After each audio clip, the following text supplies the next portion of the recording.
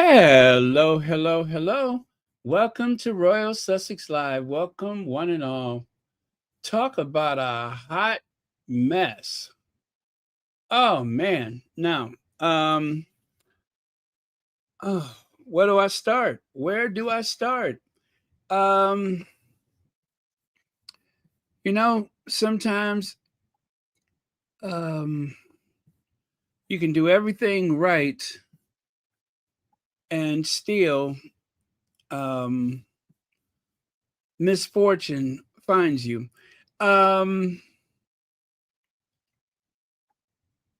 as I said yesterday, or the day before, as awful as this Sophie situation is, it's only because Harry and Meghan are at a certain level financially, socially, um, in their careers. Because they're at a certain level, there's always someone who want to hitch their wagon to you. And if you are not giving them the satisfaction of it, then they try to tear you down. If they can't monetize your success, if they can't fatten their CV or their resume, um, then they're ready to tear you down. Also, you cannot ignore the fact that this person has somehow managed to get that MBE. I was just listening to some people on Spaces. Now, yesterday, I was very hesitant about the idea of stopping any charitable donations to Sintabale. But I listened to some people that are um, very much instrumental and responsible for I want to say it's been about $200,000 that and I think I got that number right, about $200,000 that the Sussex squad has raised with Archie and Lily's birthday and such. So if you are making those donations, stop. If you have a recurring donation, stop. Until they sort this out, stop. Try to find some alternative means of donating, but for now, stop. Wait until this is sorted out because um,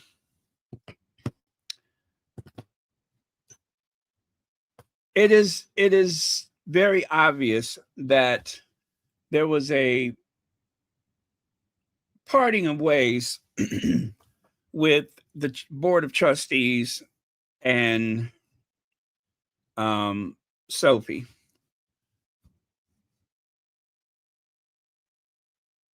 She wanted to take Centabale more global, from what I understand. She wanted to make it more global. She wanted Centabale to focus on things like climate change. She wanted to make it more political. And Centabale is not meant for either one of those things. It is for people either suffering from HIV/AIDS or people who have been orphaned because of the effects of HIV/AIDS. And very selfishly, I'm more I didn't want to um, believe that anybody could be so cold and so callous as to pull money away from a charity, especially because of a lawsuit. She refers to herself as a whistleblower, but she was the chairperson. So who are you blowing the whistle on? And there was a lot of loaded language that was designed to pull the Sussexes and Kensington Palace into this. And if you're wondering, how does Kensington Palace get into this? Very easy. The claim of bullying. The claim of bullying. That's how you get Kensington Palace into it. And it is practically, what is it? The anniversary of the Oprah Winfrey interview was March of 2020. Am I correct? Which was a year to the day that the Sussexes had left, stepped back from royal duty. So Meghan is on this incredible trajectory, onward and upward.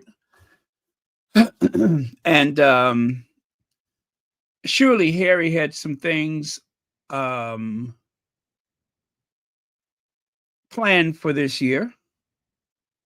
And of course, the ongoing planning for the Invictus games. And somehow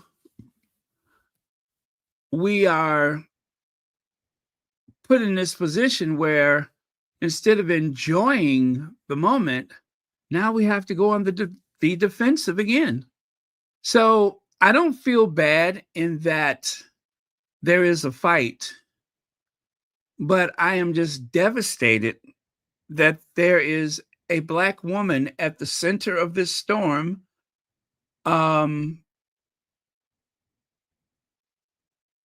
helping that institution, helping the tabloid media feed Meghan to the wolves again.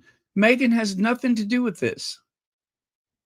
This is not a Meghan story, but somehow she has managed to make it a Meghan story.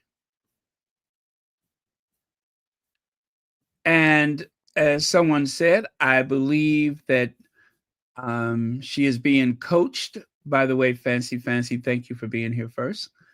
I believe that she is coached, that someone is coaching her to do this. And there is someone somewhat close to her right now. Actually, there are probably a couple of people you could say that are close to her that are in all likelihood. Okay, let's say this. If she is being coached, there's someone in a key position to do that. Yeah, there's someone in a very key position to do that. So things have become more curious by the moment. And, well, we'll see. We'll see what all of this means. Let's see here. I don't need that. Okay. Anyway, welcome. If you just joined us, please make sure you hit the like button. That is how we keep the lights on around here. It's very unfortunate because of Harry's commitment to this organization for 20 years.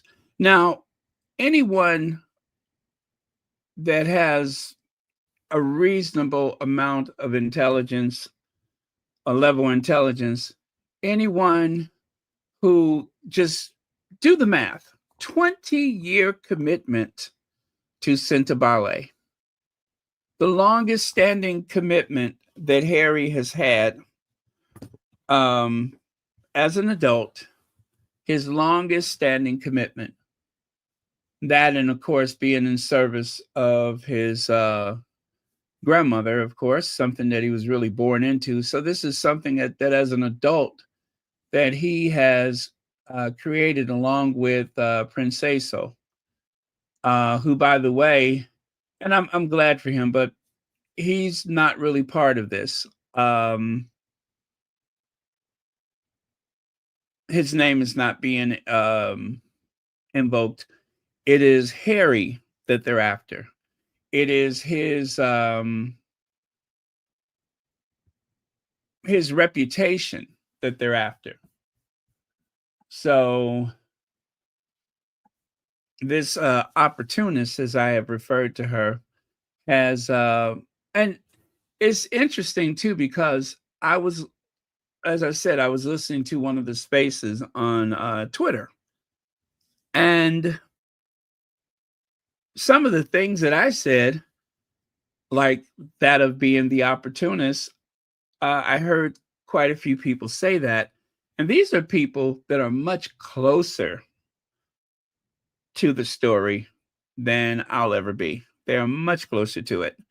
These are people who, some of which live in Africa, live um, in close proximity to the people that are being served by Sentabale.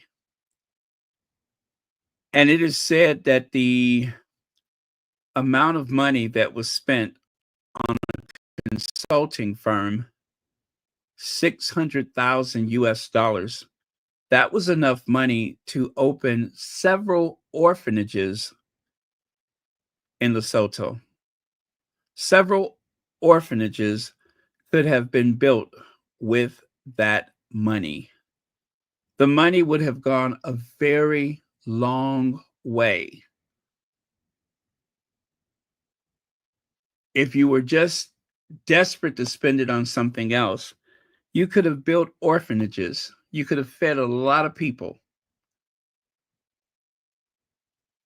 One of the vital services that is served to the community is making sure people are tested, making sure they get past the stigma or the fear of the test, and that they are taken. Because as we speak, oh God, this makes me emotional. But as we speak, there are children who do not know that they are HIV positive. So, it takes a lot for me to sit here and tell you, do not send a contribution right now.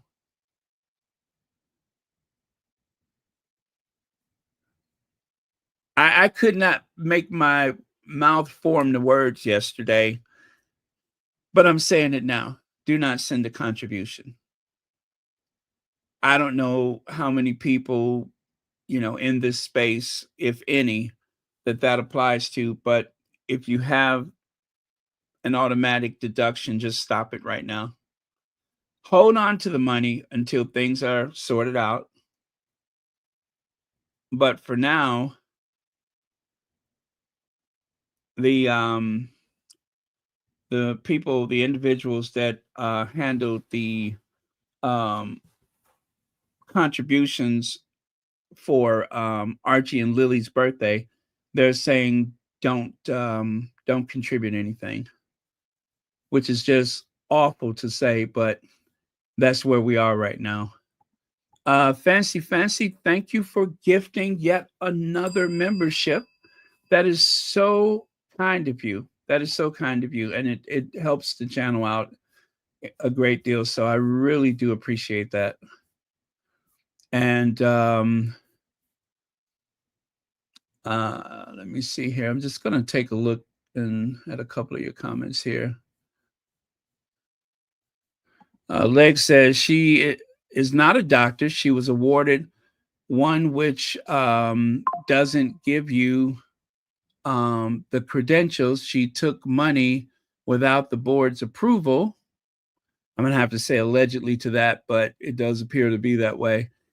She said she took over other companies. I think she was a plant from the go. Yeah, it does appear very suspect. It does appear very suspect. Her sudden rise within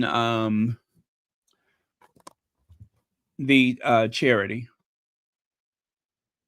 and as one of the speakers said earlier, that is very interesting that in all these interviews, she does not mention the children. She does not mention the people that are served.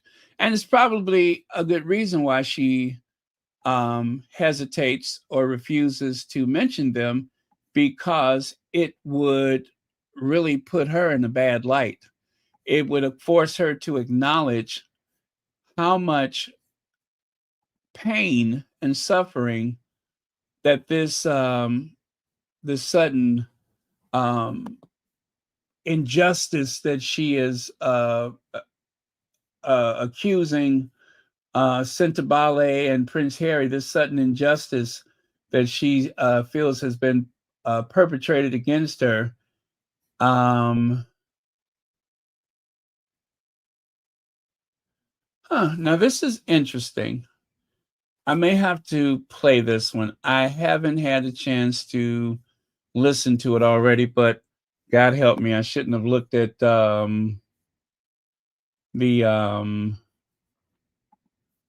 what do you call it here? I should not have looked at the Twitter, but seeing that I have, it it's the person who posted it said it doesn't sound like these news presenters believe uh, Sophie. So I tell you what I'll do. I will save that for later because I wasn't really prepared to do anything right now. So I am going to save that for later, and we will go back to it, and I guess we will discover it together because I am kind of curious to hear what they're saying. So let me go ahead and set this up so I won't forget it for later, which means I need to, let me see, where do I want to place that? Okay. I think I will place it right here. Okay, so just give me a second here, and we will listen to it together later. I hope it's worth our time, but if not, I'll just pull the plug on it sooner rather than later. Okay. All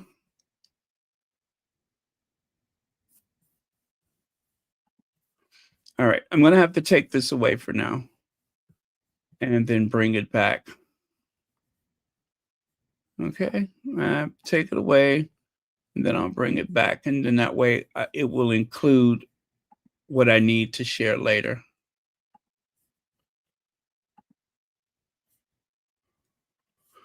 Okay. Thank you so much for your comment, Legs, and just gonna go back and take a look at a couple of the other ones.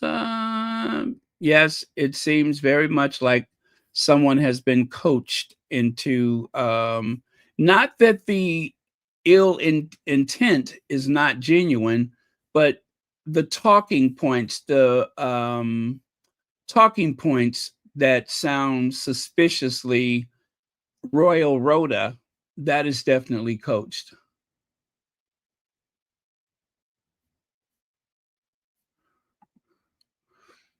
Sounds like we were listening to the same thing, Legs. Sounds like we were listening to the same thing. Uh, I mean, almost word for word. You seem to know exactly what they were saying, but I don't doubt that you sorted this out on your own. But okay, so let's continue. So, as I said, the real tragedy, the children. This does not make sense. On the surface, it makes no sense. But that does not stop the tabloid media. That will not prevent them from making the most out of this. This is not going to prevent them from dragging things out to the point where all of a sudden it's all about Meghan. So, oh, and also she gave an interview to the Financial Times. Yeah, She gave an interview to the Financial Times. So I'm going to have to find that one so that we can share that one. Let me see here.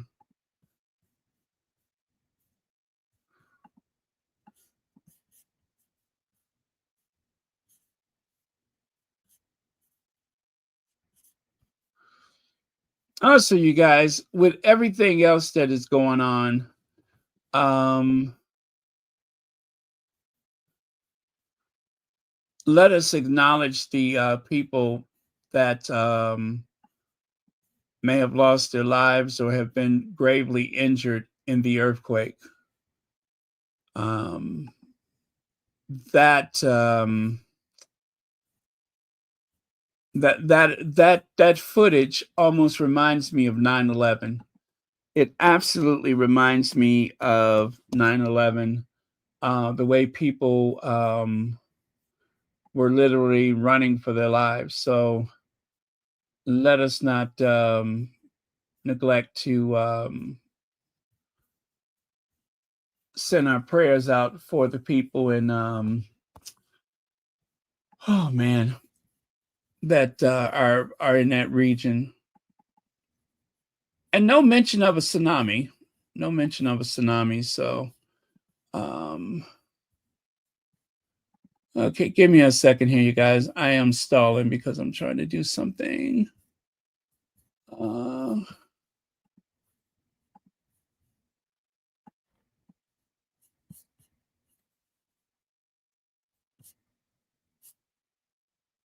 huh.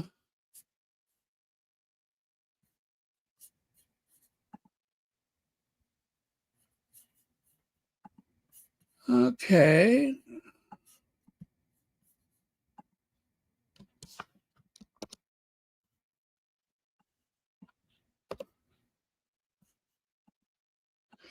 Okay. Financial Time. All right. All right. So I found it. I found it. And as I feared, there's a paywall. Let me see if I can get past that. Okay.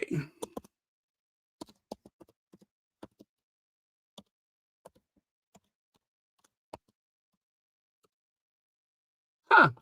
All right. That worked. That worked. I got past the paywall and I got that set up. Don't need it right now, but I will very soon.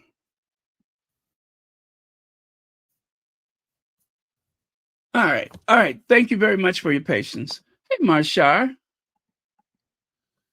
You know, some black people will victimize other black people to get monetary gain. Sophie doesn't care that the charity was designed to help these black children who are affected by HIV/AIDS, which also can be translated, not all skin folks are kin folks. So thank you very much, Marshar. All right. So I'm going to oh, Sandra, thank you. I'm sorry, Sandra. Thank you very much for the super sticker. And thank you so much for being here on Royal Sussex at this hour.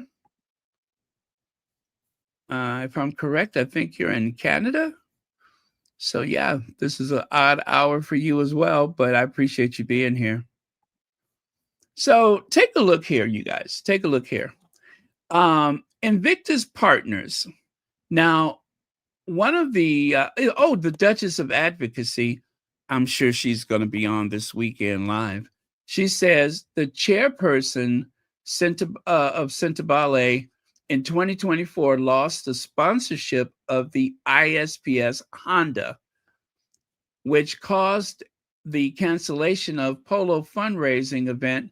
However, ISPS Honda sponsored Invictus game Vancouver Whistler in 2025. Perhaps the chairperson needs to do some self-reflection. So they had to cancel an event, something to do with the chairperson. I think for what, a whole decade, they had sponsored, I don't know how many years they had sponsored the Centibale. But I showed you like a few events that were polo events that were sponsored, but not the last one, not the one in Wellington.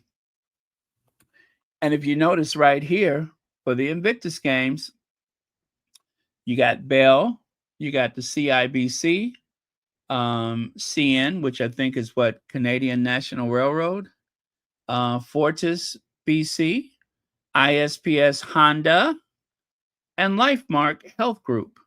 You got all of these big names sponsoring the Invictus games, but yet somehow one of the reliable sponsors, the ISPS Honda, decided that they did not want to sponsor Centibale any longer.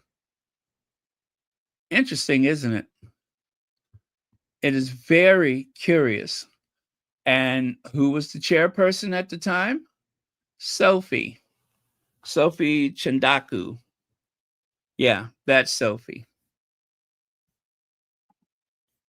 Chef Sandy Love, thank you so much for the super sticker. And thank you so much for being here tonight or early morning for you. Thank you very much. Think it's like 6 a.m. for you right now, right? But thank you. I really, really do appreciate it. Connie Balmer. Hey, Connie Balmer.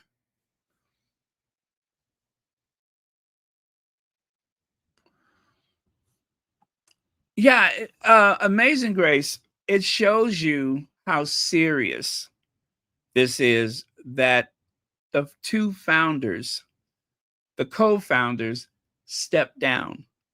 They had to step down because it was the only way to show solidarity to a board of trustees who actually initiated the request for Sophie to step down, and she refused. Instead of stepping down, according to her, she became a whistleblower.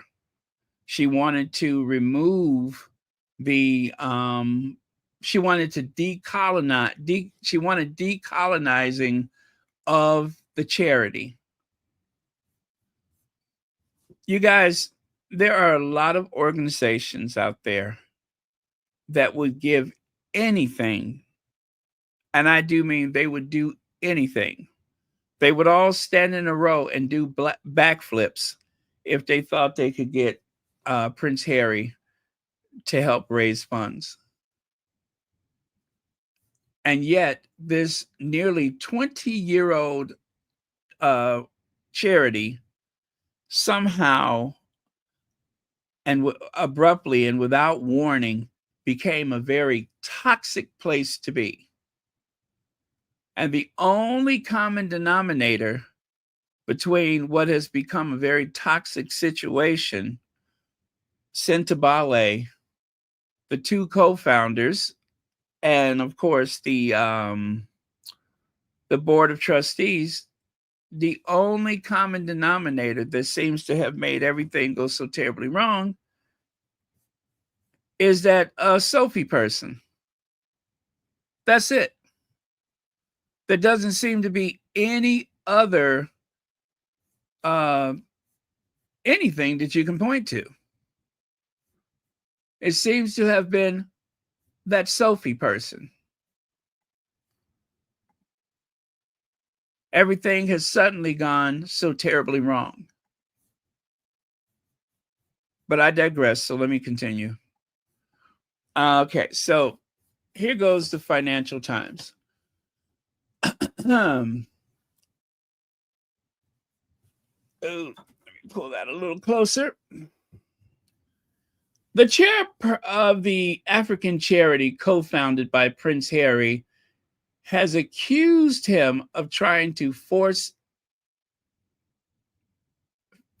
failure. Yeah, I can't. I almost can't even say the words because it doesn't make sense. But let me try it again. Has accused him of trying to force a failure of the organization. I've never heard anything like this before. Depending on ongoing public row I'm sorry, deepening ongoing public row that has thrown Sintibale into disarray. Sophie um, Chandauka, I know I'm saying it wrong. Chandauka, I think it's Chandauka, chair of Sintibale since 2023, claimed the charity's founders, Prince Harry and Prince Sieso of Lesotho, want to force a failure and then come to the rescue. It's almost like accusing them of that Munchausen disease or disorder, where you, isn't that where you make your child gravely ill and then you keep taking him or her to the hospital for attention? That's what it sounds like she's accusing them of, is making their child ill and then um, becoming the hero by racing the child to the hospital for help. That's what it sounds like. Like she's accusing them of trying to be a savior, of breaking something that isn't broken so that they can rush in and fix it. Oh, gosh. The royal patrons and all 5 of the charity's trustees earlier this week resigned rather than remain involved with Chandauka as chair. The UK Charity Commission is looking into the events. In her first interview since the dispute erupted, Chandauka defended her record as chair, insisted the organization would live on, and said Prince Harry's brand had hindered the charity.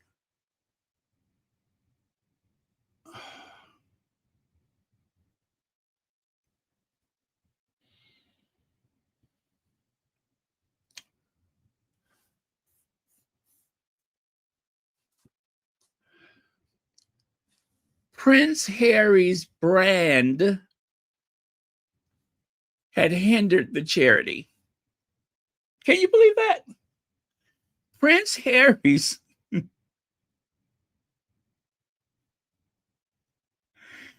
um, Prince Harry's brand had hindered the charity. Now, what are you saying here? Try Chandauka, right? Chandauka, Chandauka. Yeah, I'm going to stick with Chandauka. That's that's about the only thing I can make my mouth form right now. But thank you so much for trying. Um, it beats the other things that I'm thinking of right now. I'll tell you that. Um, let me see. Where did I leave off? Let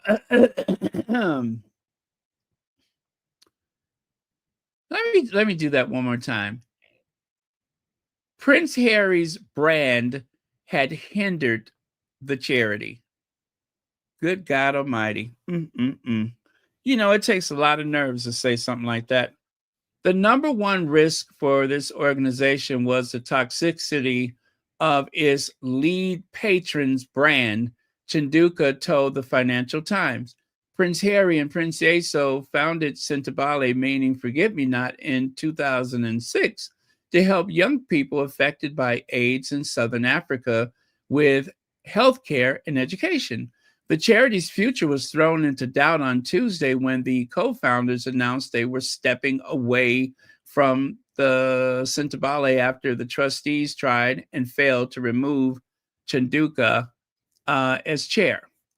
The relationship between the charity's trustees and the chair of the board had broke down beyond repair, creating a untenable situation.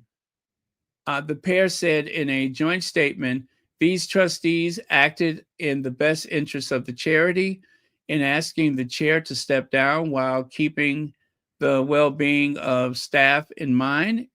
In turn, she sued the charity to remain in this voluntary position, further underscoring the broken relationship. We will be sharing all of our concerns with the Charity Commission as to how this came about. Representatives for Prince Harry later strongly denied he had sought to engineer the collapse of the charity in order to rescue it. Chandauka, a Zimbabwe born and London trained lawyer, had previously served on the Board of Trustees between 2008 and 2014 before her appointment to chair in 2023. She has held role as Meta and Morgan Stanley, and now leads life science company in New York. She told the FT, Financial Times, that as Sentabale chair, she had been on a mission to transform the charity from overhauling the charity's culture, operation, and long term strategy with a focus on U.S. fundraising.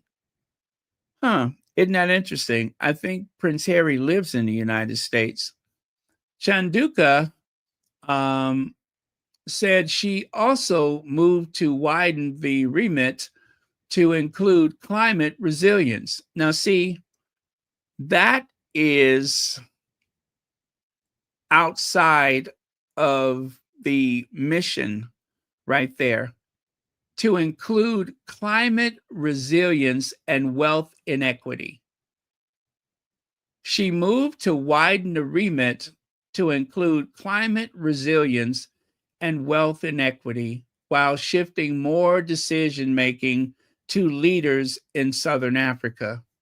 The way the organization had been set up in 2006 was no longer appropriate in 2023 in a post Black Lives Matter world, said Chandauka. Funders were asking for locally led initiatives.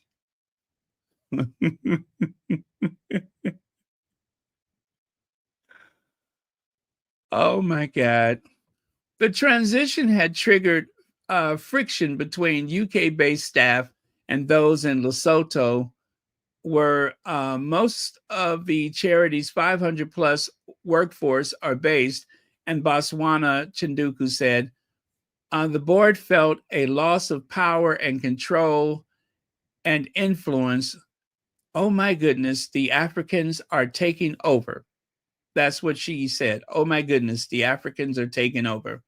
Chandauka added that during her time as chair, she experienced disrespect, bullying, and intimidation, and misogyny and misogynoir, misogyny directed toward Black women, allegations that have been vehemently denied. There is no suggestion that Prince Harry or Say So were alleged to have behaved in this way.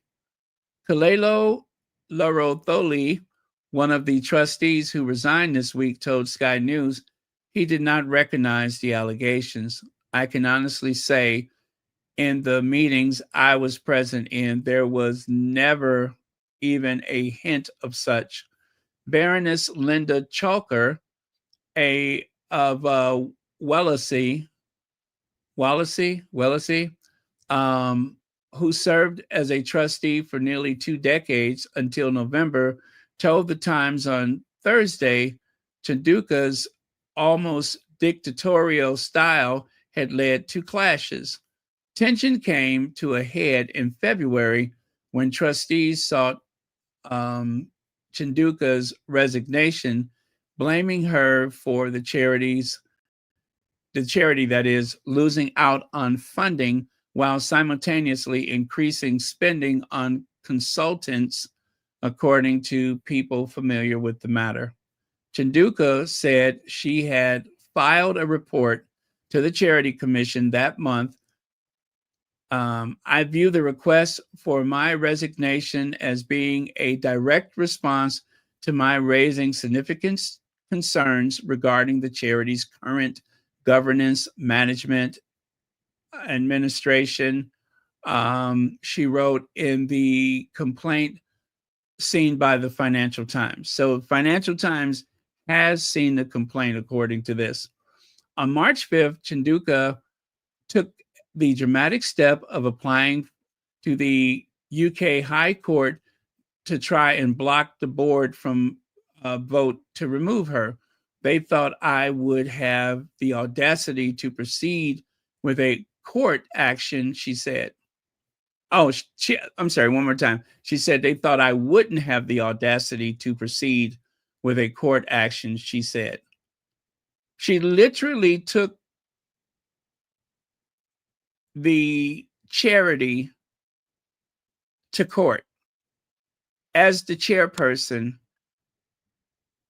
she took the charity to court because the trustees who should have the power to remove her or ask her to step down, which if she would have just stepped down, it would have saved her reputation and everybody else's. But now she finds herself a global headline.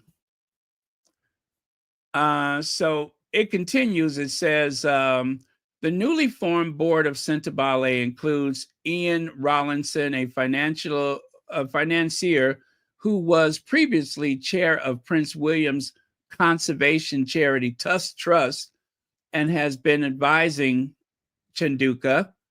Okay, there goes the coaching right there.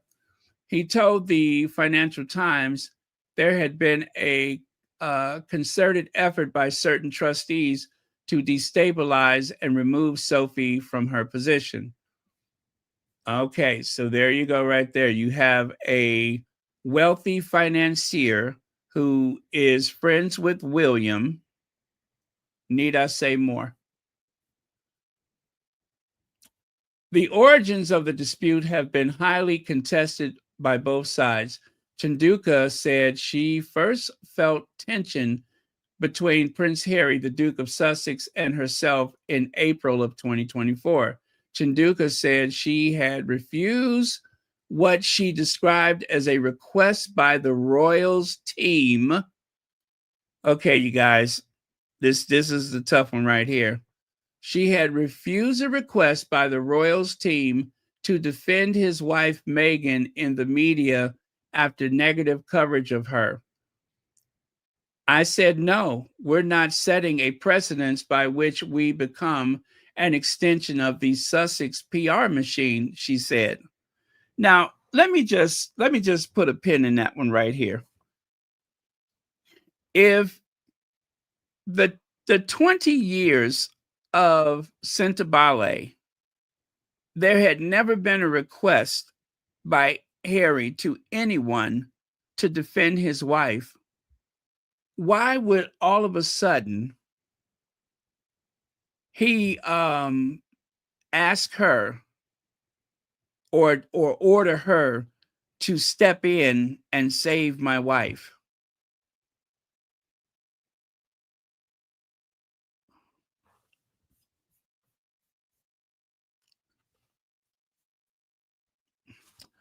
Okay, so let's wrap this up. She argued that the volatile public sentiment around Prince Harry since his move to the US and media fallout after the release of the Netflix documentary in 2022 and his book in 2023 had impact on the charity's ability to diversify its donor pool and make senior hires. When you start to interview people, they're asking questions about, well, these mixed messages around the patron, she said. A person familiar with the trustees' account of events said the charity has been almost entirely reliant on the positive view of Prince Harry to raise funds. They said the dispute had nothing to do with personal tensions. There are real issues at hand that have been raised and not addressed. The trustees tried to negotiate this privately and requested she consider her position due to their lack of trust and confidence in her as a leader. The patron added the trustees were supportive of moving fundraising toward America. The problem was she failed to do that. Lawyers for Harry said there had been a breakdown in relations between the chair and key individuals, including some staff trustees and major funders. Prince Harry has over the years provided direct funding for the charity, including a 1.5 million from the sale of his book Spare in 2022, accounts show. Later, available figures show total income in August of 2023 stood at 3.4 million, down from the 4.5 million a year earlier. A charity commission spokesman said, "We can confirm that we are aware of concerns about the governance of Sentebale. We are assessing the issues to determine the appropriate regulatory steps." Representatives for Princeso were contacted for comment. Chandauka told the Financial Times the public row had been stressful for the charity staff. The team is not equipped to deal with this glare. But she added that her message to Sentebale's former patrons was the team is resolved that Sentebale will live on with or without you. Oh, she's a tough little cookie, ain't she?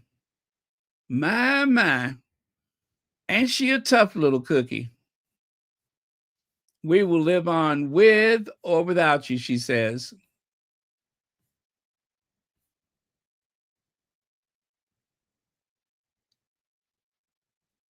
Ain't that something?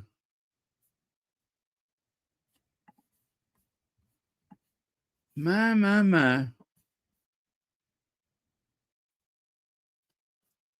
Okay, well,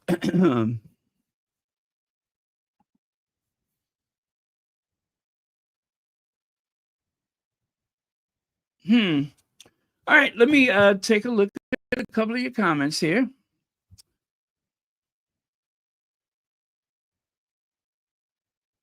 Now, that's a good way to put it. She traded her soul. 19 years without a problem. She's been a part of Sentebale since 2009. Why all of a sudden would anyone pull out of support from Sentebale? She stole and tried to cover up by running to Willie, which okay. All right, let's continue here. So yeah, that is the article from the Financial Times. You can see right here where William is shaking hands with the guy who has been coaching her or counseling her, the financier guy. So how about that? I tell you, why do I get the feeling that I dare not even speak it, but why do I get this weird feeling looking at William right there? Why am I getting this weird feeling? Let's see. There's another interview that was in Harper's Bazaar from 2018 where apparently okay, let's take a look at this. Okay, there's all that stuff that they say she's done. This mission-driven approach also characterizes Chandauka other recent professional ventures, becoming the chair of Sentebale. Let me see. Oh, that's a different article. I'm becoming the chair of Sentebale, the charity founded by Princeso and Prince Harry to help children and young people who are affected by HIV and AIDS. She worked with the organization for a number of years. Is purpose given her own upbringing? So, okay, she sees. Okay.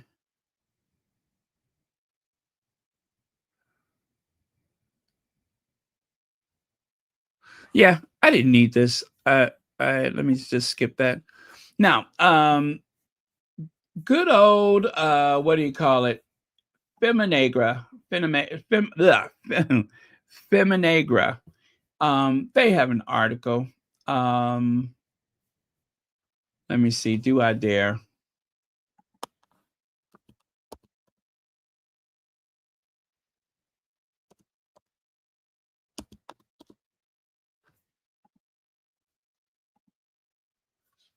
Do I dare?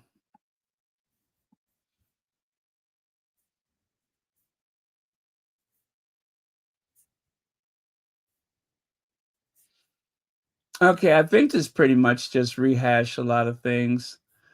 Um, Let me go to the part right here where it says Sophie Chandauka credibility is now under question. Sophie Chandauka's background looks impressive on paper. A Zimbabwe born lawyer trained in London, she held senior roles in Morgan Stanley um, and Meta, which of course is Facebook.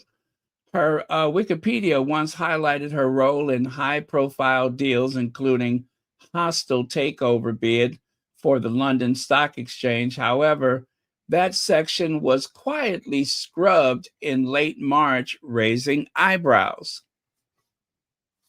Chinduka received an honorary. Okay, we know all that. Let me get to this. So what exactly are those achievements were? Uh,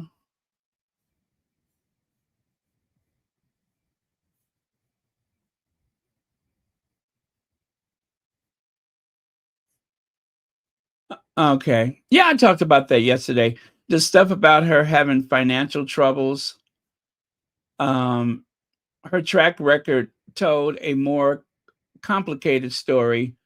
BBBA's latest filing reveals serious financial troubles, 387,000 pounds in debt, 197,000 pounds owed to the HMRC, and 462,000 pounds in other liabilities. Chandauka quietly resigned from the company in June of 2024, just months before the Centibale board would begin questioning her leadership and spending.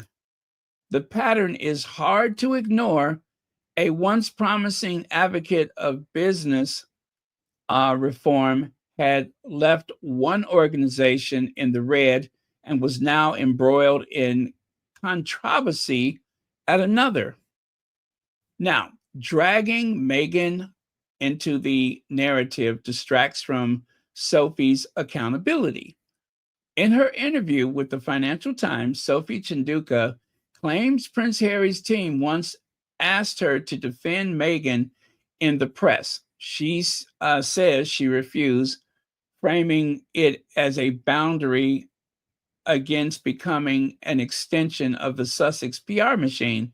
But the mention of Meghan, who has no involvement in Centibale's operation, feels like a deliberate distraction. Chinduka knows Meghan's name triggers headlines, especially among media outlets eager to pit one woman against the other. Chinduka's weaponization of identity language becomes even harder to stomach when you consider how she has handled Centibale's website. The homepage features a cryptic slogan: talk about yes, distracted, never. For a charity built on transparency and trust, this feels unprofessional and needlessly antagonistic. To invoke Black Lives Matter and misogynoir while erasing the Black co founder of the Centibale is not activism, it's calculated distraction, is especially troubling given that Sophie Chandauka is now accusing Prince Harry of harassment and bullying at scale by unleashing the Sussex machine. You know what? Let's get to that. Let's get to that. I want you to hear. I think this is a preview of her conversation with Trevor Phillips. I'd rather you hear that directly from her. Again, this is going to be a bit of a pain, but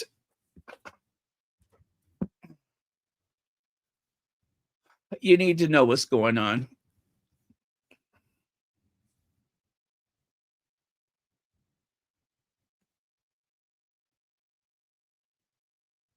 I obviously have to put this to both of you. Yeah. What you're essentially saying is that the Duke of Sussex is guilty of harassment and bullying and improper conduct in the governance of a charity.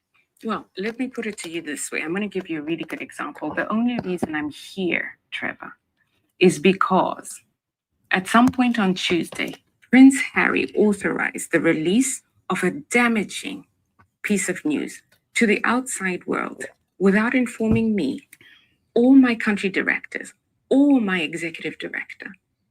And can you imagine what that attack has done for me, on me, and the 540 individuals in the Centre Valley organizations and their family? That is an example of harassment and bullying at scale.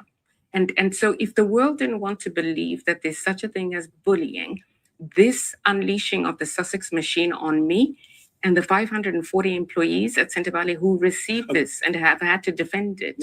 By the way, when you say the Sussex machine, what are you talking about?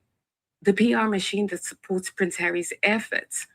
The only way we discovered of his decision was through the Sussex machine activating newspapers.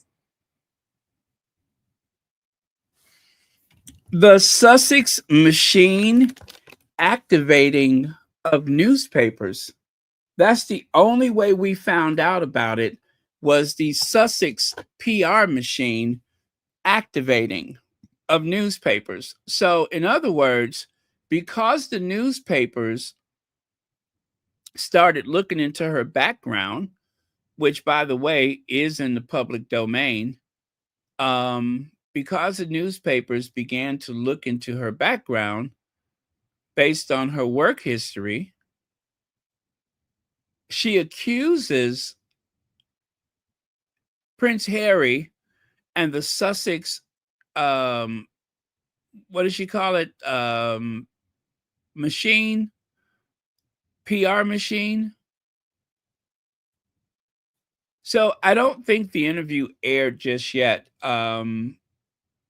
That's the only little part that we got. I believe it's supposed to come on later today. The Sussex PR machine has been unleashed. She's so innocent of everything. And, you know, she's just, and also I love the way she includes the 500 employees and staff and their families who have had to defend these allegations. When the so-called PR machine, which does not exist, because the press began to look into her background and they could see inconsistencies in her character and her, you know, resume, her CV, they can see inconsistencies, a history of financial losses and poor judgment. She accuses the Sussexes of having some PR machine. She's desperate. Her back is against the wall, and the only card that she had to play was pulling Meghan into it. That was the only thing that she had that she figured would save her, is by making it about Meghan, by allowing the media to pit one woman of color against another.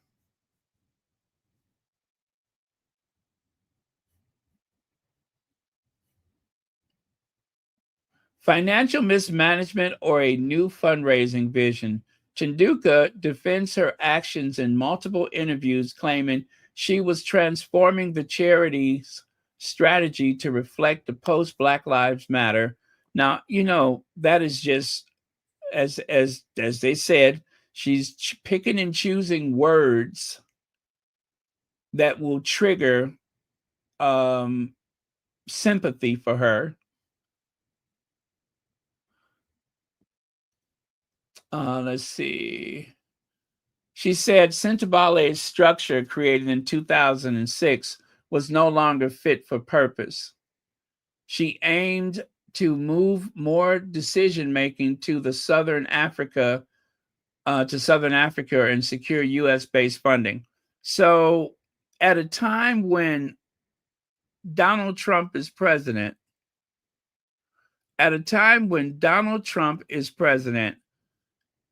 and they're cutting funding, right? She believes that a U.S. based funding apparatus of some sort was going to come roaring to the rescue, right?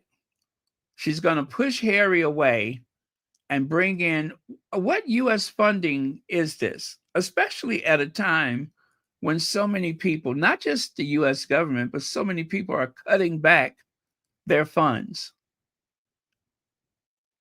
Who's gonna give the money? Where's the money coming from? Who is going to be the face of Centibale now? Because it certainly will not be her. And if she believes that using that emotionally charged, volatile language is going to garner some type of sympathy, it ain't working. And I could assure you, the ladies, and this is just a small sample of squatties, but the ladies that I listened to earlier unanimously, I did not hear a single voice of dissension in this conversation where someone has said, she is a Black woman, and I have to make sure that nothing like that. Instead, people are doubling down their support for Harry. They're going that extra mile to support Harry. What she says just doesn't make sense. It does not make sense. She is just pulling labels and issues and historical references out of midair, and she's cobbled all that together to try to come up with some argument why Centibale was in trouble, and it's not Harry that's going to rescue Centibale. I will.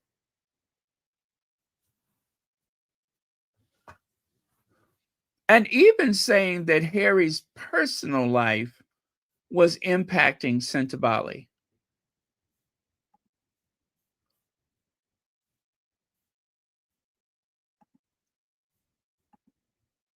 It's absolutely disgusting. It really is. And so there goes a couple of headlines right there. Harry is a bully, says charity chief, Telegraph.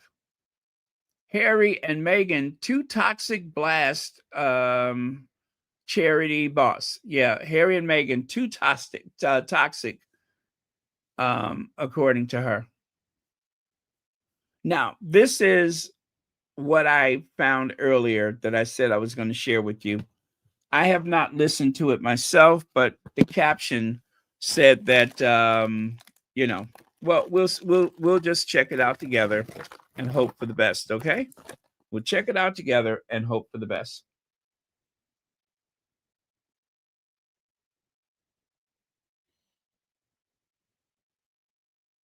A bit, Benjamin, given that we've got two sides with a very different story. I mean, do you think that people, when it comes to Prince Harry, they've made their mind up one way or another? You're either kind of pro him or anti him, and this may not shift the dial at all. I suspect, the one thing that people respect Prince Harry for is his charity work and his long history of charity work in African countries like Lesotho.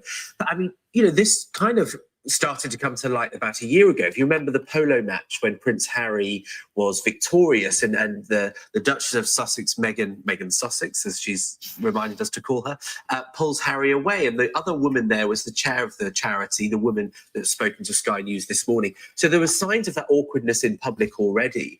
And then, she has said, the chair of the charity has spoken about how his brand and that sort of toxicity in some areas, the decline in popularity has been a threat to the charity and its fundraising. And so, clearly these concerns have been bubbling away for quite a long time. I know that Prince Harry said in his original statement how much he regrets it, and it was unthinkable that he would have to pull away from the charity.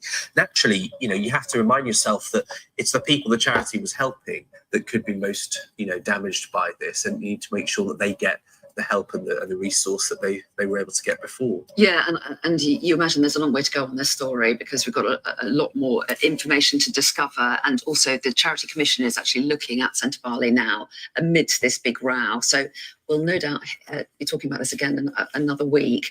In the meantime, though, let's turn to the Son of Centre Barley, the charity that was co-founded by Prince Harry. That chair is making some allegations against Prince Harry, and the Sunday Telegraph is picking it up here. That's right. So this is an extraordinary interview that Trevor Phillips, of course, the Sky News host, has done. I think we'll hear that in full later on this morning. But essentially, this is a number of claims made by the chair of the charity, Sophie Chandauka. And she's made these allegations after Prince Harry quit the charity on Tuesday. And he said, of course, on Tuesday in a joint statement that he was standing down with a heavy heart, saying the relationship between the charity's trustees and the chair of the board broke down beyond repair. And this is where she comes in. So she has said, following those statements from him, that the reason she was doing that interview with Trevor Phillips is because Prince Harry, she says, authorised the release of a damaging piece of news to the outside world without informing me or my country directors or my executive director. And can you imagine what the attack has done for me, on me and the individuals in the organisation? That is an example of harassment and bullying at scale. So those are her words. And of course, we'll hear those in full later on Trevor Phillips' show. But a really big, striking intervention, especially for someone as big as Prince Harry. And we know, because he has worked for this charity for a long time, it's one that he set up, how much this has meant to him. So I think this is going to be really difficult. Of course, it's really difficult, that accusation out in the open about the way he's handled his resignation. But really difficult words from the chair there. That's right. And I should just say, just before we go on, sorry, Benjamin, to cut in there, that Sky News did contact the Duke and Duchess of Sussex, because she talks about the Sussex PR machine, about this interview. They've declined to offer any formal response. However, a source close to the former trustees of the charity have described these allegations as completely baseless. So what do you make of it, Benjamin, given that we've got Centre Barley, the charity that was co-founded by Prince Harry, and that chair is making some allegations against Prince Harry, and the Sunday Telegraph. Okay. So it had started to repeat there. So, well,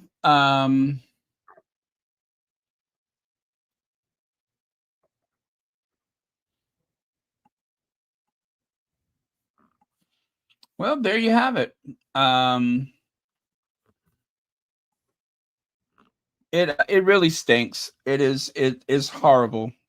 It is absolutely horrible. A very damaging thing to say. Very damaging.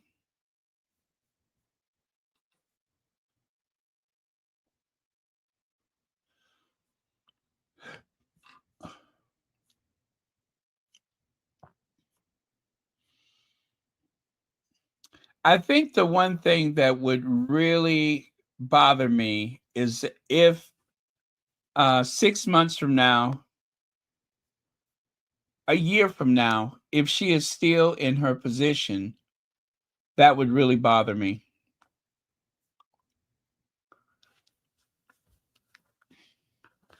Also, I'm assuming that in terms of fundraising, essentially, I guess Harry is done with that. Harry's done with the fundraising for that. It is going to have a terrible impact on Sentebale. It's going to be really terrible. Zandy Sussex gave us a few things that we should remember. The real issue is that nothing adds up. We know a hypocrite and a fraud when we see one. Fake doctorate, cries decolonization, yet happily accepted a member of the Order of the British Empire, has lived in Western countries longer than she's lived in African countries, yet claims a superior right to speak on behalf of African communities she knows nothing about. Left a trail of debt from her own failed business attempts, but is now an expert. Claims she's all about good governance, yet spends an unauthorized $600,000 on that consultant. So those are some things to remember. And of course, like any predator, the dorsal fin is showing. The particular talent of the hammerhead shark is that widened head of theirs is full of sensors that can pick up every subtle movement, any little sign of weakness, and the hammerhead shark pounce. It will pounce. So that is probably a good name for a pretty crappy person. And at the end of the day, it's all about them Benjamins. It is all about the money. It is all about the money.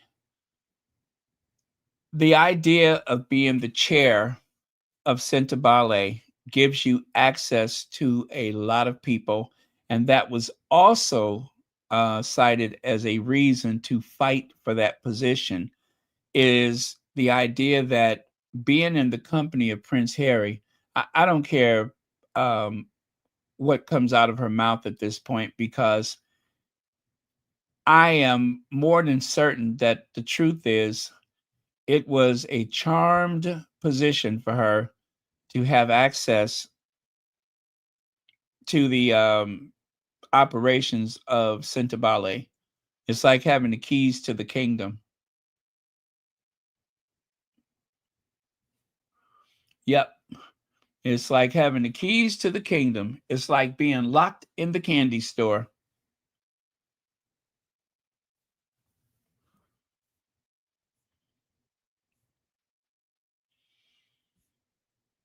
Yeah, another useful idiot. She's an embarrassment. She really is.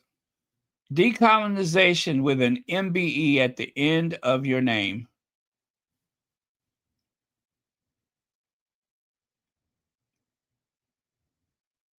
It's a dual existence, isn't it?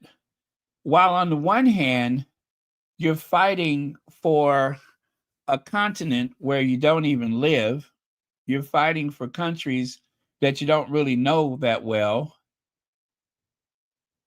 You're spending money, most of which was derived from Prince Harry and or his popularity, while you're accusing his personal life as having an impact. You know, if she was really an intelligent person, which I'm sure she is intelligent in a very crafty, clever way, not in a business way, because at a time when all types of donations and funding is being cut, the best card you had to play was Prince Harry. That was probably as good as it's going to get until times are better. And you have just pretty much caused so much conflict and division that Prince Harry stepped down from his own charity. He stepped away from it. He was already just a patron, a founding patron. A patron, of course, meaning that he contributes money.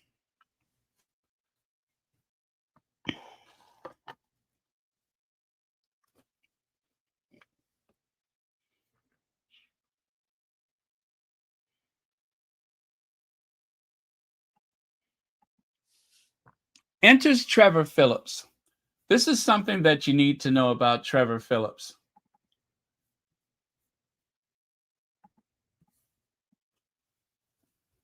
Cannavale has spectacularly pushed Trump and Putin's spring statement out of the headlines, right?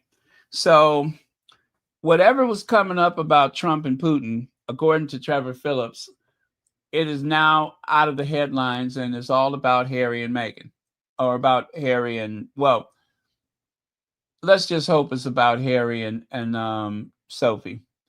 It takes something pretty spectacular to knock Donald Trump and Vladimir Putin and Rachel Reeves out of the headlines, but this week is going on at a small, let me see, and this is going, this week's goings on at a small African-based charity did exactly that. A spate of resignations at Cannavale set up to support families with children stricken with AIDS garnered global attention. The reason is, of course, that the charity's patron was the Duke of Sussex, formerly HR. What you mean formerly? He's still. I can't deal with this guy. Let me just get to the real point. The organization chair, Sophie Chandauka, is a distinguished Zimbabwe-born corporate lawyer who I have known for many years. I repeat, Trevor Phillips, who's doing the interview, has known Sophie for many years. We work together to persuade city firms to increase the gender and ethnic diversity of their boards. He says, but I had little knowledge of her royal connections until now. Are you serious? I've had little knowledge of her royal connections until now. In our interview, she accuses the Duke of unleashing the Sussex machine on her and Cannavale staff. So apparently, the Sussex PR machine not only went after her, but according to her, has also gone after the Cannavale staff.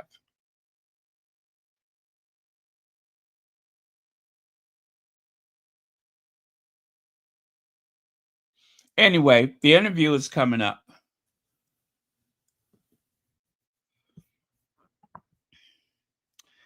Also, take a look on the on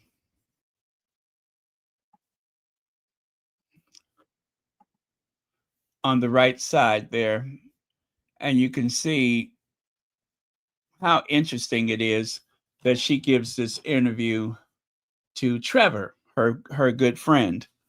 Trevor is the one who said, make no mistake, it's an insult. Fleet Street's Jewelry says Meghan and Harry can expect no mercy after their stunning decision to go rogue and quit. Now, that statement, which came out in 2020, that was before the Oprah Winfrey interview, that was before Spare, that was before the docuseries.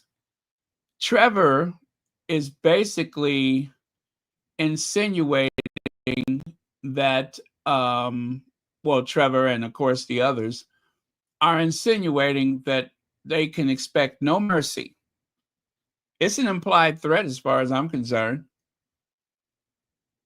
And then, of course, there's the Oprah interview. Royal Rumble. Trevor Phillips says Oprah should have quizzed Harry and ill-informed Meghan about Prince's own past race remarks.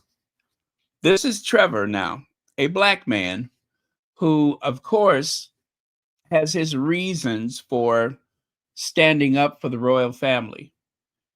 He also says nobody cared about Meghan's race. She and Harry had a golden chance to make things different for millions and chose not to. That's unforgivable. Sir Trevor Phillips says Britain is not racist. Britain is not racist, says Trevor Phillips. Sir Trevor Phillips dismisses racist royals' claim as nonsense.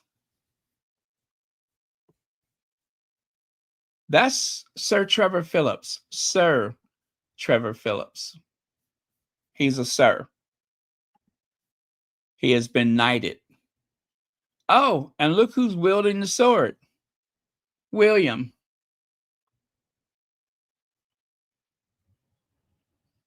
I'm assuming that's his wife in the background. I'm assuming. I'm just going to assume that. If that's okay.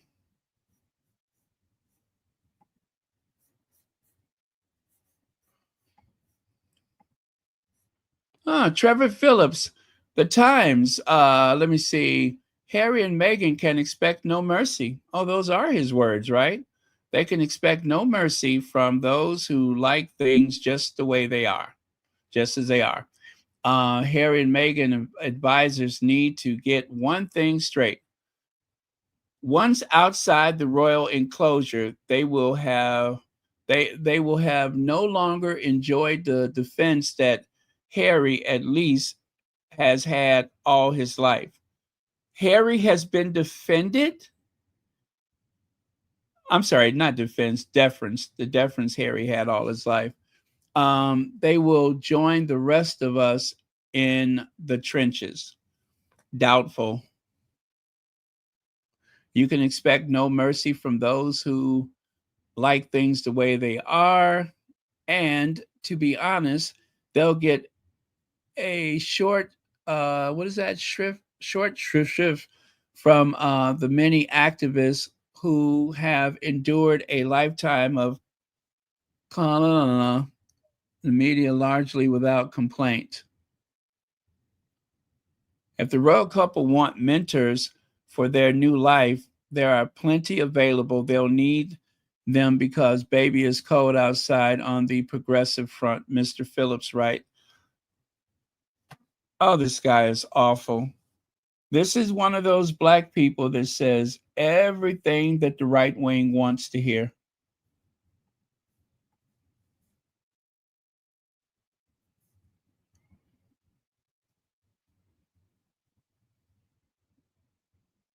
Meghan Markle had to learn to be black. I tell you, he's good with his talking points.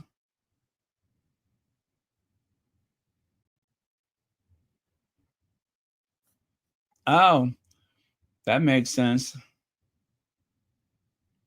That makes sense.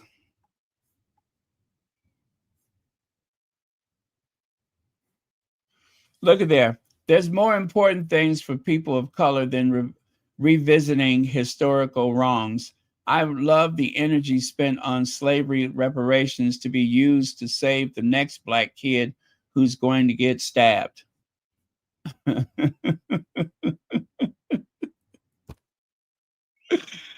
Oh my God. He's like Clarence Thomas. He's like the Clarence Thomas of Fleet Street. Dr. Scholler says Sir Trevor Phillips weaponizing Meghan Markle and Windrush to feed politically illiterate base of Daily Fail and deflect from seriousness of the Windrush Day is shameful. Britain is not racist.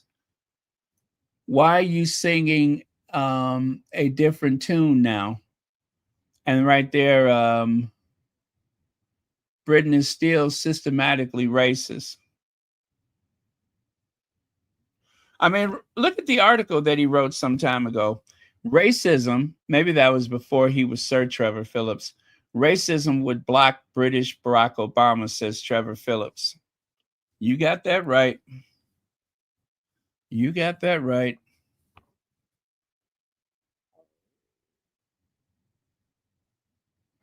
Oh, just a reminder, Prince Harry thanks Sussex Squad for a boost to his Centibale charity.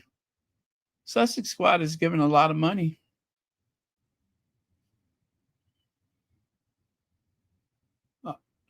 Hundreds of thousands of dollars have come from the Sussex Squad.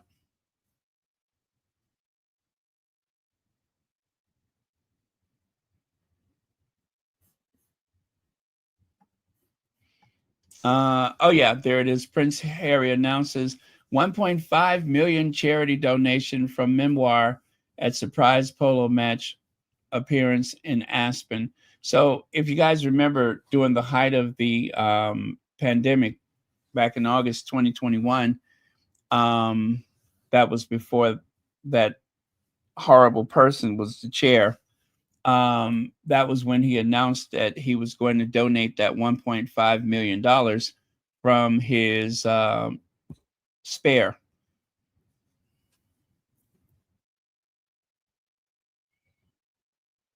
So, and as you can see, one of the squaddies put a nice little collage together on the left side. I'll take a look at a couple of your comments here.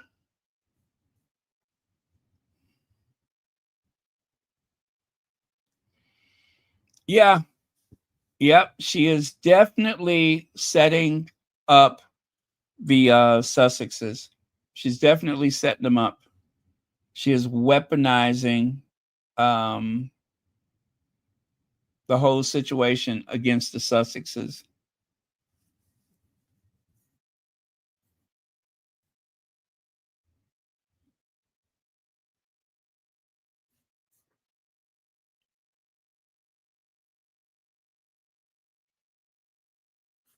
Well, she doesn't have anything else.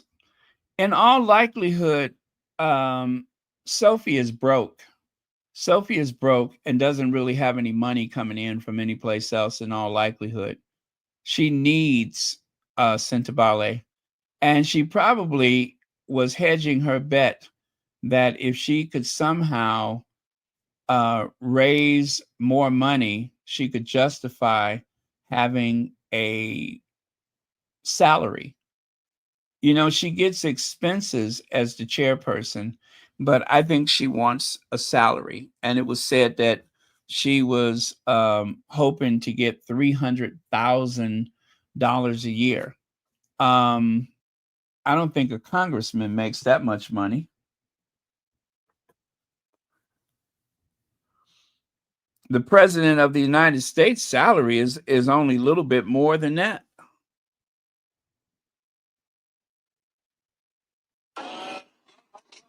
So, yeah, I would say that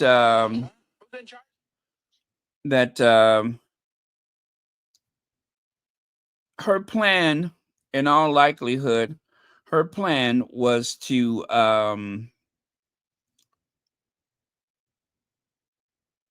oh my goodness, you guys, the professor has been on it too today. I think he's done a couple of comments about it. Professor Tim Wilson. And I know the first time he spoke, he said very clearly that he is siding with Prince Harry.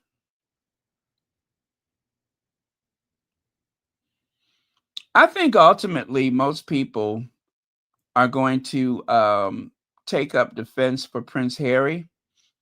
But in the meantime, we're going to be inundated with a bunch of those nasty articles from the tabloid media There's just no way around it. They are going to do their worst. They're going to do their worst.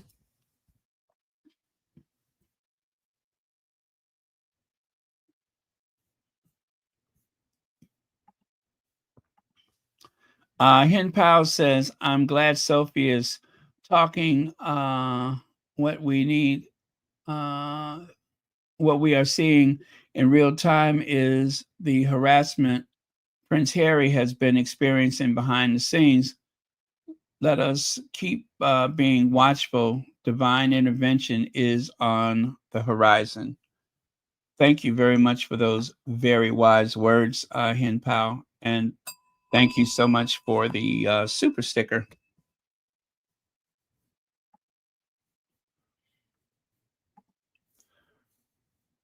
And of course, this is the founding patrons forward for the, let me see, at its core, Sintobale supports the health and well-being of children and young people. The purpose Sintobale continues to guide us all each and every day, even through this global health pandemic. Yeah, they wrote that during the pandemic. This is going to have such a huge impact on the organization. And okay, let's talk about moving the fundraising to America. How can you logically move the fundraising to the US without involving Prince Harry as one of the founding patrons? If you were really serious about fundraising, you would want to include Prince Harry if you were serious, because Prince Harry didn't seem to have much problem getting all those big companies and organizations that I mentioned earlier, including one that left the Sintobale and went over to the Invictus games. So the $600,000, one of the squatties posted this, but you can look it up yourself. $600,000 US, right? If you convert that, I guess, into the local currency in Sintobale, in Lesotho and Botswana, that would be what? 11,064,180. What do they call their money? Well, whatever the currency is. Like they said, you could have opened several orphanages with that money. You could have opened several orphanages with that money, but instead, that money went to a US-based consulting firm. And I cannot wait until they find the connection, if there is a connection, between that consulting firm and Sophie. God, I hope they can find that connection. And you know who's going to find it? It's going to be one of the squatties. She definitely did not calculate things properly, because it's one thing to drag Meghan's name into it for the sake of the tabloid media, but what I think she was depending on is that there was going to be some kind of friction between the Black women who have supported Meghan, supported Harry, supported Sintobale. I don't know if she thought this was going to trigger more money for Sintobale so she can waste it on nonsense, or if somehow she was going to bring in a whole new legion of fans that are going to rally to support her. I really don't know what's at play. I don't know how this is going to financially benefit her because she is putting herself in a very terrible position by carrying out these claims of misogyny and such. She's putting herself in a terrible position.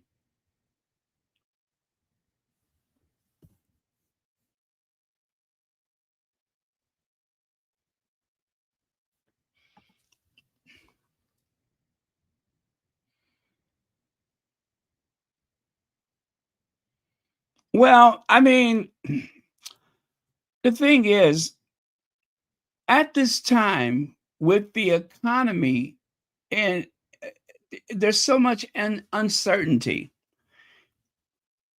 Donald Trump is threatening tariffs or has issued tariffs. The tariffs is not being paid by the Chinese. The tariffs are not going to be paid by Canada. The tariffs are not going to be paid by Mexico or anyone in Europe. The tariffs is a tax on the goods that we buy.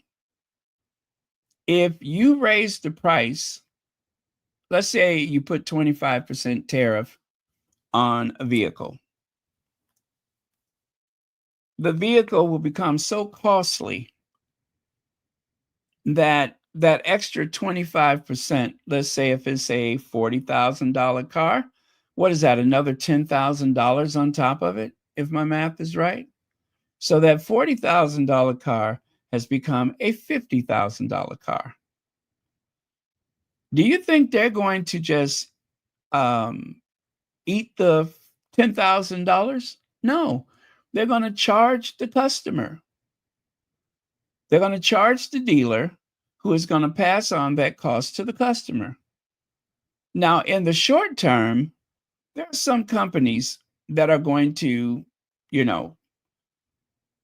assume that debt or that cost, depending on, if they're able to do that, just to keep their products moving.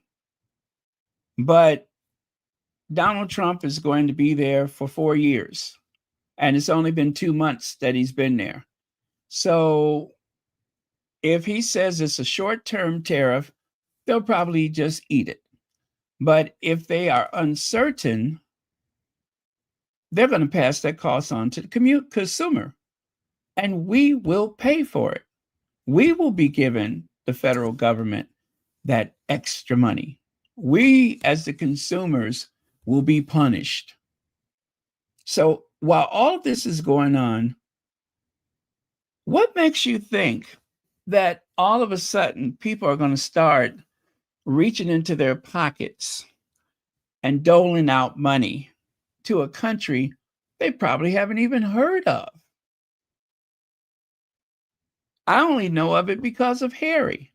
Most of us only know of Lesotho and Botswana because of Harry. So how are you going to leverage your attention, your direction in Hollywood or on Wall Street or wherever you plan to get the money from? How are you going to get that attention? Because you certainly cannot go to Washington, D.C. right now and stick your hand out and ask for money. You ain't going to get it there. They just took money away from people with HIV and AIDS. They're terminating people here in the U.S. It is not a good time to change things as far as fundraising is concerned.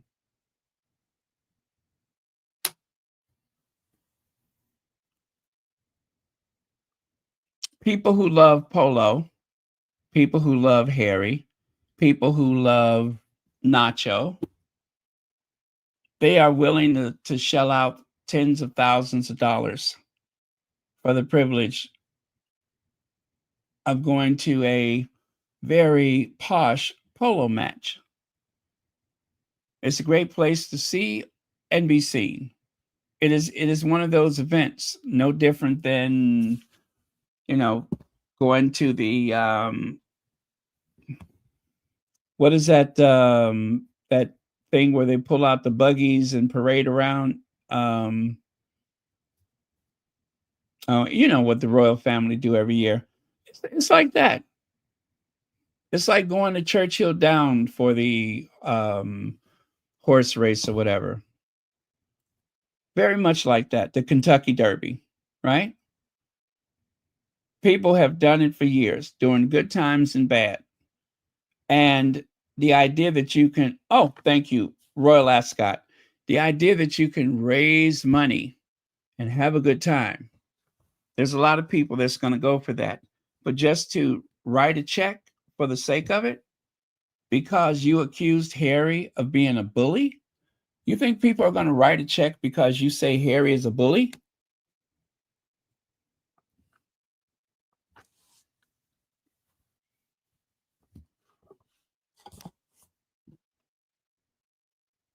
Yeah, she's in for a rude awakening. She better wake up and smell the coffee, because things are not going to go so easy. I really do believe that she has an overblown sense of self-worth and ability. She thinks more about herself than probably most people think of her. She's been lucky. Yes, an overblown ego. Thank you very much, Connie Balmer. She has been very lucky thus far. She's worked hard and gotten a good education, but let's face it. Let's just put our friends' hats on right now. Diversity has become a dirty word. The current president of the United States have made big corporations and small afraid to pursue diversity. He has made them afraid to do anything that looks like affirmative action. He's made them afraid. Target blinked. Target was so afraid of the incumbent president that the DEI or whatever diversity thing they had, they dropped it. I don't think they got rid of it, but they changed the name of it, which is pretty much caving to the current administration. And by doing so, they have lost a lot of money. A lot of money. Costco said business as usual. So people who used to shop at the other place, now they're going to Costco. People who would have never gone to Costco, all of a sudden are going to Costco. So when this, actually, I believe she's the one that's the bully. When this little dictator, as she has been referred to by one of the trustees that stepped down after almost 20 years, when she goes and starts asking for money, when she tries to, it's over for her. It is over. It is over. The best thing that she could hope for is to get some kind of position with William, which I do believe is forthcoming. But as far as her, doing the type of work that she's doing right now, that's over with. Sentabale is going to disintegrate. It is going to continue to flounder until she's gone.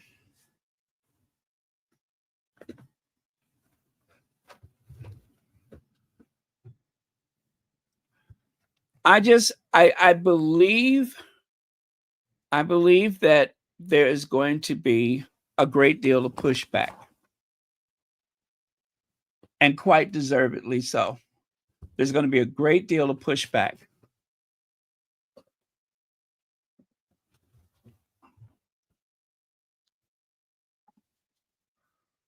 So, oh, I think that was it. That was my last slide, was it? Yes, it was. Let's take a look at the Polo video again, shall we? Let's take another look at that Polo video where they say there was clearly signs of issues happening. Okay. The Polo video.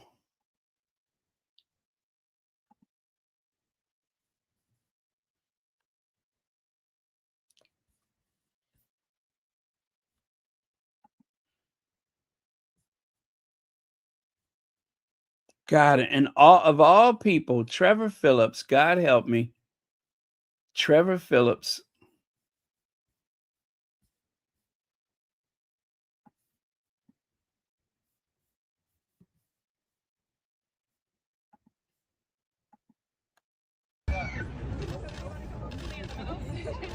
Such a great day here at Archetypes Polo Club.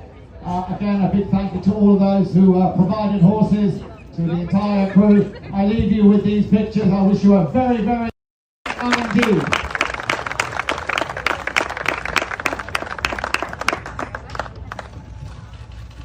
And a cracking goal he scored also in that penultimate field choker. At number 3, ladies and gentlemen, well, I could go on could go on. Putting it in this beautiful trophy. Ladies and gentlemen, once again, put your hands together for Centre Valley Royal Salute, Dana Barnes, the Duke of Sussex, Alberto Cambiasso, and Mr. Mountbatten-Windsor.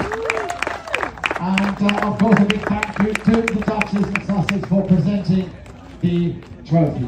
Once again, I'd like to thank everyone who has been a part, and played such a big part in making today happen. Thank you very much, Andrew Tucker.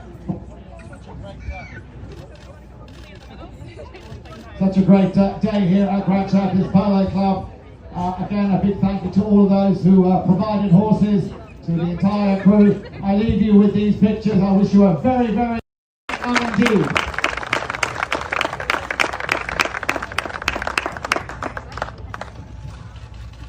And a cracking goal he scored also in that penultimate field choker. At number 3, ladies and gentlemen, well, I could go on could go on. Putting it in this beautiful trophy.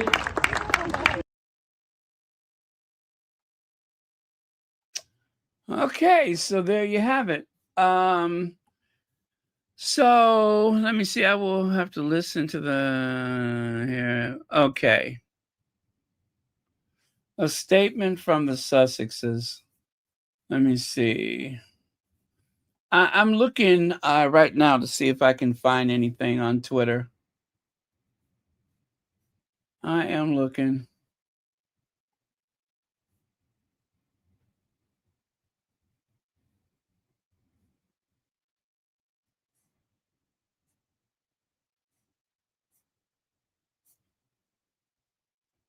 Okay.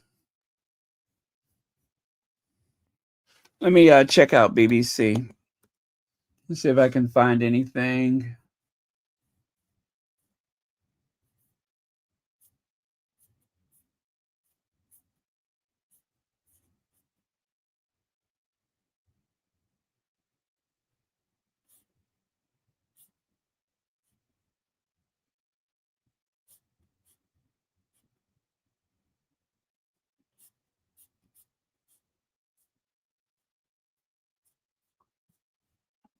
Well,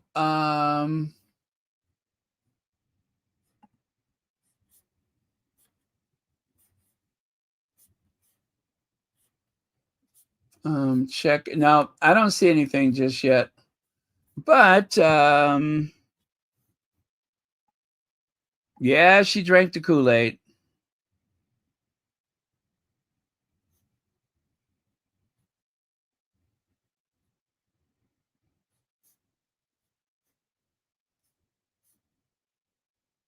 I think she's really going to regret this, though. I really, really, I really believe she's going to regret this. That this is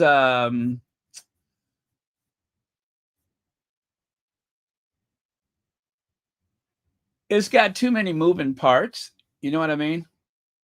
This tale that she's telling has too many moving parts. And there's no way you can keep all these plates spinning. Although she seems like she's going to try, but I don't see how you can make this work. I don't see how you can make this work.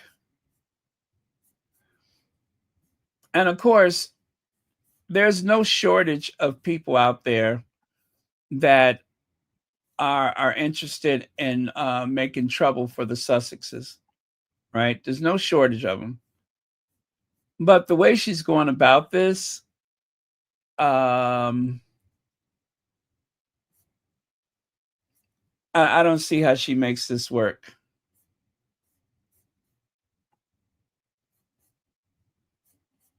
Because it's not little lies, it's very big lies.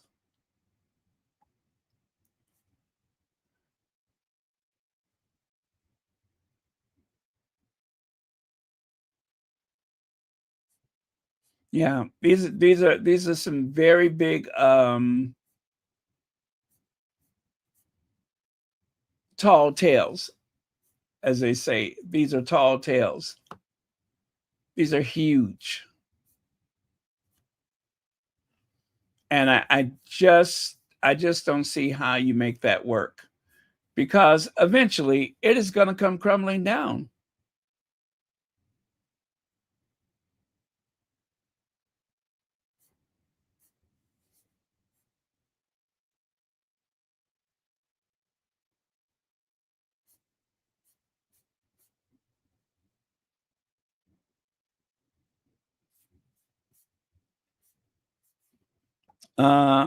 Legs says no mention of trustees calling her a dictator.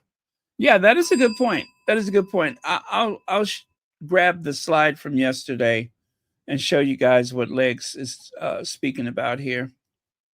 Where is she at? This one right here. She's the one who referred to she's where is it at there?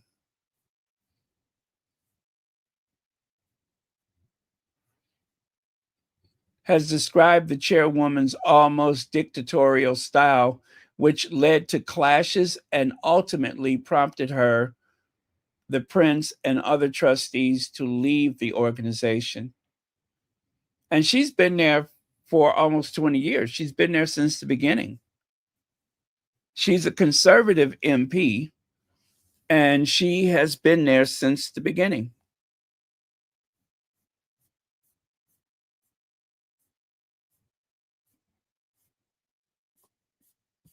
And what happens? Enters Sophie, and she left.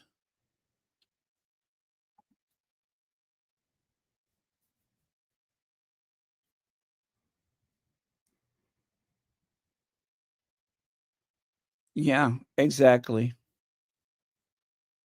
Yeah, she said that she felt that Baroness Chalker, she said she felt that she was too old and too tired for the fight. That she didn't feel inclined to try to fight the battle against the little dictator.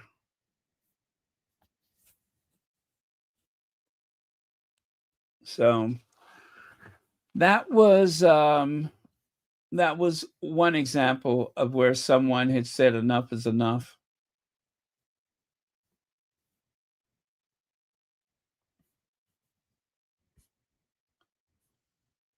Yeah, I'm looking for the statement and I cannot find anything like that right now.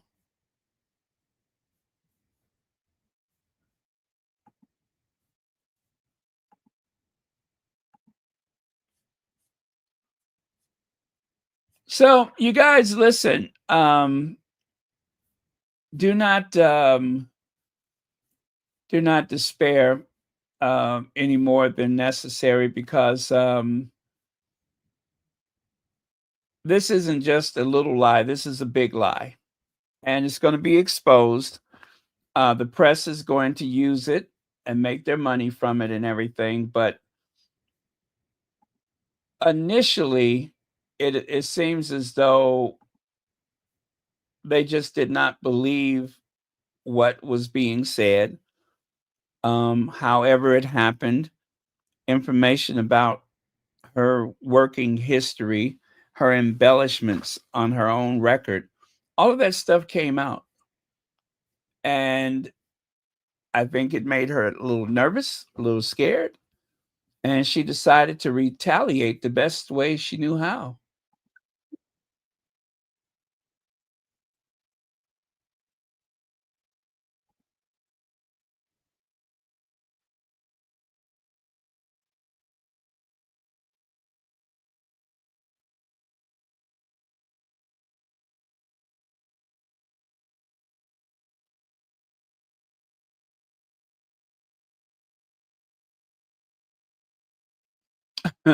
Somebody put a hashtag, Sophie the Sly One. Sophie the Sly One. I like that.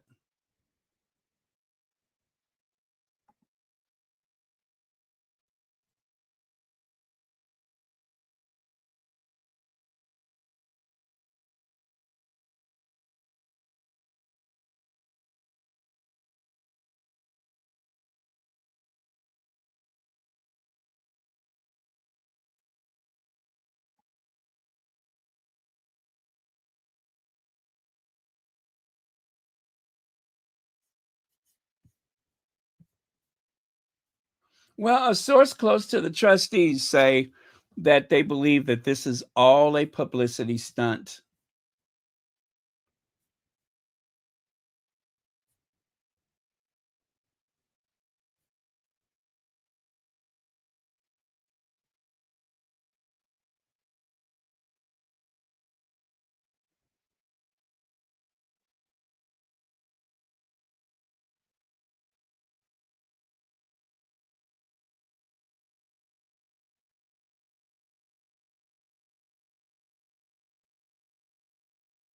Yeah. Okay. Well, thank you for that. I got a little incoming message from someone. Thank you for sharing that.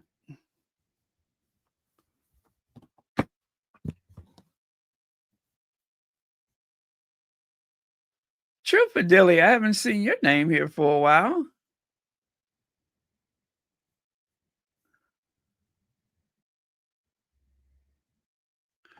Yeah, listen carefully when people are calling you names.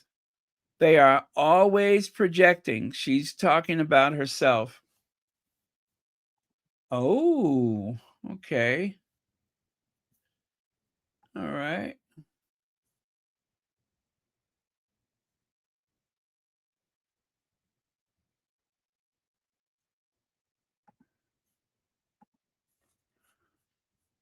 Let me see. People like Harry is not easy to blackmail. Harry, not afraid to speak the truth. You know what? You got a point there, RS. Harry is not afraid to speak the truth. And if she's, you know what I'm saying, if she wants trouble, I think she's gonna get it, because when things are so terrible, like pulling somebody's wife into it, you know, Harry will defend his wife via his lawyers, of course. I think not financially, but career wise, she's ruined. She's done. As far as careers are concerned, she's done. Yeah. As far as her career is concerned, she's done. Wait, is it Mother's Day in the UK? Are we going to get another franking photo? UK Mother's Day? Yes, it is. Happy Mother's Day. I had no idea. Happy Mother's Day, UK.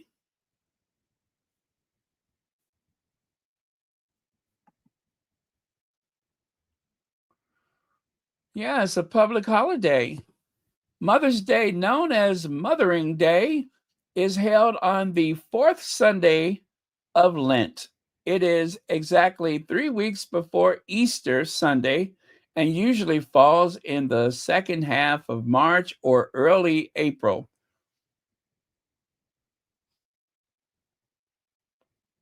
Wow, okay. Well, happy Mother's Day.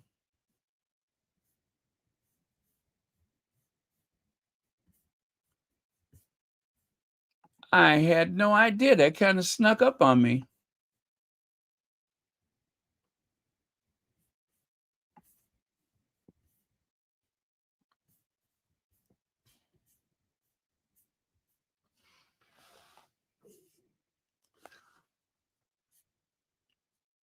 I wonder if that little weasel Sophie has a family of her own.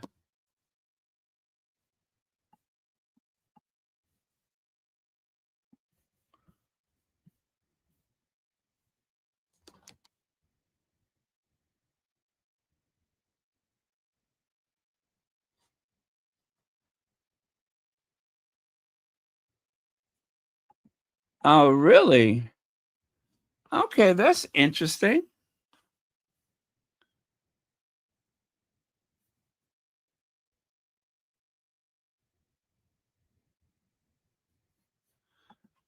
Let me see.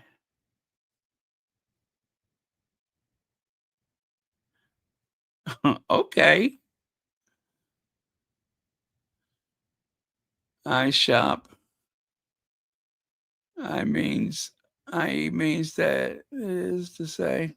Okay. Thank you, Legs.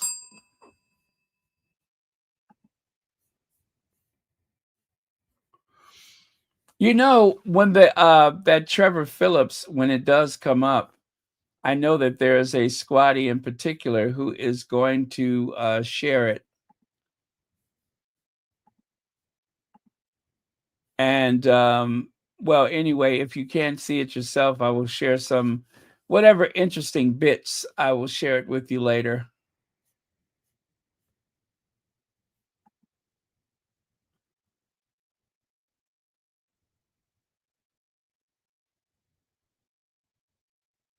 Oh, someone says, okay. Let me see here. This woman is now deleting parts of her bio left and right. Looks like she didn't think that people will start making background checks. Also, check out who is next to her during her bullying interview. Someone who worked very close with Prince William Parker Bowles.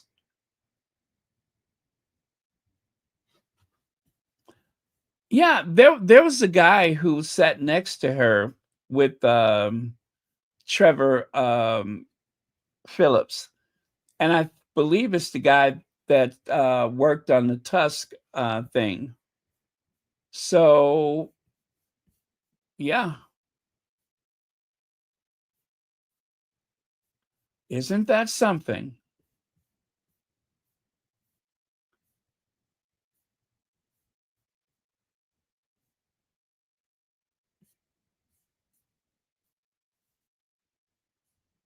Well, you guys remember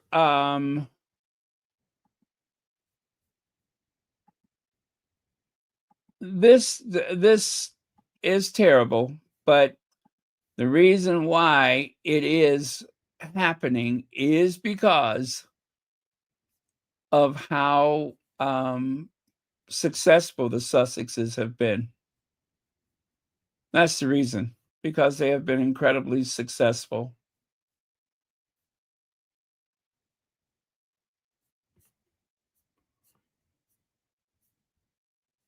They have exceeded all expectations.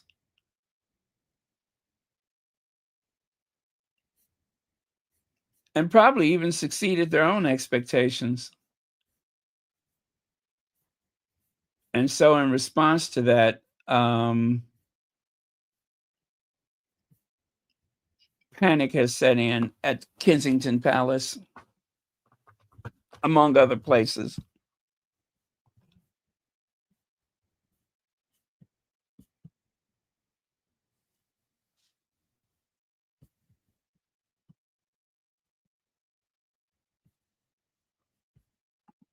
Okay. Oh, good one. Thula says the only career left for Sophie is GB News presenter or Daily Fail columnist. Watch this space. I like that.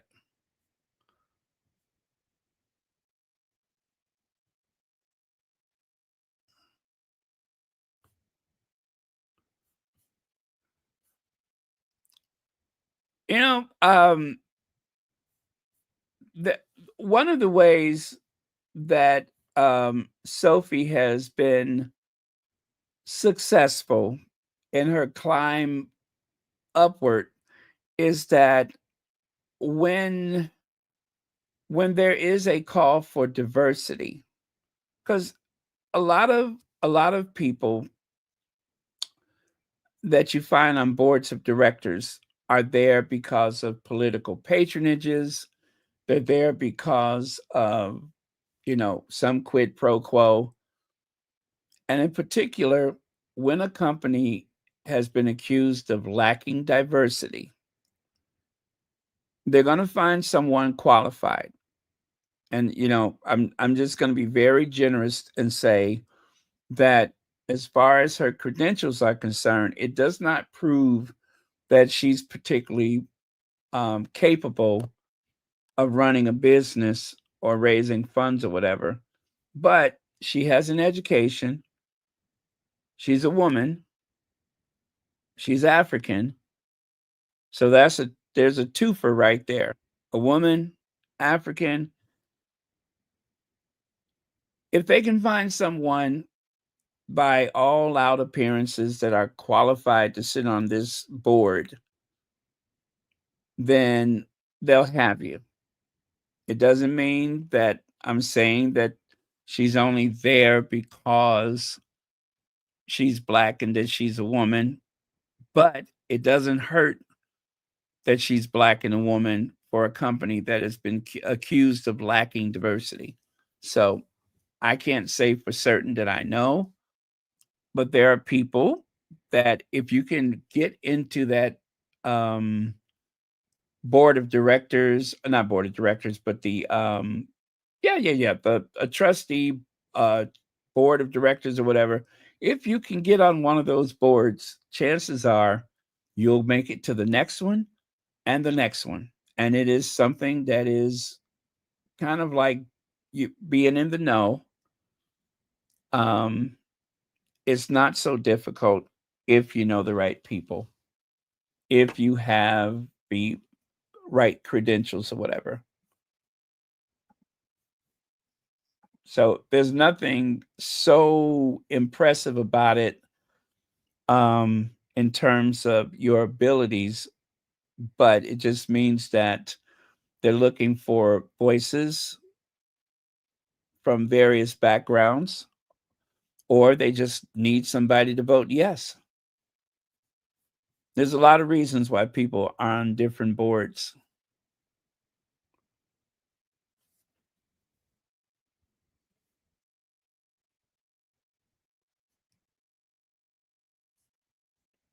Wait a minute, who says they have receipts? Who's got receipts?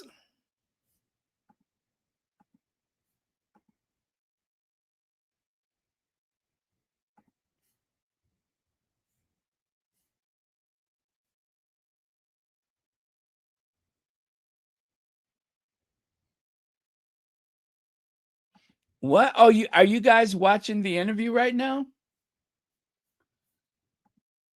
Are you all watching that interview?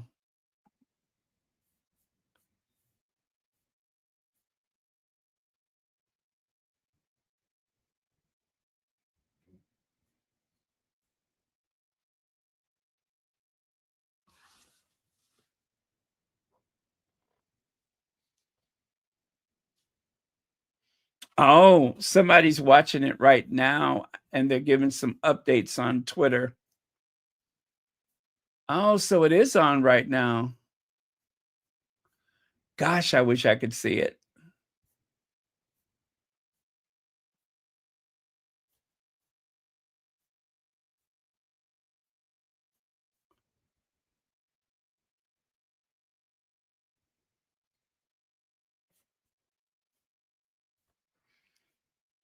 My. She got crazy eyes. Well, she kind of looks like Jerry Butler, the Iceman. Jerry Butler.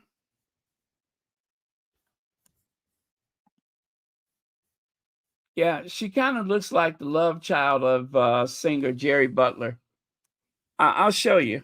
I'll show you. His nickname was the Iceman. Every time I look at her, I see Jerry Butler.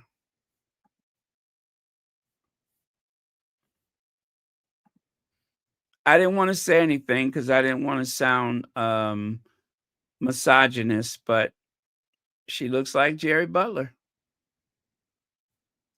Okay, are you guys ready for the big reveal? There you go.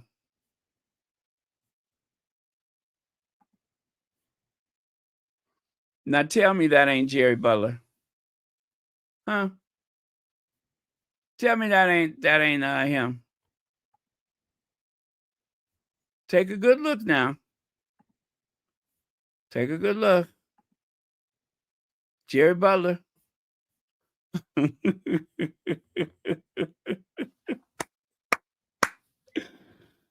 Now tell me that don't look like Jerry Butler.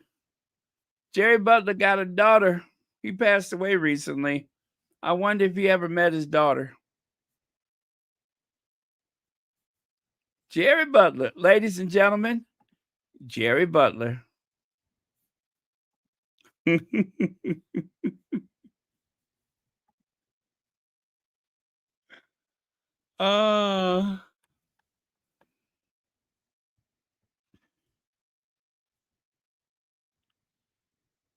Yes, the Iceman. The Iceman had a secret daughter.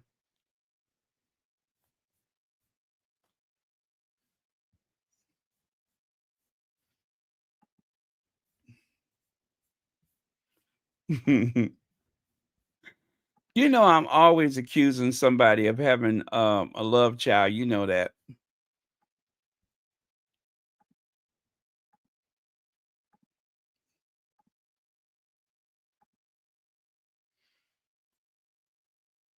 Okay, you guys, I am done. I'm going to stick around for a few more minutes because I'm hoping to give you some kind of update on the interview, but I'm not sure that that is going to happen anytime soon.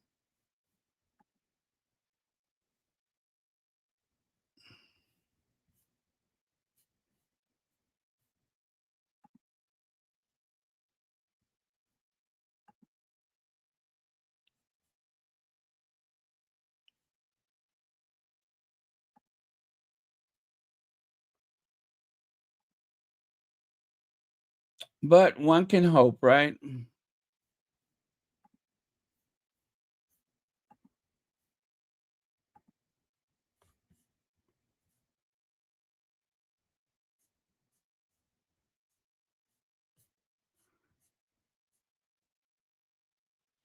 Let's see. Here we go. She says, here we go.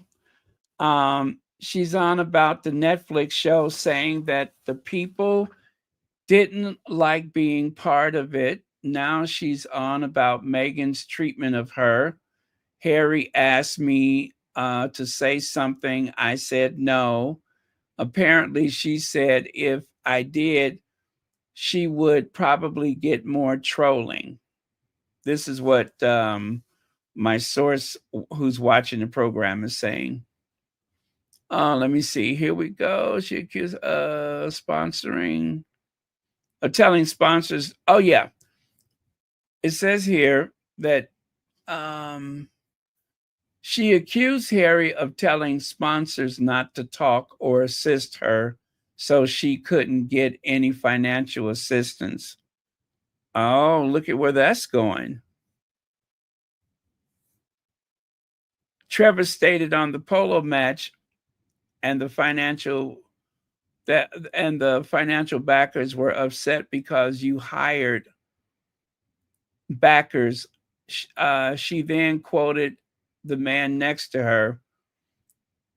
She's making sure not to accuse Harry of harassment, misogyny, or misogynoir, but she stated that he didn't even, he didn't ever, what is that? He didn't ever, let me see, was running this,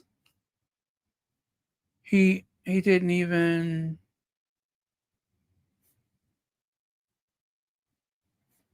I'm not sure what they mean by that.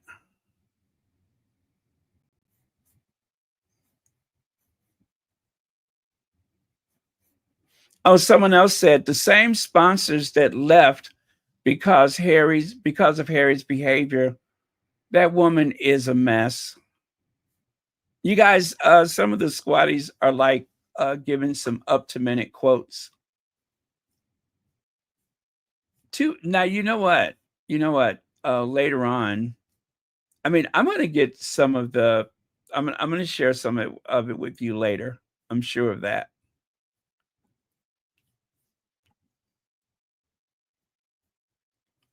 But right now, all I'm getting is a play-by-play.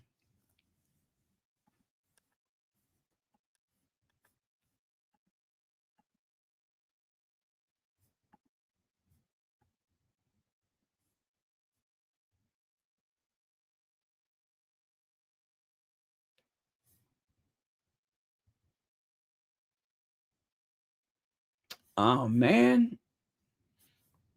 I wish there was some way that I could get something live.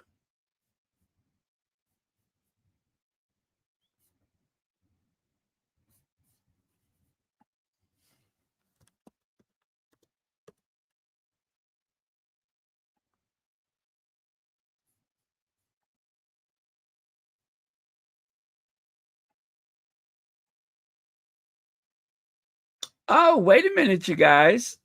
I see it. I see it. I see it. Hold on. Let me get some sound. Okay, let me get some sound here. I found it.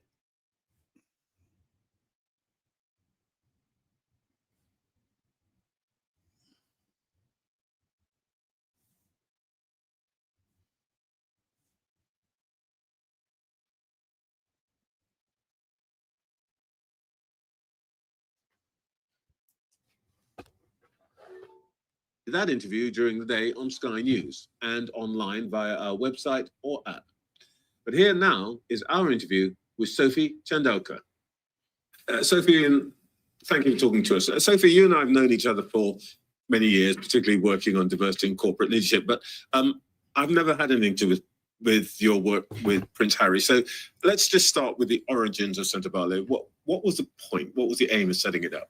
Well, first of all, thank you so much, Trevor, for having us here on behalf of the entire Sentebale organization, 540 strong. This is an opportunity for us to just set the record straight and also talk about the future of Sentebale. But where did it begin?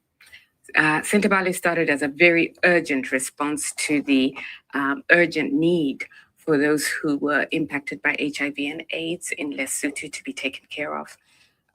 Prince Harry and Princess thought that they were uniquely placed to respond to the needs of orphans and vulnerable children, and this was in 2006.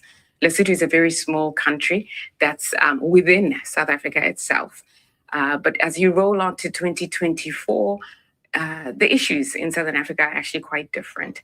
HIV and AIDS is no longer a death sentence. And so our organization is really looking at those other elements in the ecosystem that affect the health and well-being of young people. And so at Sentebale, we're focused on health, on wealth, and on climate resilience of young people in Lesotho and Botswana. Okay, over time, it's built to be quite a big outfit. It's a multi-million-dollar outfit, I think. You were on the board for 6 years, and you've been on board more recently. Sophie, let me start with you. When you came back as chair in 2023, what did you think was going wrong?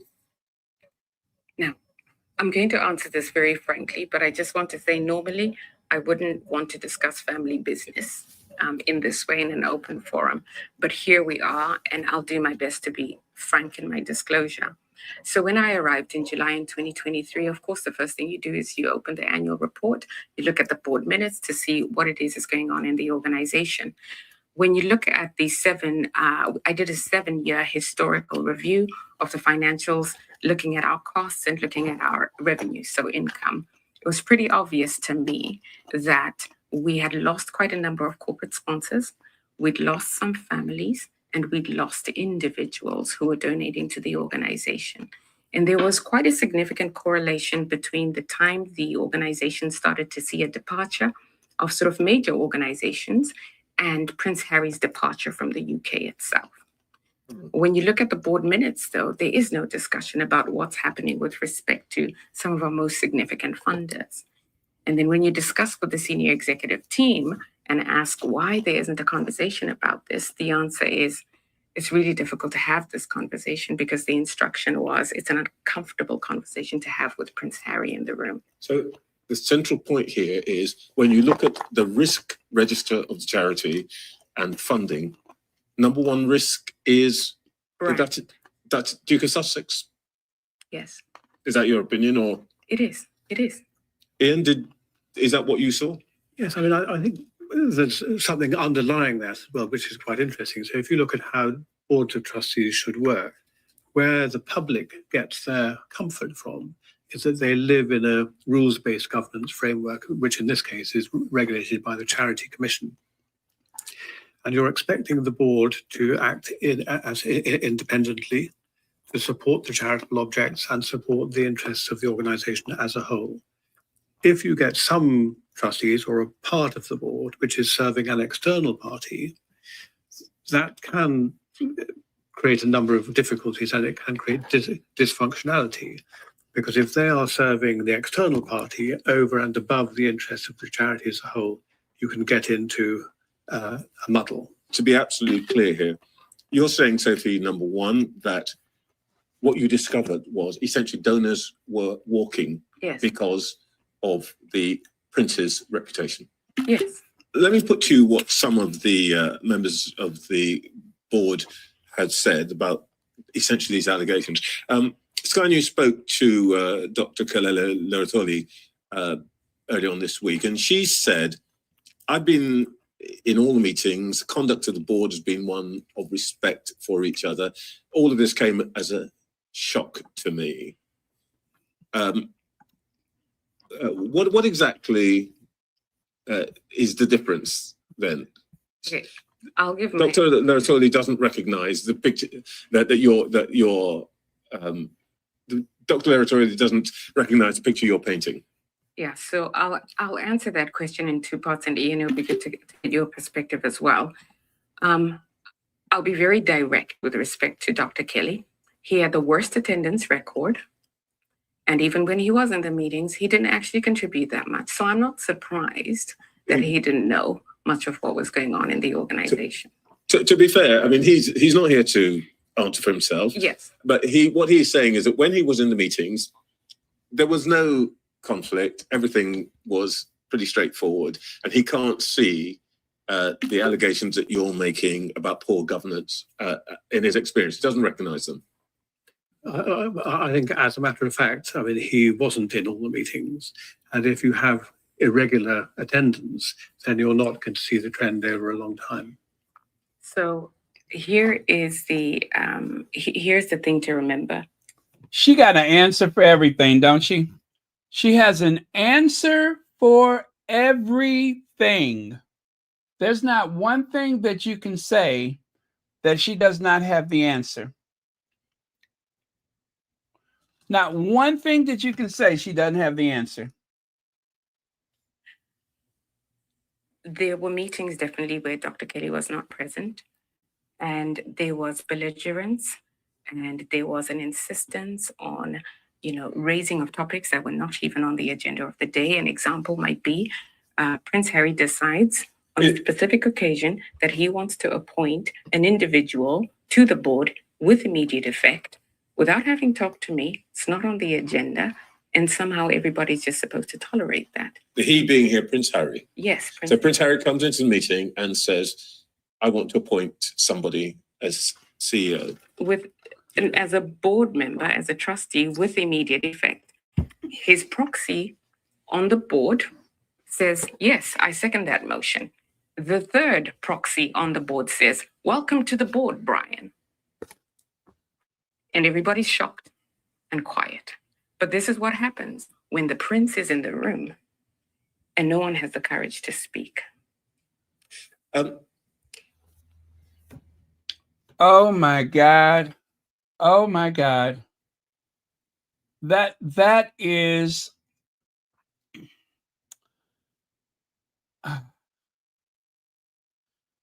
you almost forget that people like this exist.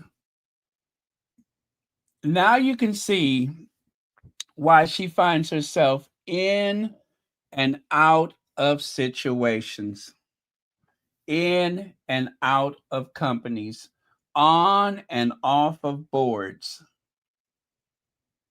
And this is why she's broke. Now, mind you, this was a voluntary position that she was given. She had been there for 6 years prior. She herself was a trustee. Do you mean to tell me all of this has only just come up since 2024? Well, speaking of not having the courage to speak, another trustee, Baroness Chalker of Wallasey, served as a trustee for 20 years, described you as, I'm quoting here, almost dictatorial. Change is hard for some people. Let me just put it that way. I think what we had here was a board that had overstayed by even Charity Commission guidance. Most of the members of the board, when I came back in July of 2023, had been on the board when I left. This is not how a properly run organization should work. You're not supposed to be on the board for past 9 years. Most of these individuals were there for 5, 10, 15, now 19 years. And so what you have is entrenchment. And there's a reason why you have term limits, because people begin to mark their own homework, and turkeys don't vote for Christmas.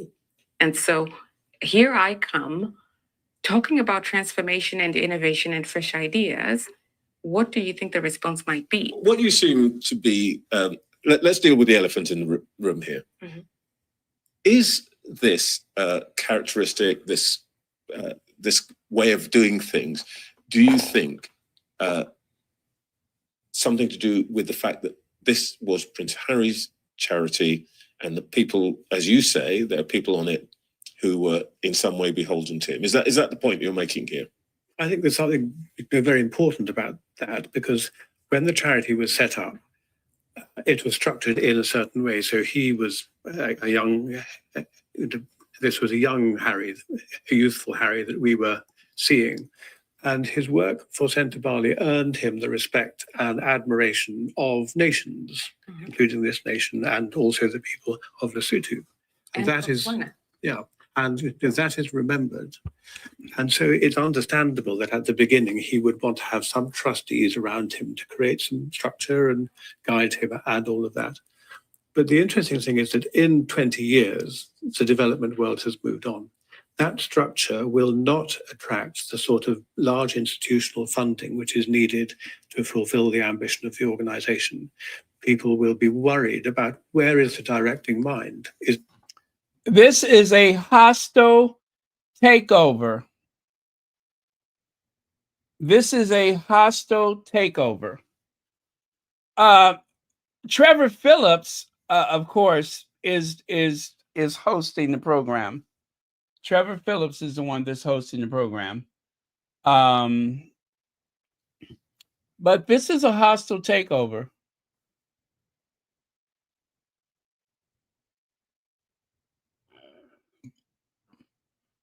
And you know what's worse is that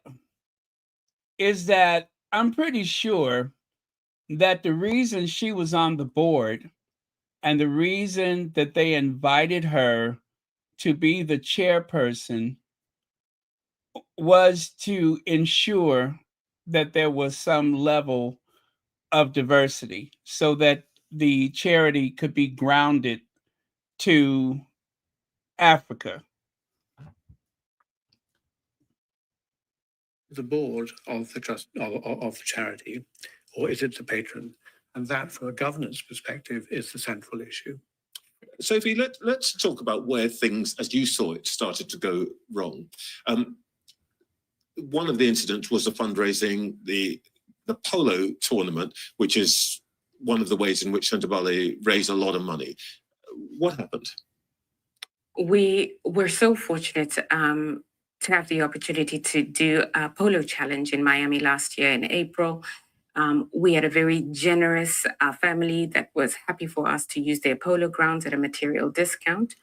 And then about a month before the event was about to take place, Prince Harry called the team and said, I'm doing a Netflix show, and I would love to bring a camera crew so that I can include some footage in this show.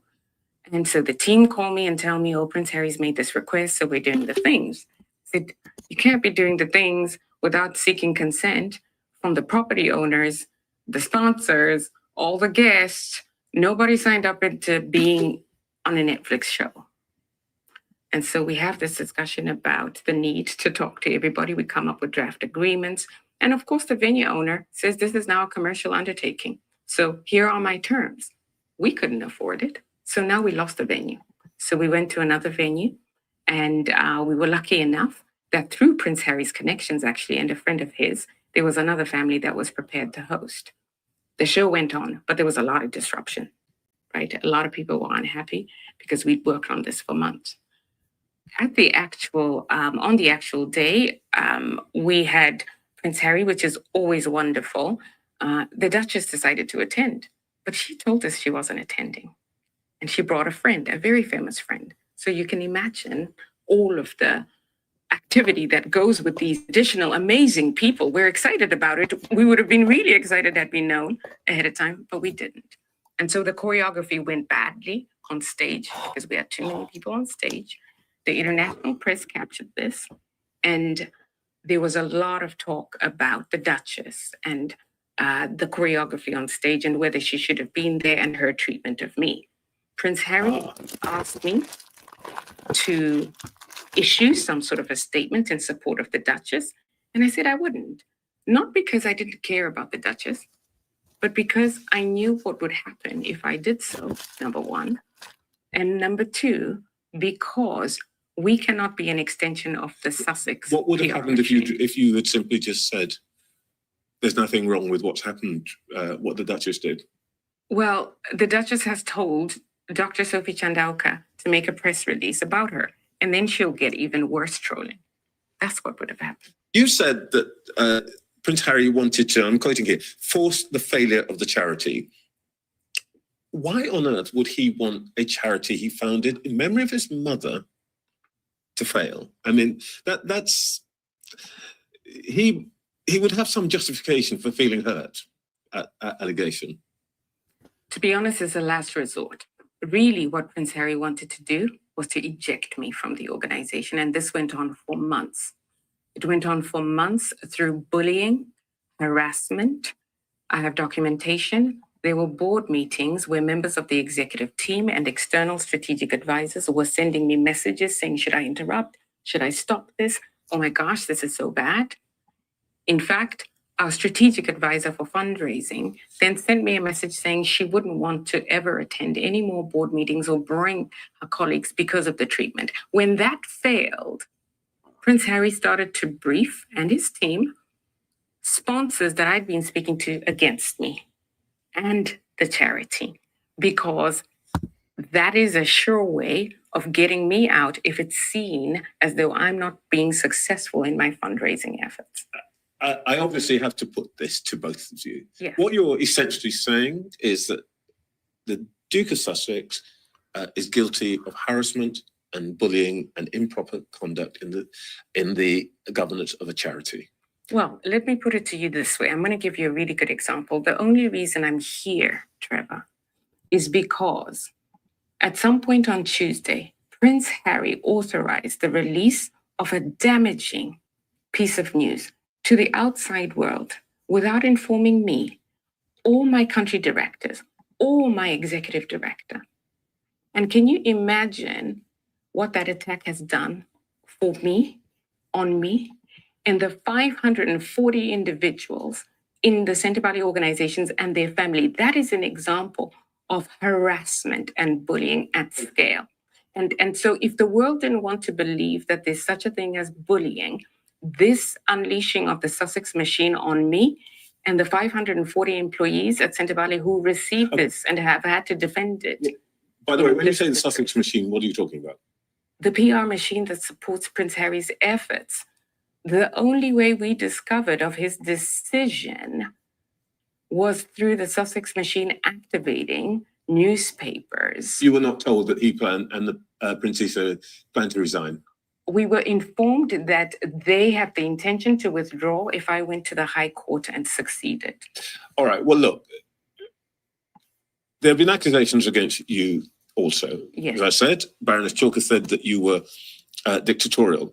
But on the Polo match, which we've talked about, the accusation is that the financial backers were upset by your conduct, and also that you hired expensive consultants without board approval. Well, that's just not true. Ian is witness. Well, look, I mean, another source from who was a trustee apparently told a national newspaper that the trustees were supportive of moving fundraising towards America. But you didn't do that, you, Sophie, and I'm quoting here from the Financial Times. Trustees tried to negotiate this privately, requested she consider her position due to their lack of trust and confidence in her as a leader. Isn't the problem here that it was you was the problem, not the prince? It was me who was the problem because I put a whistleblower complaint about the bullying, the harassment, and Prince Harry interfered in the investigation of that. And the senior independent director who should have taken care of it was the very same person who then delivered the news to me that I was going to be removed by the board. So it's a cover-up, and the prince is involved. You talked about misogyny. Let's be frank. Are you saying that the misogyny stemmed from Prince Harry himself and his associates? I would actually say my experience is Prince Harry himself, fantastic, actually. We had a great relationship. But there are some individuals on the board, who, quite frankly, did not treat me in the way that they would have treated the prior chair, right? And completely disrupted my meetings because they thought that they could get away with mistreating a woman. And all the women who attended these meetings felt it. There are many more things to talk about here, but let me just ask you finally, does Centre Valley have a future without the Duke of Sussex? Absolutely. Centre Valley has had a future. We must stop infantilizing Centre Valley. Centre Valley is 19 years old. Centre Valley is here because of the people in Africa who do the work every single day. Prince Harry visited Africa for the first time in 5 years when I asked him to last year. Who do you think was running the show? During the pandemic, before the pandemic, and after the pandemic, Centre Valley will live. Centre Valley will live on because of the people. Ian, Sophie, thank you very much. Thank you. Thank you. My. Isn't that something? Well, I'll say this much. She's very polished. She is very polished.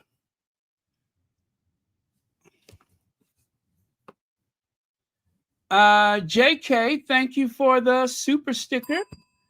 And she is Nana Akua's sister. Thank you for the super chat. Well. That was a polished performance if I've ever seen one. Connie Balmer, thank you so much for the super sticker and for being a member of Royal Sussex. Yeah, my. Aren't we polished to perfection? And let me ask you something. How could Ian have witnessed what? She said something Ian has witnessed. What has Ian witnessed?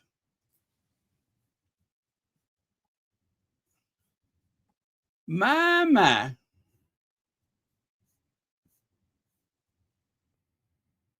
Yes. No, crazy honorary doctor on the loose.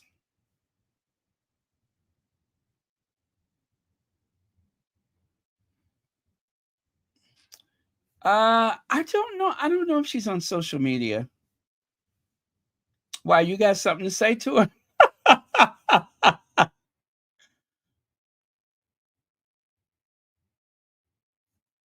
Yeah, they had a great relationship. So what happened? Exactly.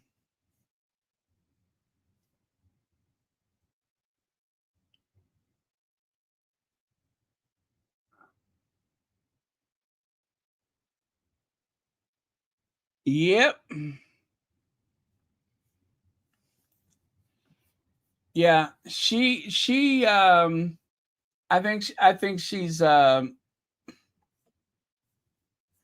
think she's trying to well, let's put it to you like this. She has just burned the bridge. She has definitely burned her bridges. She has burned her bridges.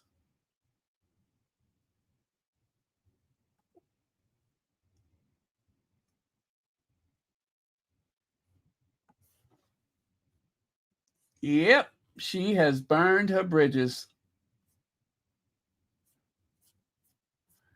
I almost feel sorry for her now, but I don't. If she was a real person, I would, but I could see now she's just a tool of the institution.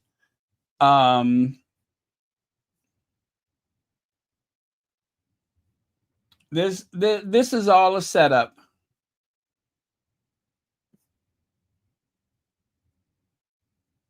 And a huge betrayal.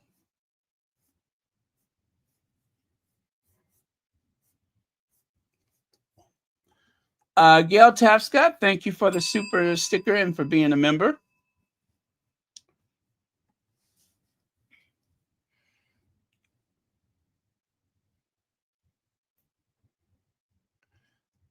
Uh-huh. Yeah, exactly.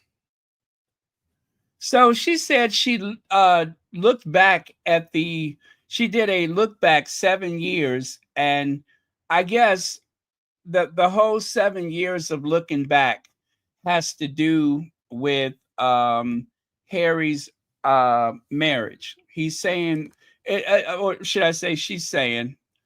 I'm sorry, I said he. I actually confused her with Jerry Butler for a minute there. She's saying that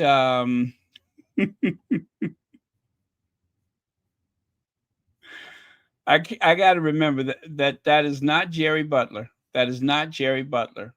I repeat, that is not Jerry Butler. That is the honorary doctor. Okay. You know what? I forgot what I was going to say. Never mind. Let me see here. Oh yeah, Serena Williams being there caused a great deal of confusion and such.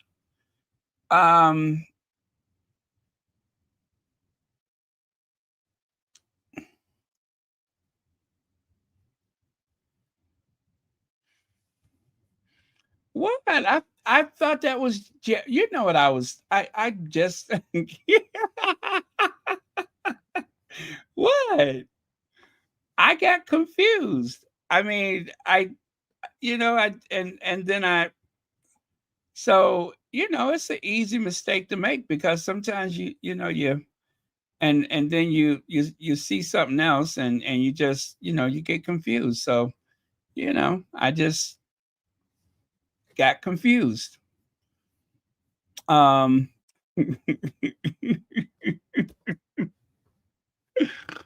uh, yes, accusing Harry of being a part of a cover-up. I wonder why she wouldn't just come out and say that Harry bullied and harassed her. Why wouldn't she just come out and say that?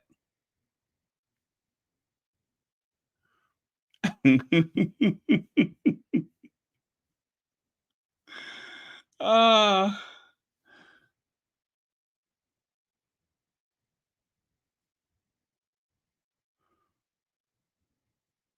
and then, of course, the very smooth and polished way that she managed to declare that that the board of directors has been around too long and that they're not really you know, that there should be term limits and no board of directors stays around that long. Now that was clever. That was very clever on her part. I'm telling you, she's got an answer for everything. She has an answer for everything. There's nothing that one could say that she does not have a prepared answer. Polished to perfection.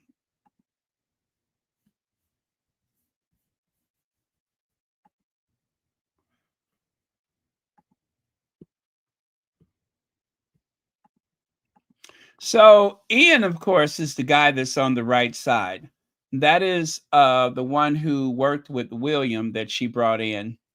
I don't know those other people. It'll be interesting to see how long they stick around.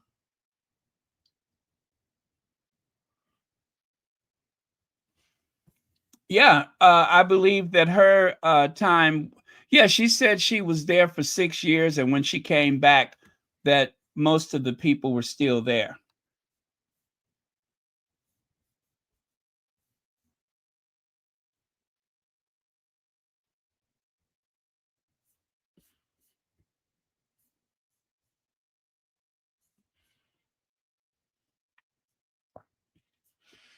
Yeah.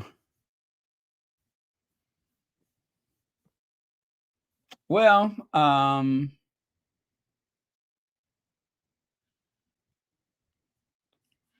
yeah, she said Cintabale lost sponsors, but Invictus has many sponsors, and so does Travelers. What is she talking about? Sponsors did not want to work with her. You know what I'm hoping for? I hope that Meghan's lawyer, whatever that, you remember that lawyer, the one who said that she wanted to interview the people that accused Meghan of being a bully. I mean, I would really hate to see this go any further than what it's doing right now, but she thinks she's such a clever lawyer. I don't know that she's ever been involved in any type of litigation before, or that she's really actually worked in a court. I'm not sure, but I'm telling you, there are some attorneys here that would make short work of her. But I think because the charity is registered in the UK, that they would have to deal with things over there. But that's okay. That's what what's Harry's lawyer's name? Oh God, I would that in a perfect world, get him. Get him. What's his name? Something David David Sherborne. Get David Sherborne on the phone. Yes, get David Sherborne on the phone.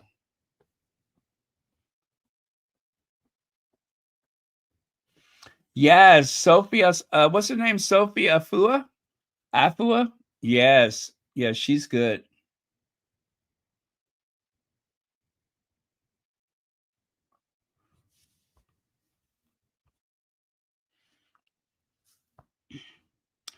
Well, there is going to be hell to pay, that's for sure. There is going to be hell to pay. I think that I think her mouth just wrote a check that her ass will not be able to cash.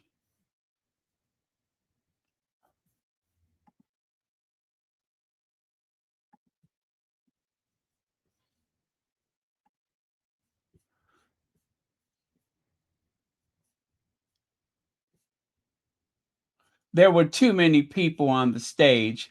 That means that you shouldn't have been up there. That's what that means. If there were too many people on the stage, you probably shouldn't have been there.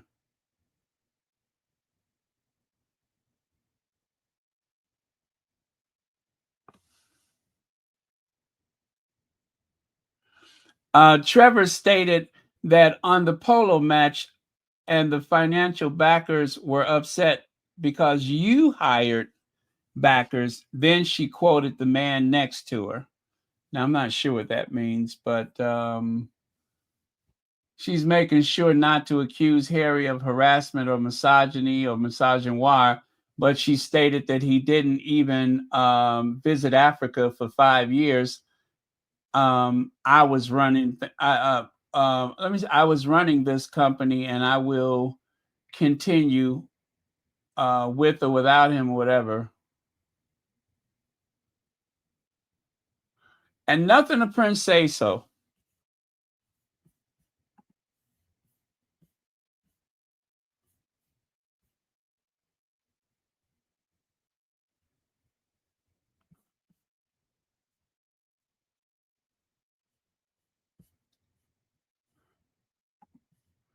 Gosh, this was such crap. This was such crap. I don't like her. I really do not like her.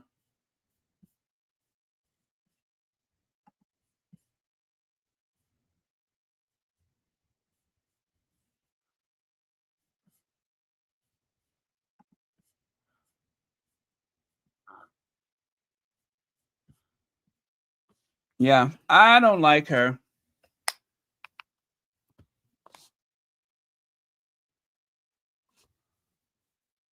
Yeah, and accusing the man who founded the charity of trying to run it into the ground. Accusing the man who tried to, who is one of the co-founders of the company, of the charity. You're accusing him of running it into the ground.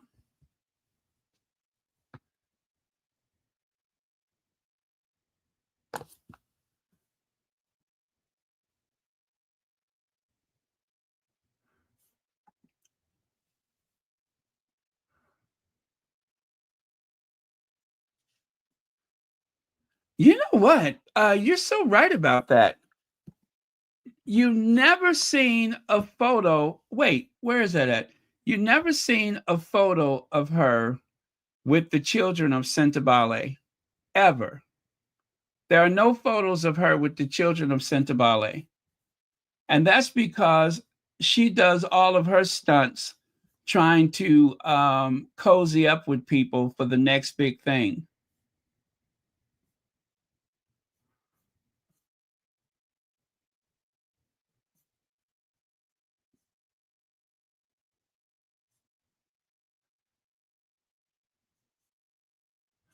Ooh, that's interesting. That is interesting, Legs. Exactly who called them? That is interesting. Well, you guys, unfortunately, we cannot depend on the British tabloid media to pick this story apart, although it would be nice if they did. But I don't think we can depend on them to do that. So it's going to be up to us. It's going to be up to us. I think I need to go on to TikTok. I've never done the TikTok before, but I think I'm going to have to. Yep.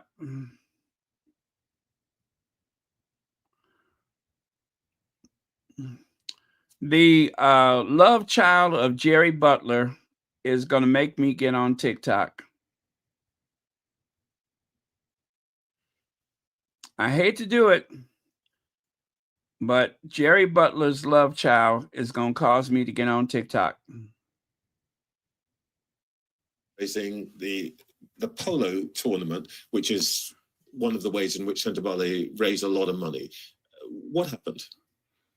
We were so fortunate to have the opportunity to do a polo challenge in Miami last year in April. We had a very generous family that was happy for us to use their polo grounds at a material discount.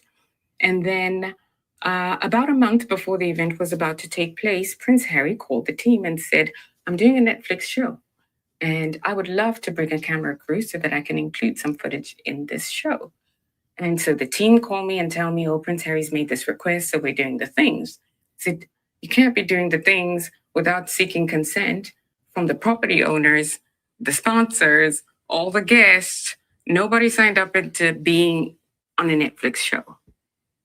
And so we have this discussion about the need to talk to everybody. We come up with draft agreements. And of course, the venue owner says this is now a commercial undertaking. So here are my terms. We couldn't afford it. So now we lost the venue.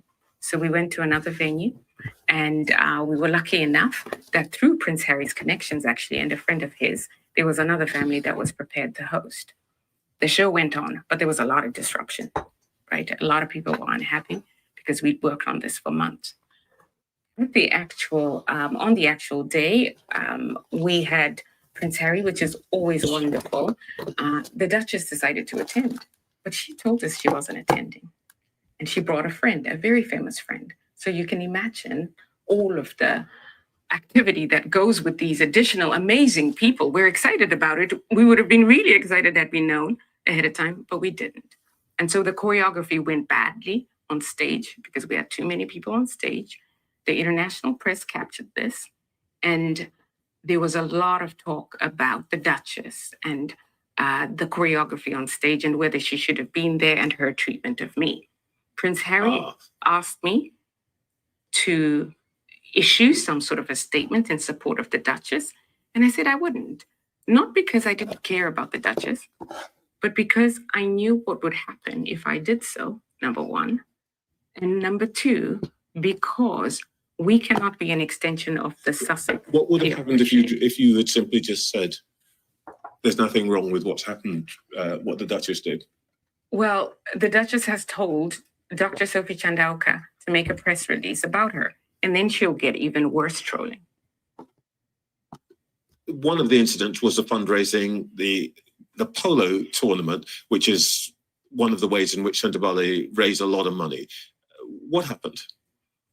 We were so fortunate to have the opportunity to do a polo challenge in Miami last year in April.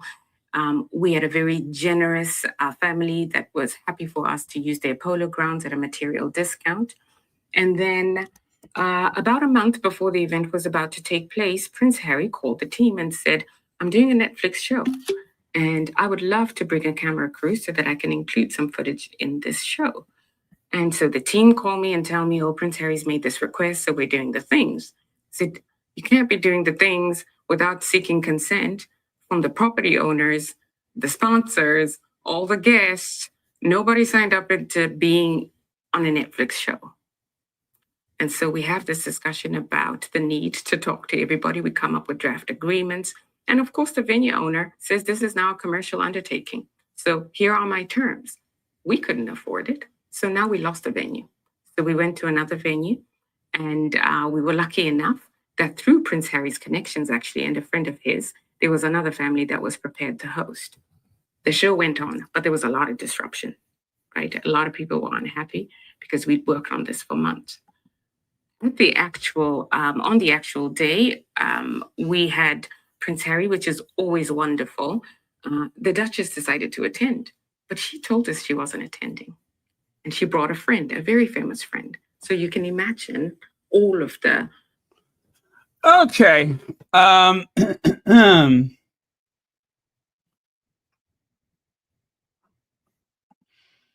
They talk nothing about the security issues around these high-profile individuals. Sound like everyone was happy to meet Meghan, but she didn't like that she got the attention.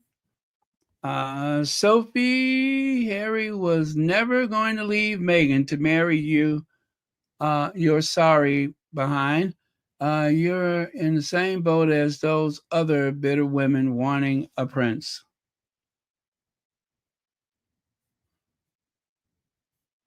Yep, she was ignored.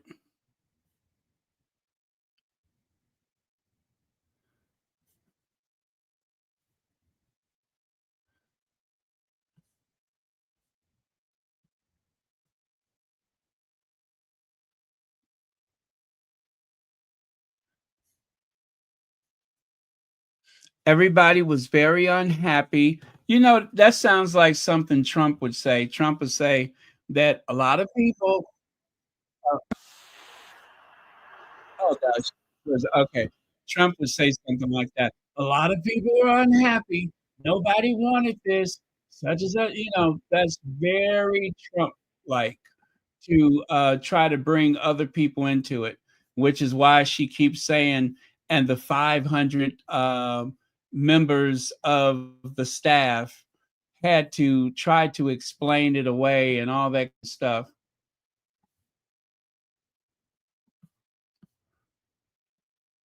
Yeah, she has chosen her words very carefully.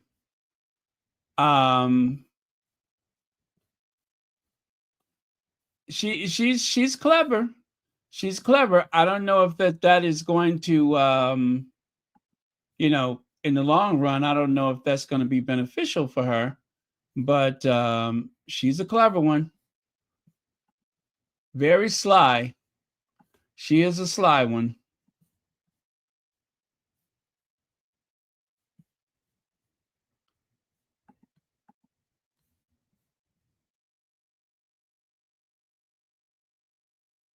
Oh, well.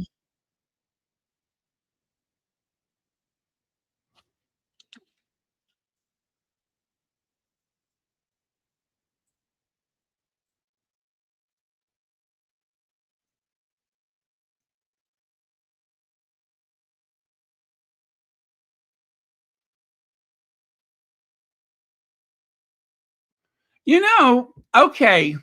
You know that where Harry, remember when Harry was sitting there talking about his feelings about Africa and everything, that very famous, situation there. I was wondering exactly what was it she was discussing during that period on the stage. And she said something to the effect, I don't know if you just heard what I was listening to or not, but she says everyone keeps talking about aid for Africa and such and such. And she said, but what we really need to focus on is wealth creation. What does Sentebale have to do with wealth creation? Sentebale was created to aid people suffering from AIDS and HIV. Sentebale was not established as part of some wealth creation scheme. So I do believe that she was trying to pull Sentebale in a whole nother direction that was not part of their mission, their remit. She was trying to change the remit. Olivia Johnson says she was jealous that Meghan was there and Serena, jealous. Thank you very much for your 16 months membership, Olivia Johnson. Thank you very much for that.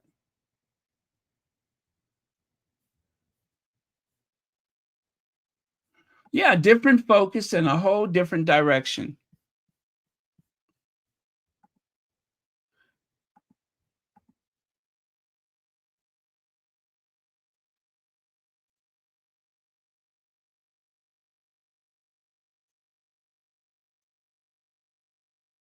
She says we need to move into the entrepreneurial. I'm trying to figure out, what does that have to do with Sentabale? What does that have to do with Sentabale? If she wants to know anything about entrepreneurs or the entrepreneurial direction, there is a podcast coming up soon. And it's all about what is it? Women founders. All she got to do is tune in to Meghan's new podcast, and she'll learn all about wealth creation.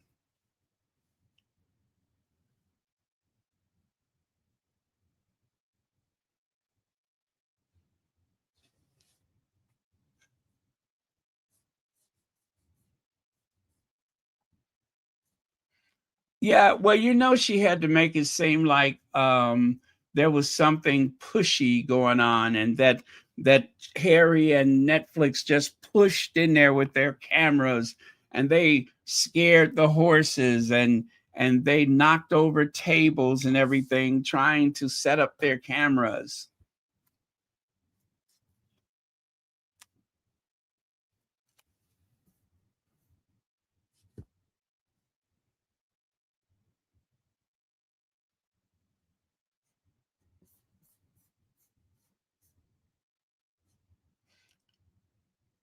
Well, all I can say is she tried it. She tried it.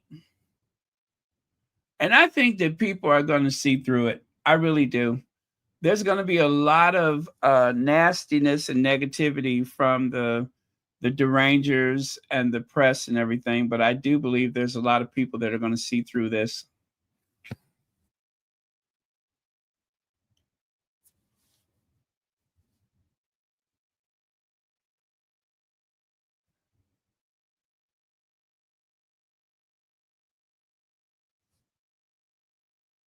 Yeah. I do believe that I think she done bit off a little bit more than what she can chew.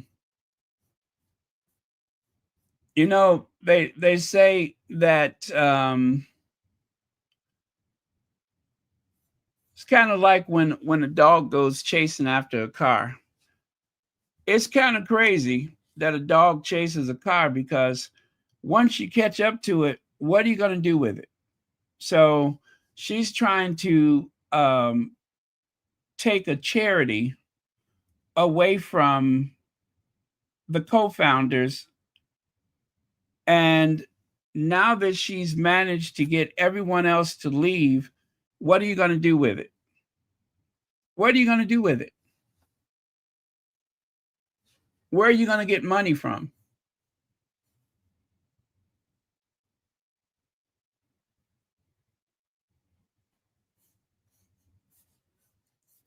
What are you going to do for money?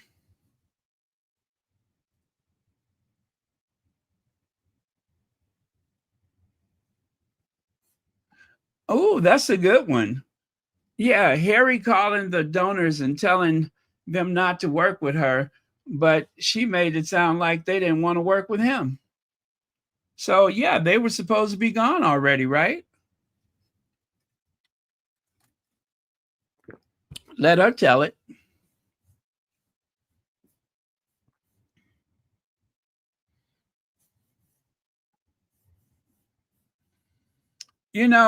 There's only one person in the world who could mitigate this situation.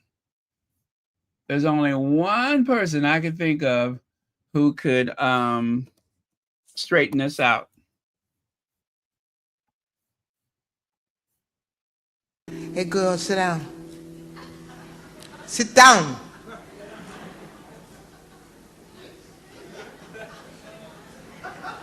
Sit down.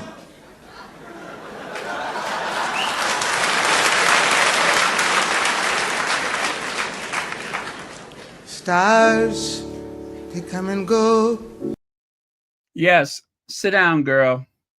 You need to sit down now. You done had your fun. You done had your 15 minutes. Now it's time to sit down.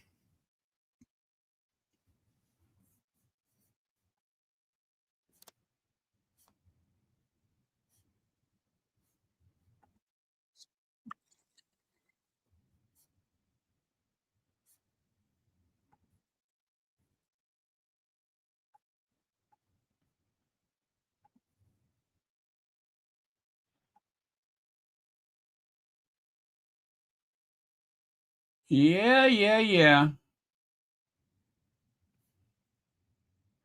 Bitter. A very bitter individual. Well, I guess I learned something today. Not everybody is glad to see Meghan. If I have learned anything today, I've learned that not everyone is glad to see Meghan, especially this one. If you don't like a person, just say so.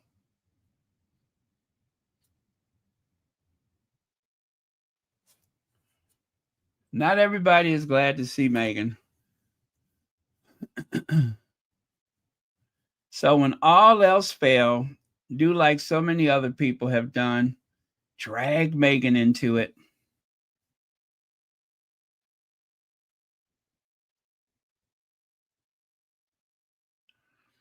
I didn't know that there was any choreography on the stage. Did you guys know that there was choreography?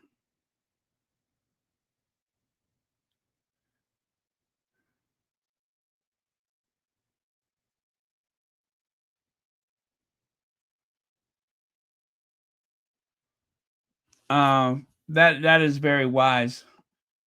Do not let her spoil this era of joy.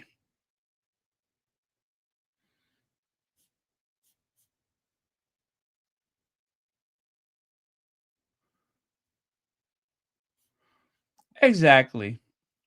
It's like the very famous actor Ozzie Davis once said, if you don't think that Lena Horne is beautiful, then you need to report to the Undertaker immediately. And in this case, if you don't like Meghan, then you really need to go and check in with your therapist. You really need to go talk to your therapist.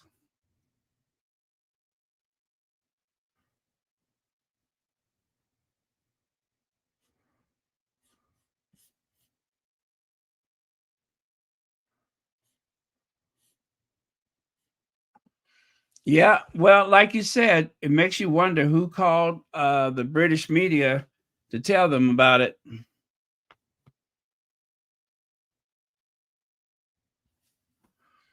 You know what? I'm wondering if she even knew about it. I wonder if she even knew about it because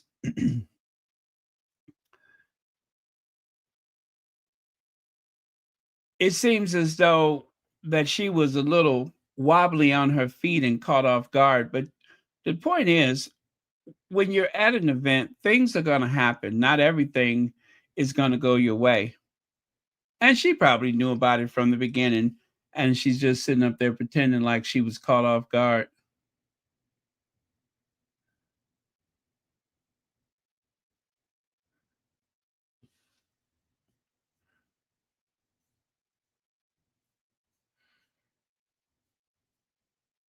Yeah, every business endeavor that she's ever had, she's driven it into the ground, just like the other Sophie, just like Sophie Wessex. I guess if your name is Sophie, you just drive stuff into the ground.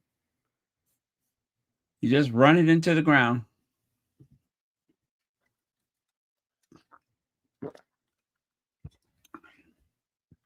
Just like if your last name is Middleton, whatever business you start eventually is going to go under.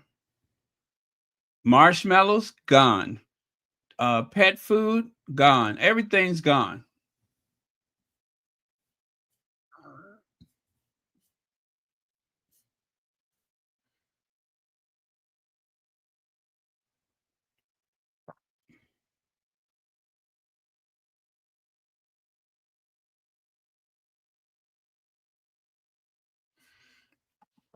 Yeah.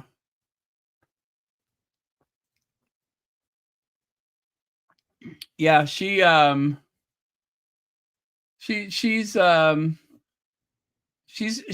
very clever thus far, but I think that she's gonna come up short. She's gonna find out. She's gonna find out, especially um the Sussex squad. There are some professional people in the Sussex squad that have nothing to do with Harry and Meghan on their own. They're gonna keep doing some digging, and that's gonna be her undoing.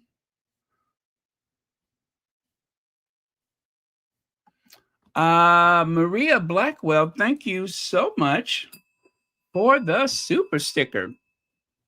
And thank you for being here on Royal Sussex. Very kind of you. Greatly appreciate it.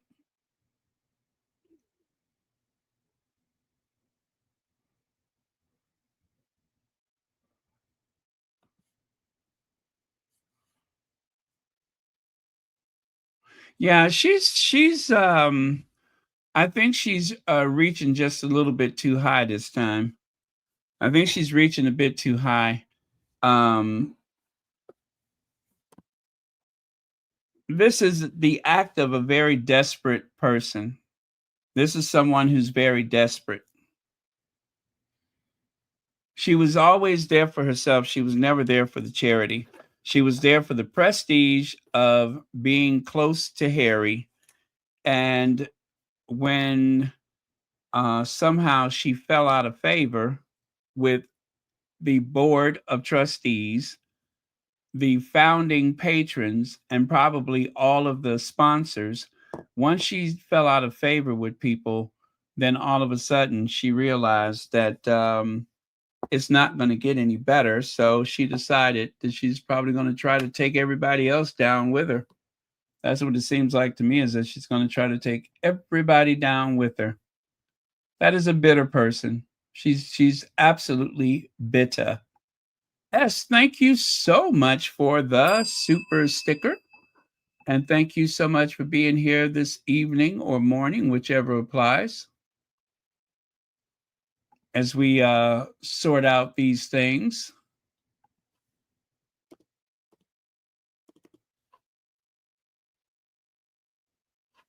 I'm so disappointed, though. I am so disappointed.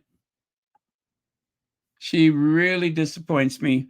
I was I felt so good seeing her in that position. Didn't know anything about her, but I'm just like, yes, this is what diversity is about. I didn't know that she was the chair. I just kept seeing her. Now, one thing I do know about her is that she's very, very bitter. And somebody needs to say it. Bitter. Bitter, bitter, bitter. Bitter. And somebody needs to say it. Bitter. Bitter, bitter, bitter.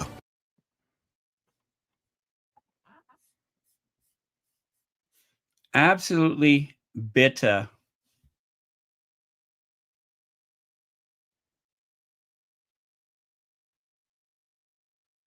Oh, really? The next person is going to have a lot more on Sophie? Are you serious?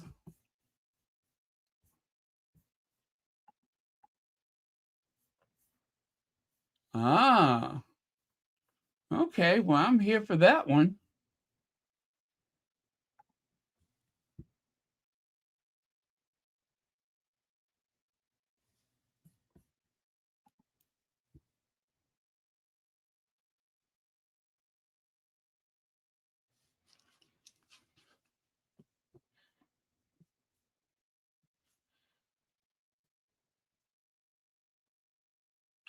What an awful person.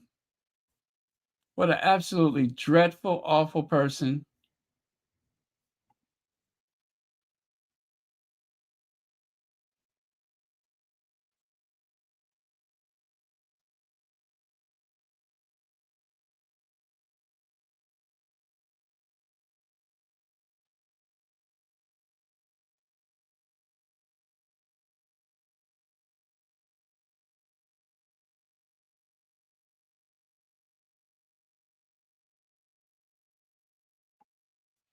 Yeah. GB News said that someone on GB News just said it's very interesting that that Harry's gone, Prince Say-So is gone, everybody's gone. You know what? I have my doubts about the tabloid media being in any way helpful, but I'm gonna hold out for hope. I'm gonna hold out. To kick Harry and Meghan. However, with this, it's not. He hasn't just gone and gone in a huff, has he? He's gone. Prince Say-So's gone. The board of trustees has gone.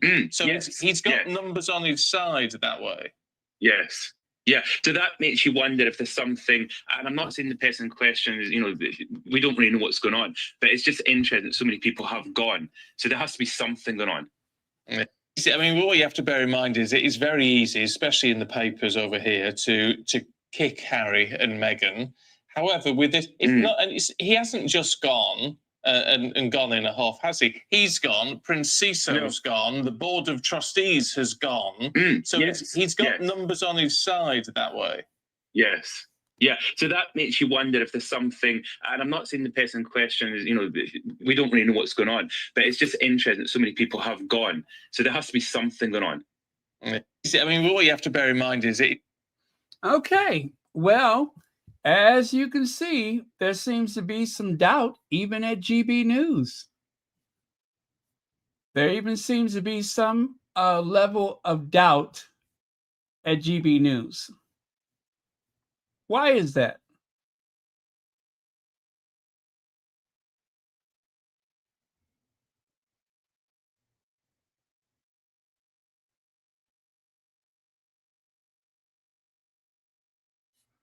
Yeah.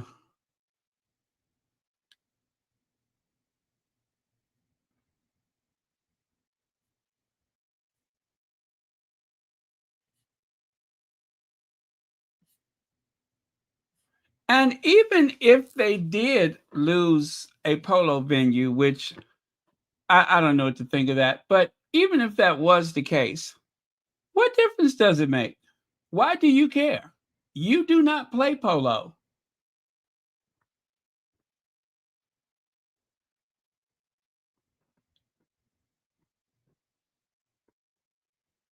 And as if anybody has watched polo, that entire polo docuseries was like a love letter to South Florida. People praised, okay, people praised the cinematography. You know, I get that not everybody enjoyed the polo, but I did. I watched it. I got very emotionally connected to the families and such.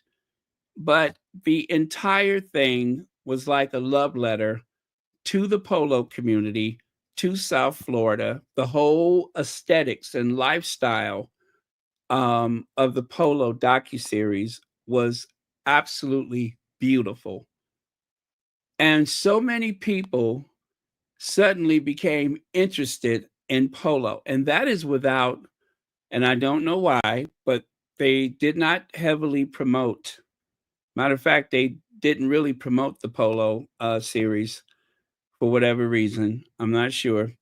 But it was not heavily promoted. And even without that, for the people who did watch it, there was a great, or should I say, an increased level of interest in polo. It made you take a look at something you knew nothing about.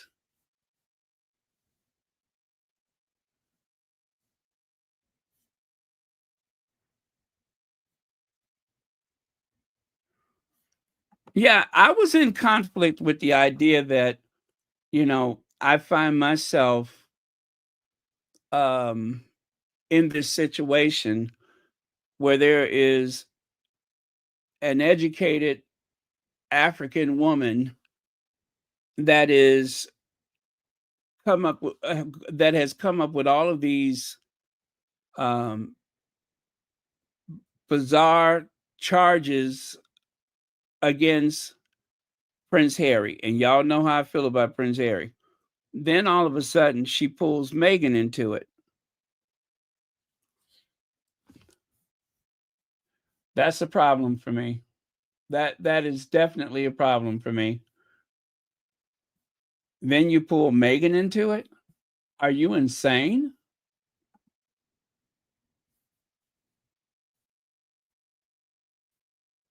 Yeah. Somebody has gotten up on the wrong side of the grift. You didn't pull Meghan into it? Meghan? That's a deal breaker for me.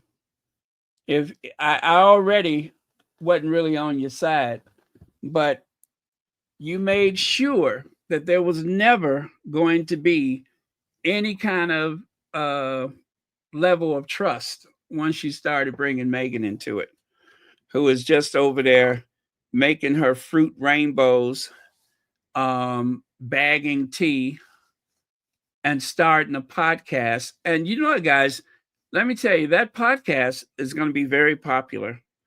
It is going to be very popular because one of the things that has been on the rise in not just the United States, but all over, women entrepreneurs, women entrepreneurs, women in business. And that is going to be the right podcast at the right time, especially with the way the economy has been going. There are going to be a lot of women tuning in, looking for community, looking for guidance, looking for support. There are going to be a lot of them tuning in. One of the things that you see all over social media nowadays is women in business, women entrepreneurs. So this right here is not going to derail the podcast. If anything, it's only going to make more people watch it. That's exactly what it's going to do. It's going to have the opposite effect. This is her nuclear option. This is Sophie's nuclear option. She has just launched a missile.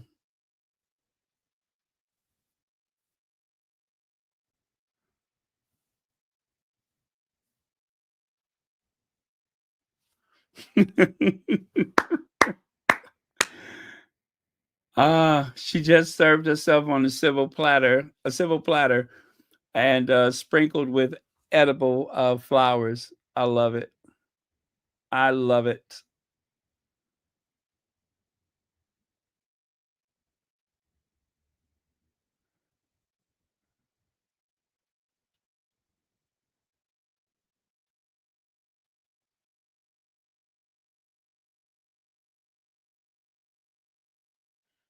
Yeah. Yeah. The sword swings both ways. The sword cuts both ways.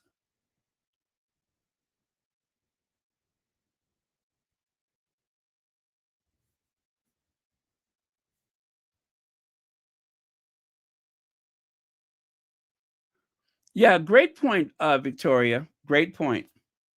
Absolutely. And it really mirrors what I said yesterday when I spoke about how they're saying Harry has nothing to do and Harry's not even in Meghan's lifestyle show. Harry is an executive producer. Meghan is an executive producer. You really cannot have one without the other. And that's just the way it is.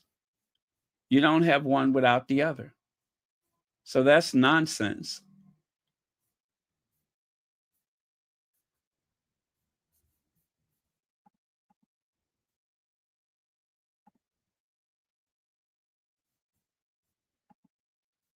Yeah, you really cannot have one without the other.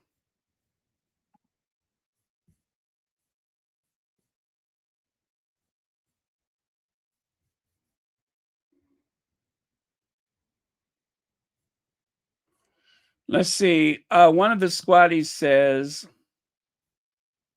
so you look at her finances, saw they were losing money, but did more to lose $600,000 more while auditing. Of course, Ian, whatever his name is gonna agree that the money was running low because Harry left royal family. He's clearly a royalist, and they're trying to say the sponsors didn't like that he left.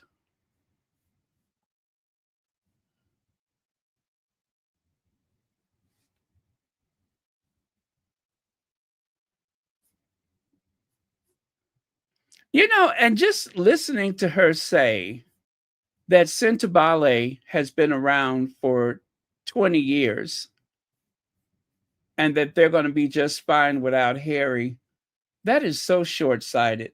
That is very short-sighted. That is more hubris than I'm used to.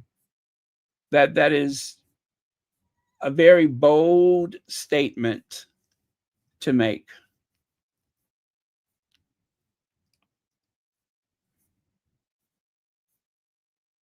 That was very bold. You really got to be sure of yourself to say something like that. But I'm telling you guys, there's going to be hell to pay. There's going to be hell to pay because this has only just gotten started. This is just the beginning.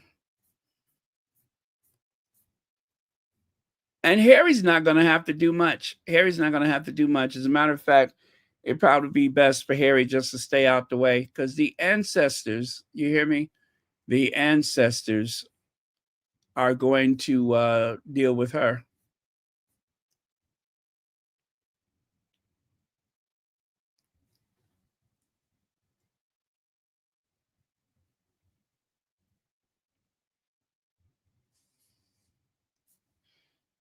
Yep, the ancestors will handle things.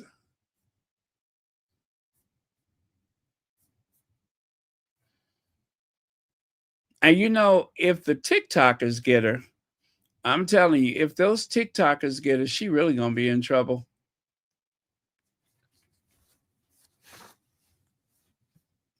I don't think the people on TikTok know enough about this stuff, but if the TikTokers get involved, her goose is cooked. Her goose is cooked.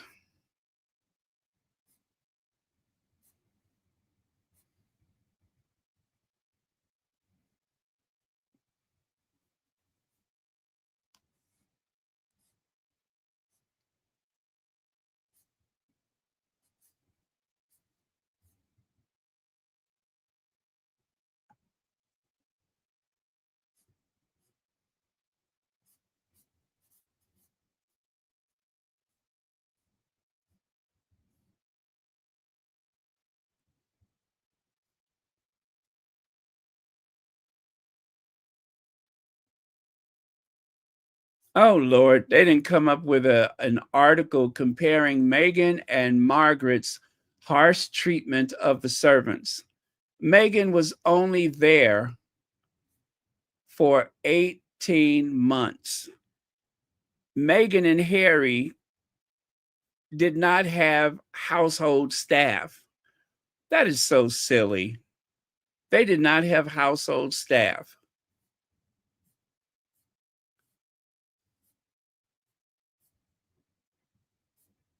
And you know who wrote the article? Is that Roy Cameron or Cameron Roy? He's the one that wrote the article. That's what he does for a living. He goes back and tries to make connections to anything and Meghan. Anything in Meghan, he makes a connection. What a load of crap. 18 months and Meghan was out of there.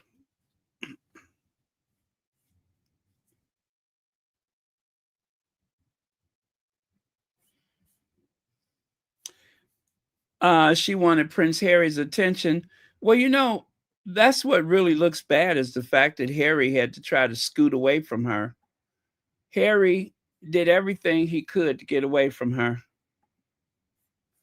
And even when Harry was stepping away, she was still reaching out trying to touch him. You see that? She was still reaching out trying to touch him while he's trying to get away from her.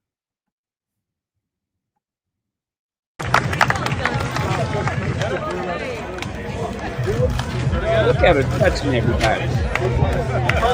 He just can't stop touching. And then she mad because the guy she touching didn't even want to talk to her. Look at her. Yeah. Okay. I really want to talk to Meghan though. Okay. I'm here for Meghan and Harry. You see that? He's like, yeah, kiss. Yeah, kiss. He wasn't even facing her. Did you see how desperate she was? He wasn't even facing her. And she's trying to compete for his attention. Look at that. Oh, that's sad. And look at her yanking him. Oh my God. Have you no dignity? You see that? Did you see that? Good Lord. Get off of this man.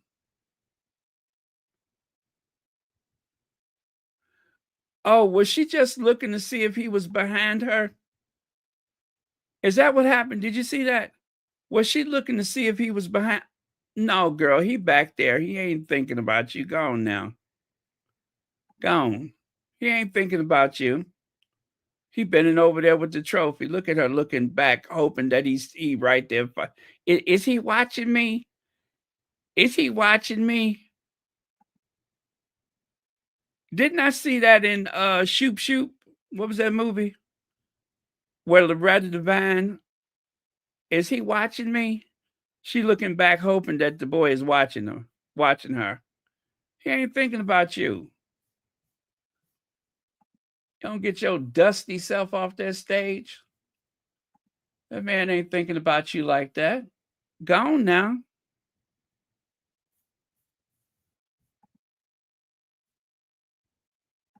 God, she's so needy. She's so needy. Just hoping everybody gives her attention. Oh, I'm going to be sick.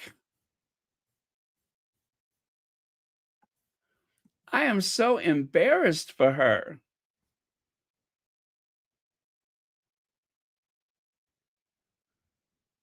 I'm so embarrassed for her. You see the way, look at how she's grabbing him. Yeah, girl. Yeah. Peck. Muh. Good Lord.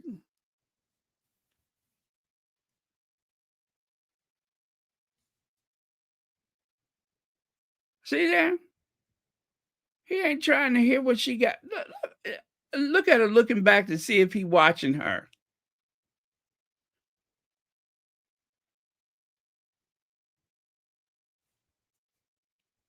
Oh my God.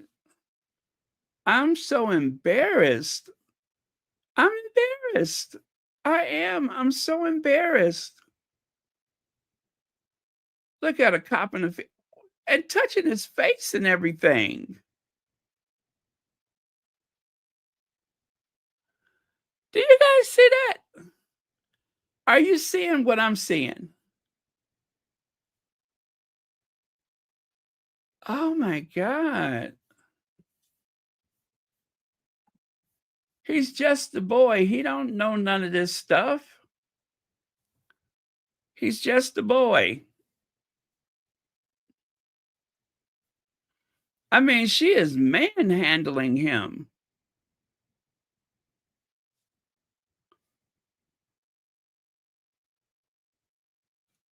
Lord have mercy. He's just a boy, and she just. I wonder if is he behind me? I wonder if he watching me. Is he watching me? I hope he looking. Is he looking? I hope he looking.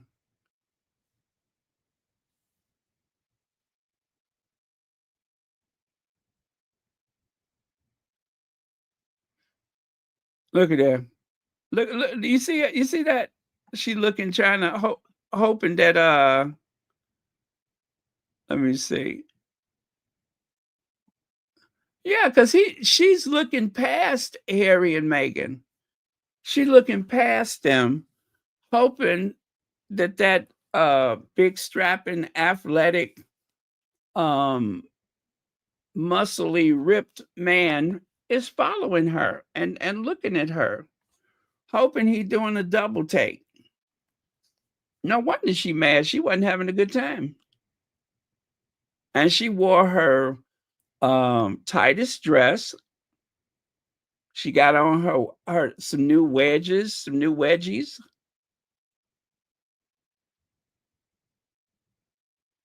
She didn't went and got her hair snatched.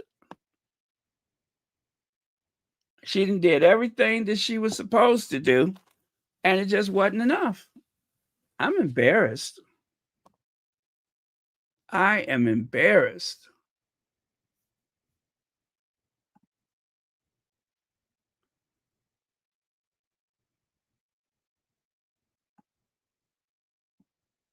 Oh, girl. Are we in high school? Look at that. She wasn't, after she got a little peck on the cheek, then she like walking away giggling.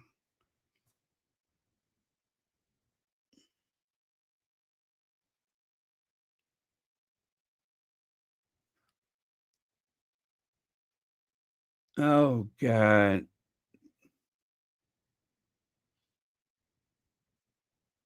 And he thinking to himself, I wish she would stop touching me. That is so embarrassing. Now remember, everybody is upset with Harry.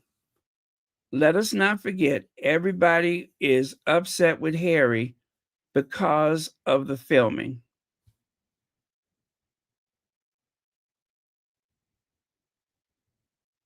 Yeah, get your little ass over there. I'm staying with Harry. Harry's staying with me.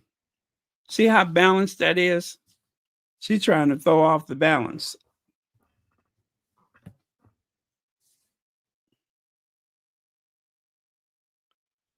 Look at the way she's touching him. She just can't stop touching people.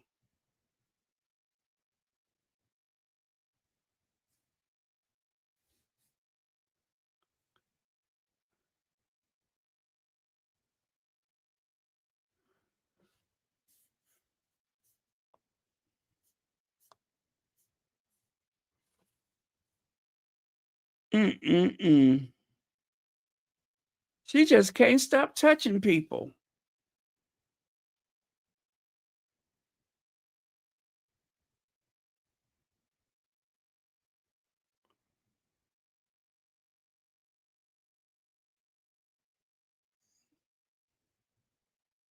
See, when you don't have any discernible talent, when you have nothing to lend to a situation, when you are totally inadequate and ill-equipped,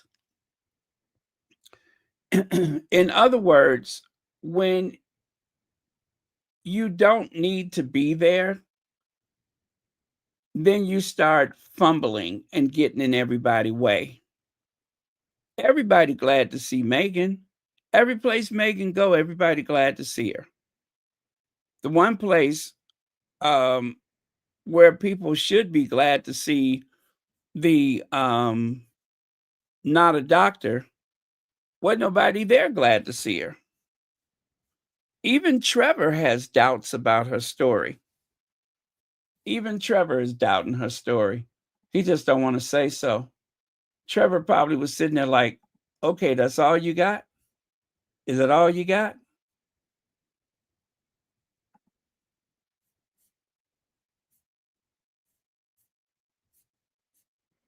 That's it? Are you sure? You ain't got nothing else? Because this ain't going to go well if you don't.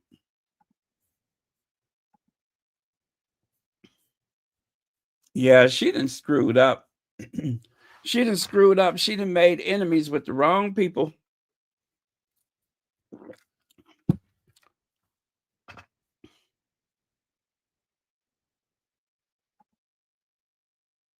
Yeah. This is really, really bad for her. Oh, Feminagra. Feminagra just wrote another article about Sophie. Yeah, there's another article from Feminagra about Sophie the Magnificent.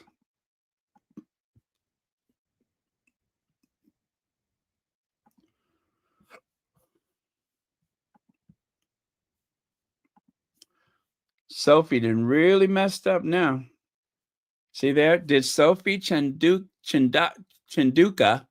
have the legal right to appoint new trustees at Sentabale? Did she have the legal right to appoint new trustees at Sentabale? Leg says fish out of water or like a hammerhead just washed up on the shore. Like a hammerhead just got scooped up by a big fishing net.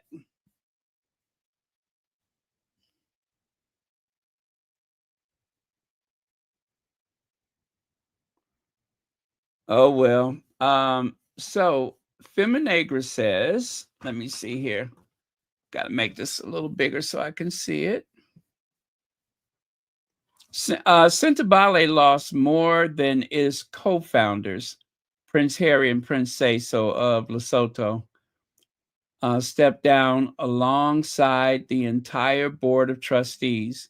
The resignation followed a leadership breakdown with the charity's own Sophie Chandauka. But what happened next left supporters confused.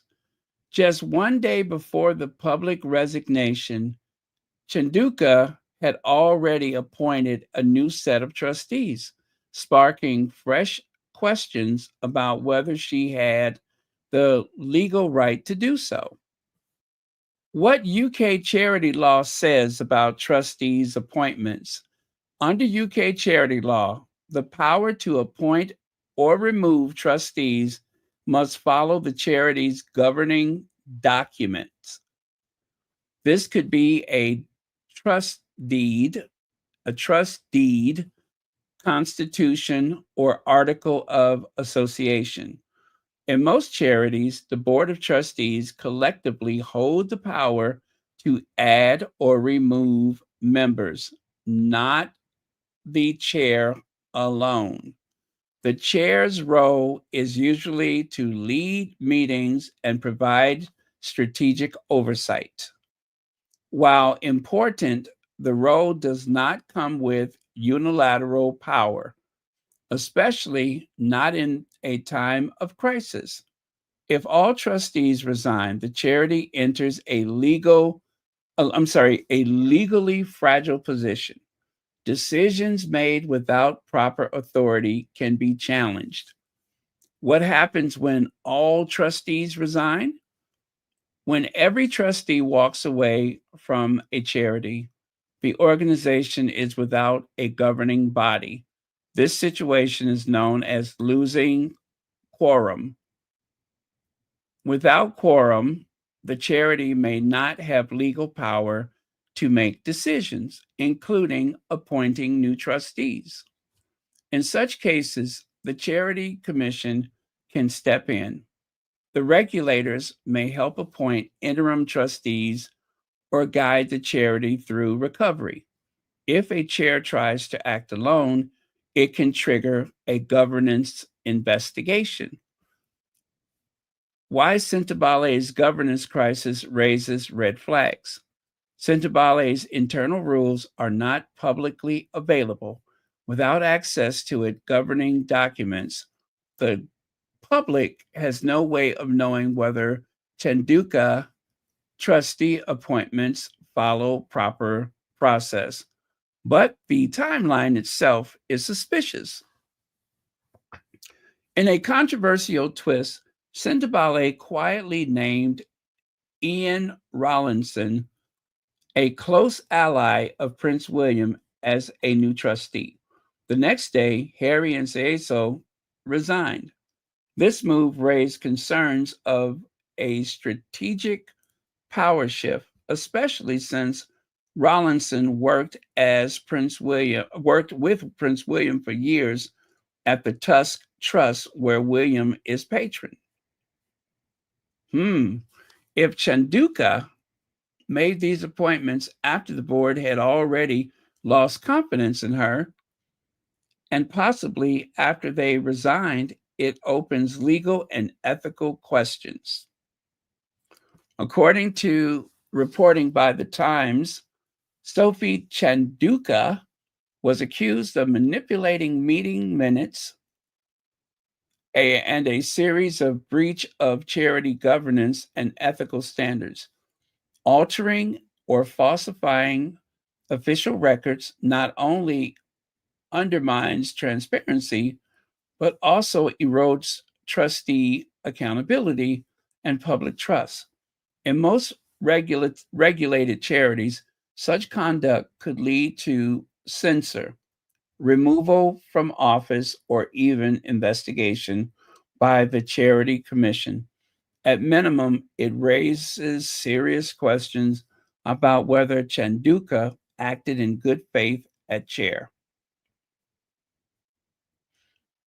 Now, here's a question. Does the Charity Commission need to intervene? The Charity Commission has already confirmed it is reviewing governance concerns at Sintobale.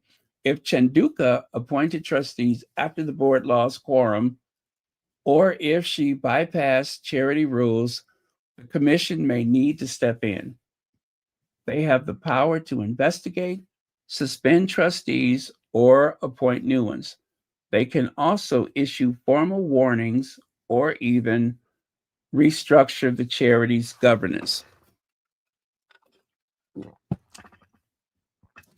Why this matters for the public trust, Sintobale supports children and young people living with HIV in Lesotho and Botswana. Donors, staff, and supporters expect transparency and ethical leadership, but appointing new trustees during a crisis without public accountability or clarity damages that trust.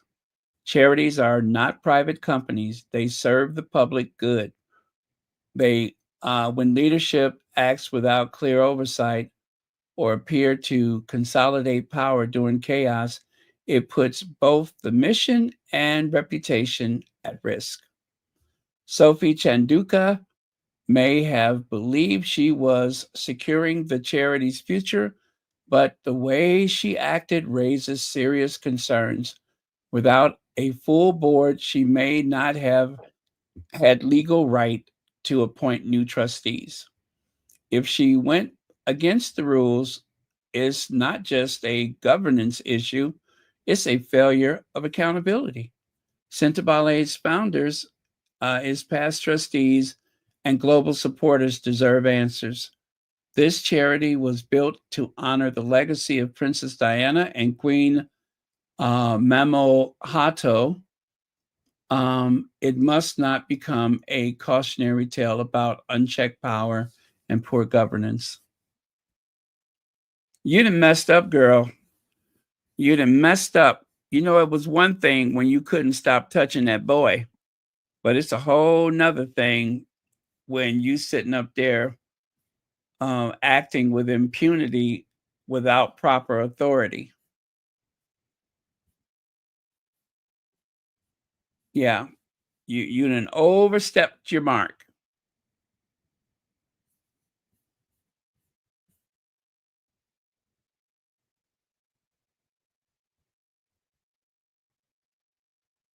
Yep.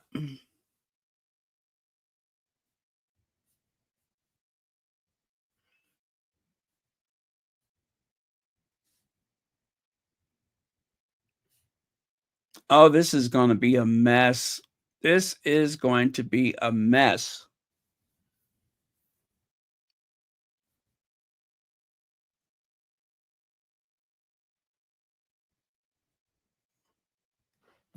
Yep, this is going to be a mess.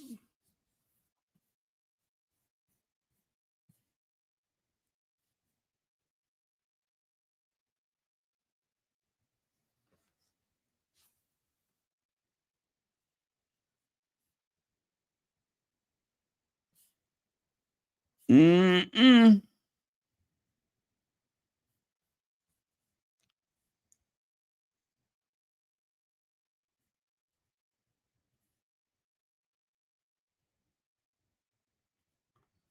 Yeah, that whole thing, the way she was inquiring whether Duchess was to attend, and she was hungry when Duchess appeared. You mean angry, right? And she was angry when Duchess appeared. Is it better she wanted to present a trophy to her? Fishy. Yeah. Very suspicious.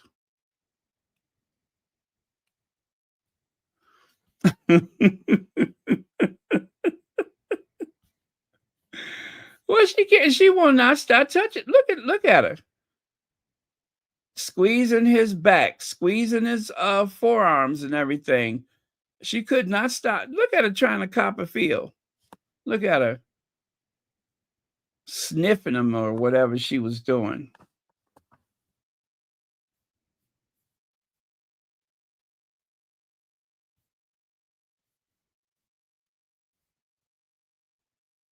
Yeah. He's being very polite, but you know, he wasn't there for all that now, girl. She done went and found her tightest little dress she could wear. And she done added about 6 inches to her height. She came ready. She was armed for battle, wasn't she?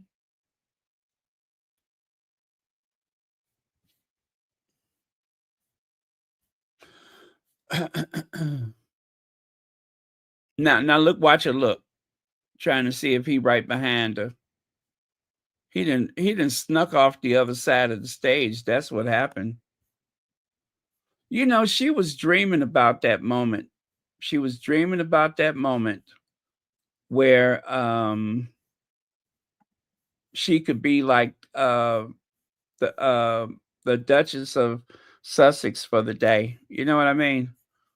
That she would be the one wearing the nice white dress and everything. And then what happened? Meghan showed up, spoiled her plans. She said she wasn't coming, and then she came anyway.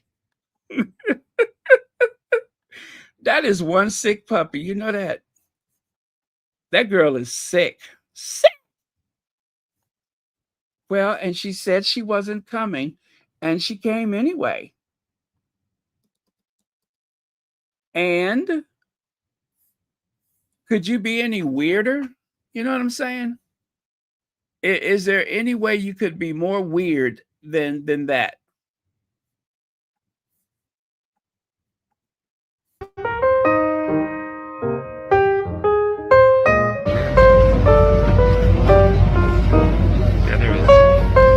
Uh-oh, here she comes.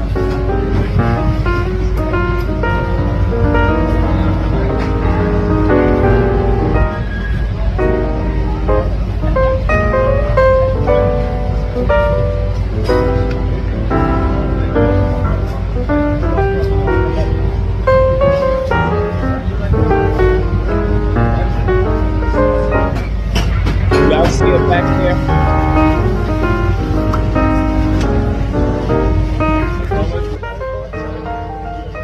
You know, this is the video that I was looking for. I didn't know I had it. I thought I had discarded it. Look at her. She still don't know where she's supposed to be. She really wants to be in the middle. Did you see that? She really wants to be in the middle. Look at her. Uh-oh, y'all see her swing them braids? Look at her swing them braids. Look at her swing them braids. Look, I just got my hair done.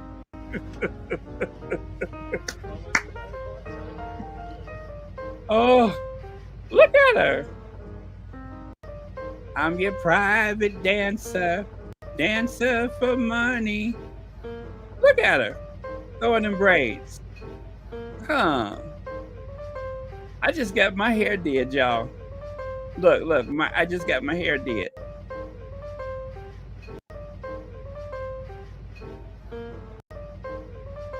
All the men coming to these places, and the men are all the same.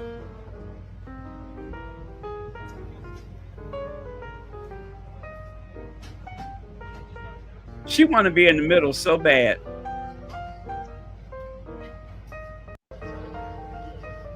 Swing that hair, girl. Wait, and it ain't nobody behind her. She just wanted everybody to see her hair. She know damn well ain't nobody behind her. She just wanted everybody to see her hair move. Look, I'm Meghan. Look, I'm Meghan. Look, y'all, I'm Meghan.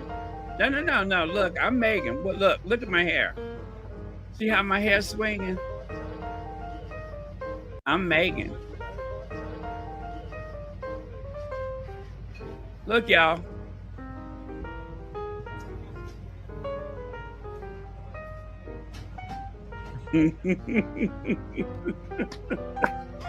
Yes, Lisette Zog, thank you so much for that. She's jealous of Meghan and just wants to distract from Meghan's success. Jealous.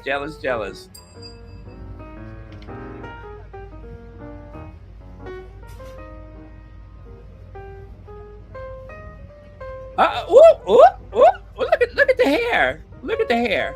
You see that?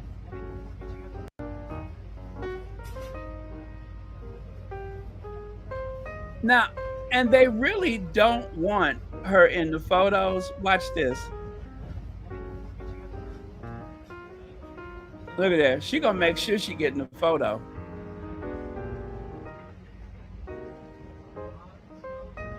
Especially Nacho wearing them tight pants. She ain't gonna let him get away.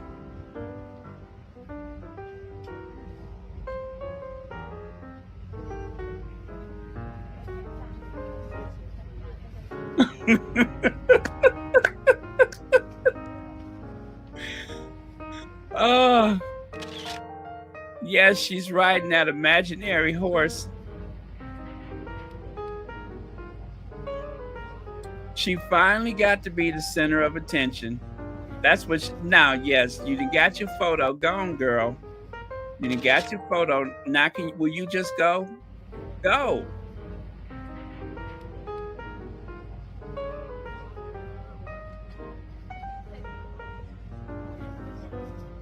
Look at you see the smile on her face. Look at how she's smiling. See, I told y'all I knew I was gonna get my photo. I told y'all they was gonna take my picture. I knew it. If I just stuck around long enough, they was gonna take my picture.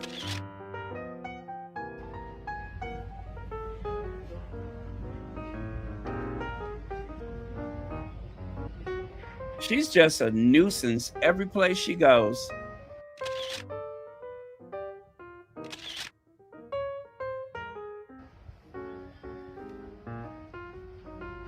She just wanted to make sure everybody saw her hair. She done spent all that money on that hair. She wanted to try to make sure she got it in the magazines.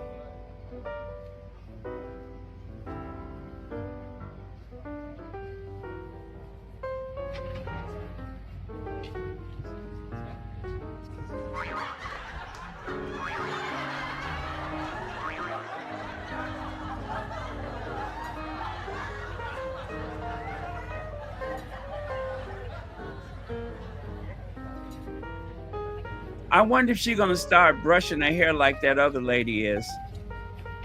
Let's see if she do it.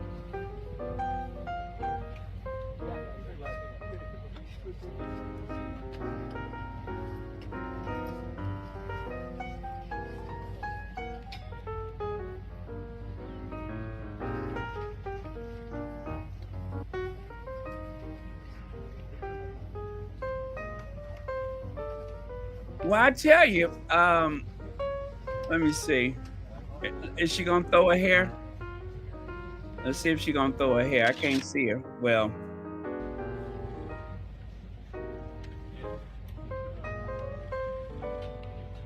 I think she just did it. You just couldn't see it. Oh well. Let me see here.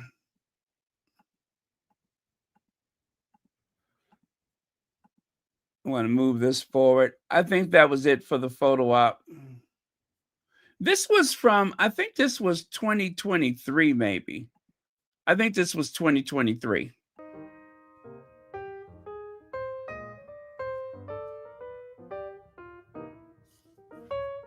Yeah, they both act like it was mating season, didn't they?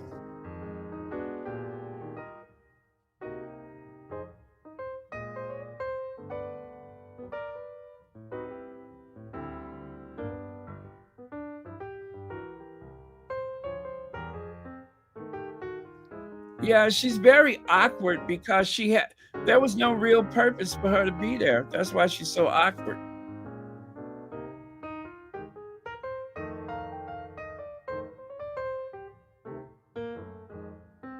Now see there, ISPS Honda. Once she took over, ISPS Honda left. Yeah, once she took over, they left.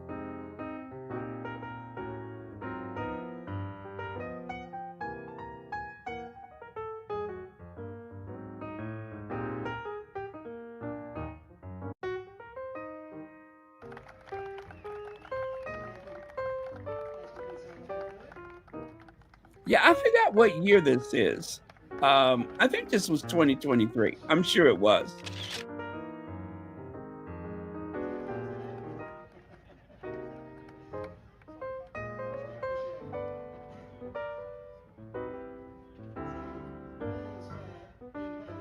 Yeah, the other one wanted Nacho. She kept taking a sneak peek of Nacho.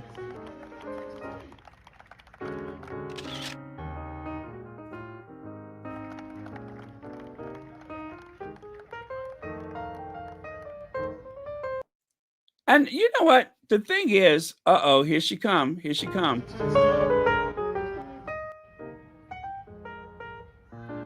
The thing is, everybody knows that it's about Harry and it's about Nacho. Do you see anybody else getting their nose out of joint? It's about Harry and Nacho. They're the ones that brought everybody else together.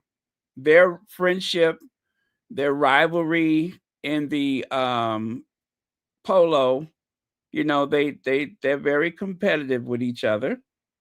And as a matter of fact, it was I forgot.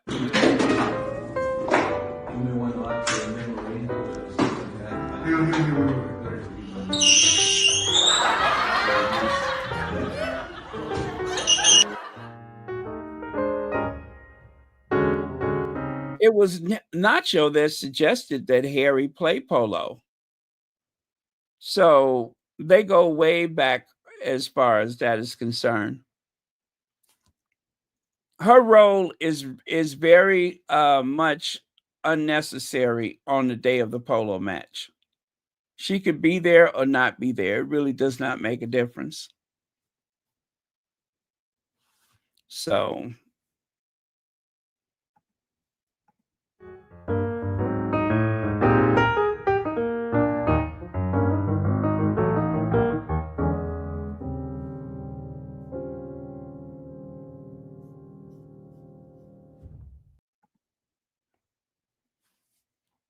touching that boy. Leave that boy alone. He's just a boy.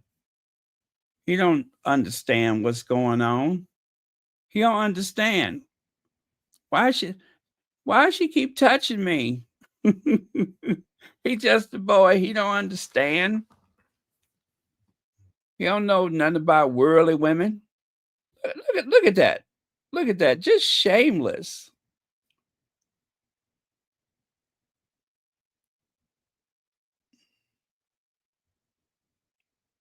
And she was trying to take that trophy away from Harry. She was trying to take that away from him. And then look, somebody finally brought her one. Now she happy. And now she's sad again because here come Meghan. She said she wasn't coming. What is she doing here?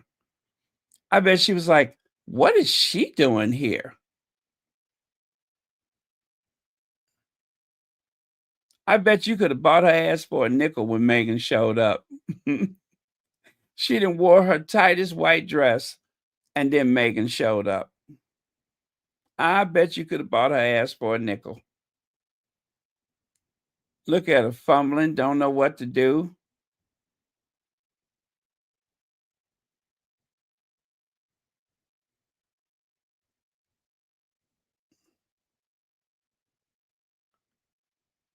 Yeah, I mean, look at that. She gets to be at the center of the photo.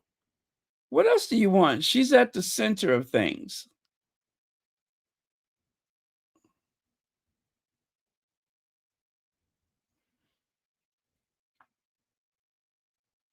There. Now stop touching Harry.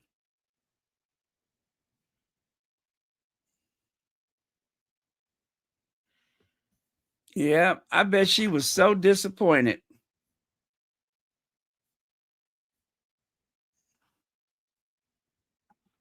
I still say that's the love child of Jerry Butler.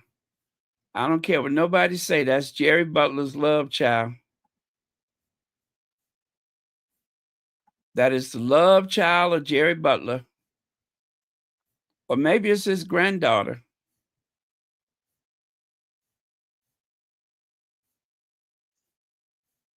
Yeah, well, everybody had to come from somewhere. And if she's related to the Iceman, then she related to the Iceman. Don't they look alike, though? Look just like him. Look just like him. That's just like Jerry Butler. Just like him. Just like him. Look just like him. Oh, well. Either way, it's a hot mess.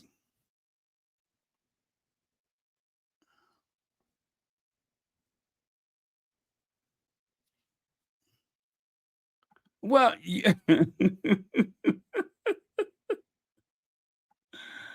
I'm telling you, somewhere along the line, they are related. Somewhere in the ancient past, they had a common ancestor. Her and Jerry Butler, they had a common ancestor somewhere along the way.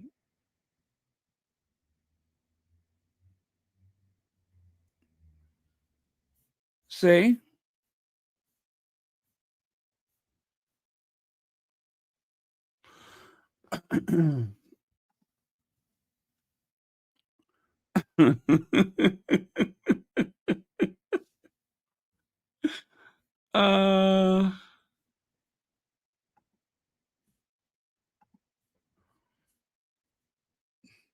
You know, one of my neighbors told me when I was growing up, I was such a silly kid. He said, you know, you could think of some of the damnedest things. I never forgot that. You can think of some of the damnedest things.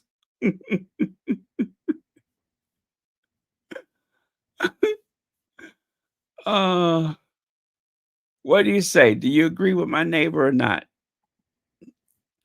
You can think of some of the damnedest things. Okay, y'all, I'm fixing to go. And it has been a pleasure. Thank you all for being here. And thank you for your very thoughtful contributions. Always appreciated.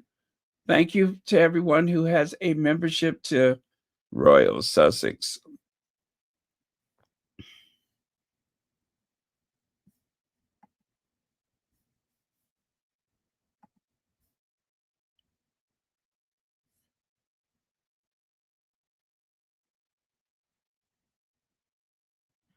Oh, okay, that sounds interesting.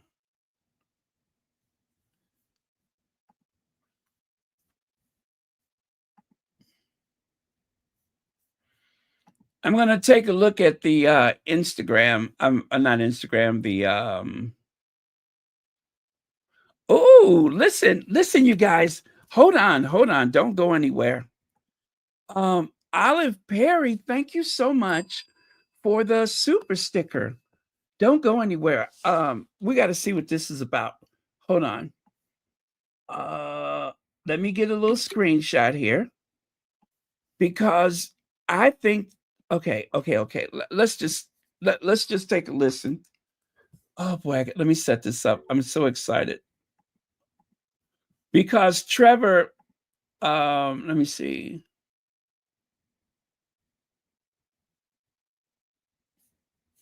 Okay. Anyway, this I'm not sure what this person is going to say, but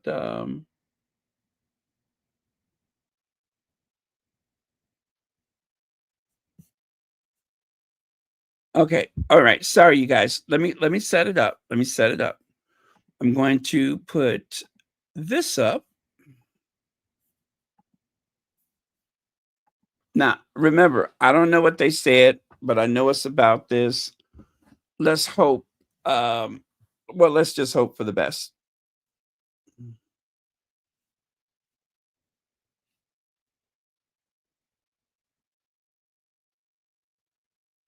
We'll get onto that in a second because the royal beat isn't necessarily. But No, I think, not mine at all. But I think it's just worth reflecting on the situation as it stands. People will be well familiar with Prince Andrew's trials and tribulations. The Sussexes keep coming back to the top of the agenda now with this. And of course, Prince Charles himself has been back into hospital this week dealing with the side effects of his cancer treatment. The headache continues for the royals and doesn't seem to be abating. Yes, I don't think anybody really wanted to have this kind of conversation, and I want to speak personally about it, Matt. And there's no secret about this because I've written about the Sussexes many times over the last decade, and there's no secret. I think that when they got married, I wrote 2 or 3 big pieces saying that I thought this was a wonderful thing for our country, for rather obvious reasons, being who I am and who they are, that it would be an indication to the world that, the lines of race and so on could be crossed. And I have to say that I'm not going to go on to say who I think is responsible here, but the outcome has been one in which an opportunity to say something important to the world about how we can live in the 21st century seems to have been lost. And that is to do with the Sussexes' reputations. Now, whether they are right, Prince Harry's right or wrong here, the truth of the matter is that the toxicity, the difficulty will attach to his reputation more than anybody else's because everybody knows who he is. Nobody knows who most of the other people involved are. And that's the real problem. It's certainly distracting from the government's own reputation right now. He says, segueing onto your interview. Nice. I like it. You like that? Yeah, Well, that's cool. I try my best. I'm here to impress you. Let's talk about the Home Secretary of Eku. Okay, let me one more. Enthusiasm and the, if you like, the stories and publicities around the Duke and Duchess of Sussex. And from that point, I think things started to deteriorate, relations started to deteriorate. And she explained in a couple of examples what the impact of that has been. Now, it's obviously all ended up in a conflict. I think that other members of the board believed that they could get her to stand down. But I think that, frankly, if I may make a personal observation, would be the action of people who had never met or paid attention to Sophie Chandauka, because this is not a person who intimidates easily. So I think there's a long way to run on this story. He is, and the politics beat is normally yours, and we'll get onto that in a second because the royal beat isn't necessarily. But No, I think, not mine at all.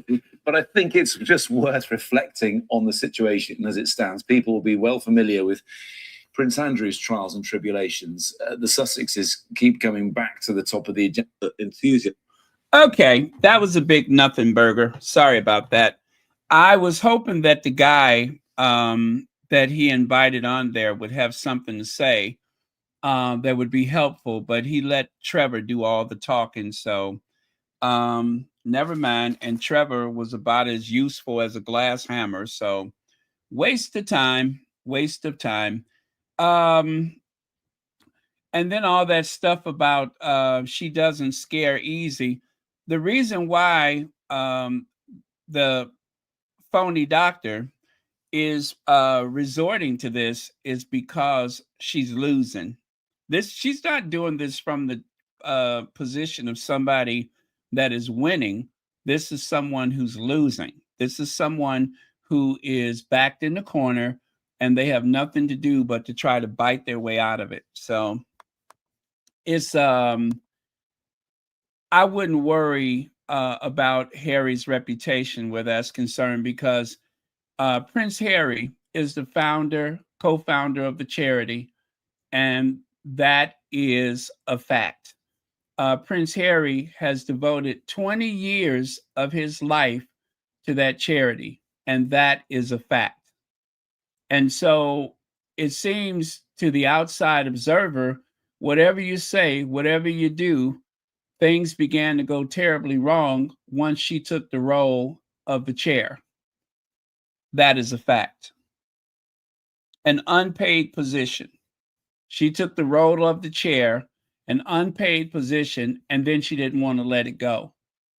There's got to be a reason why she just could not tear herself apart from an unpaid position. Whether it was to cover up the fact that she wasted nearly $1 million or not. There must be some reason why she insists that she must stay. There's something very suspect about that, extremely suspect. And I think in the end, people are going to side with Harry. I do believe that in the court of public opinion, people are going to side with Harry.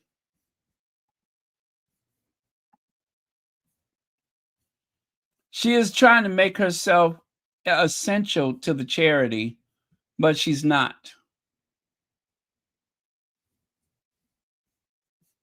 She definitely is not. Plus, she's trying to change the direction of the charity. Oh, by the way, if you're in the UK, happy Mother's Day. I repeat, if you are in the United Kingdom, happy Mother's Day.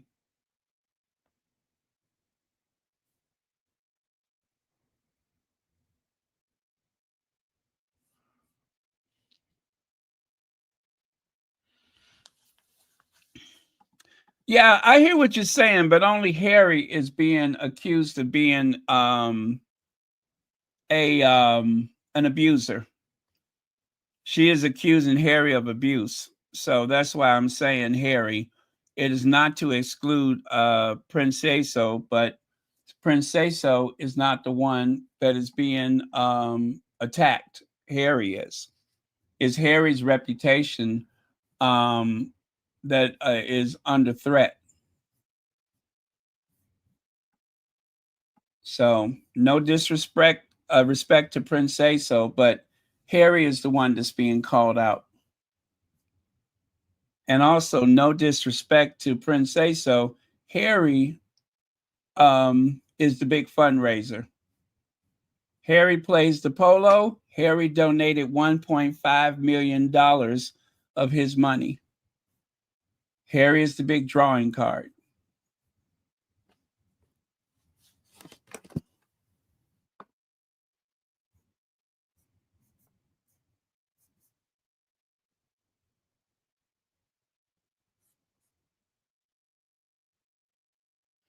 She's trying to justify, she is trying desperately to justify $600,000 consultant fee.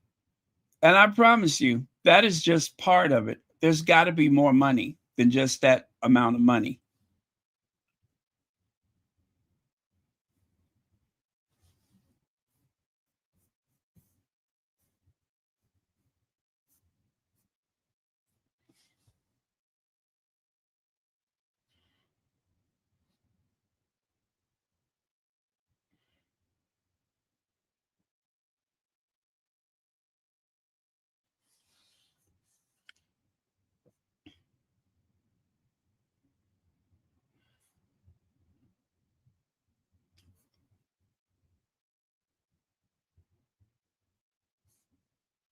Okay.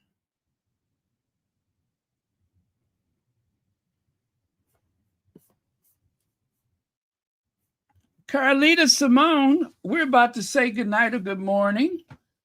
Yeah, we better go, you guys. It's been 4.5 hours. So I just took another look through the thing here, and oh well, it is what it is. But keep the faith, no bad energy. We will get through this. We have been through worse. I promise you, we have been through worse.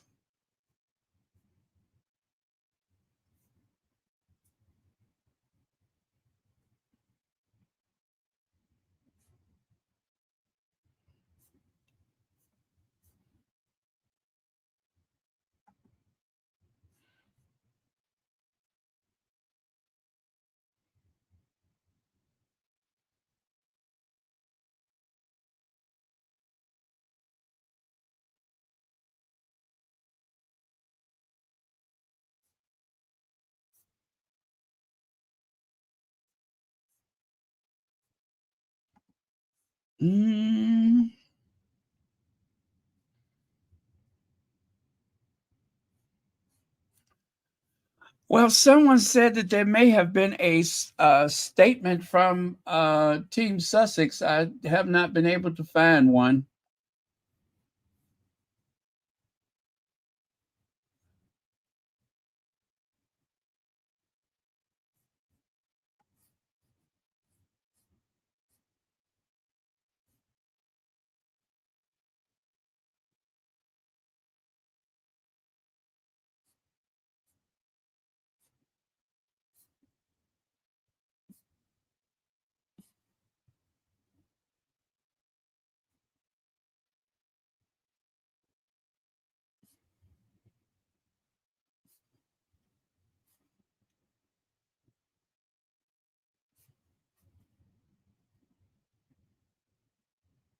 Okay. All right. So long, everyone. So long. Good night. Good morning.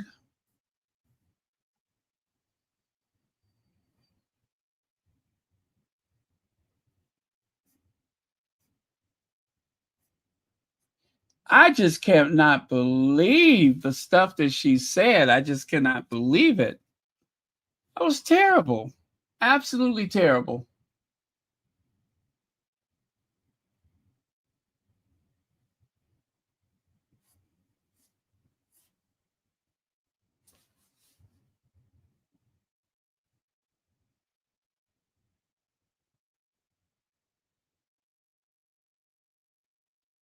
Uh-oh, Kate Middleton and put something else out there for Mother's Day. Let me see what this is.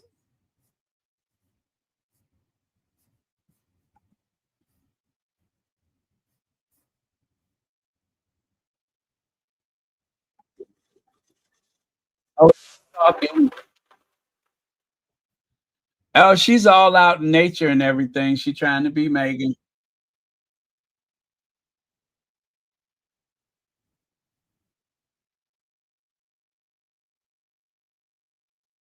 I'm trying to see if she got the courage to talk.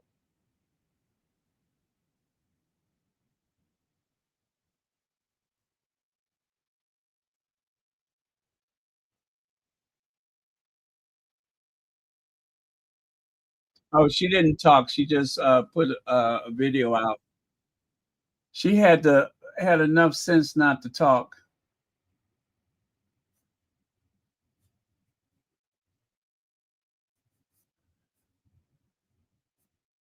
Do I want to make a comment? I think I'm gonna leave it alone. I should comment. Why you ain't speak, girl? You know we like to hear from you, huh? Why you ain't talk, girl? What's the matter? Cat got your tongue? Why you ain't talk, girl? Kitty, Kitty, why you ain't say nothing, Kitty? You know we love your word salad.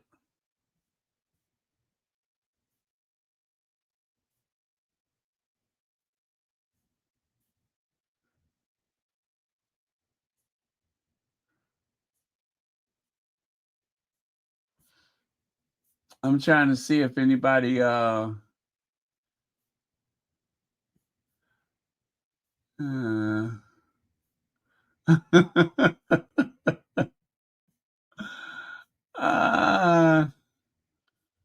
she wanted to get something out there early before Meghan posts something. She trying to get on Instagram. That's what it is. She just trying to get on Instagram. But yeah, I'm gonna get to my burner account. I'm gonna go on my burner account and say, why you ain't talking, girl? What's wrong with your voice? Huh? Why you ain't talking? You know we want to hear from you, Your Highness, Your Lowness, whatever you are. We want to hear from you, high or low.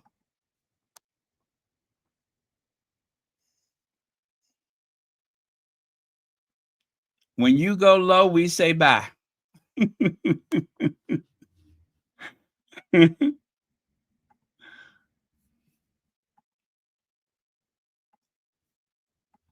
Yeah, she could have said something.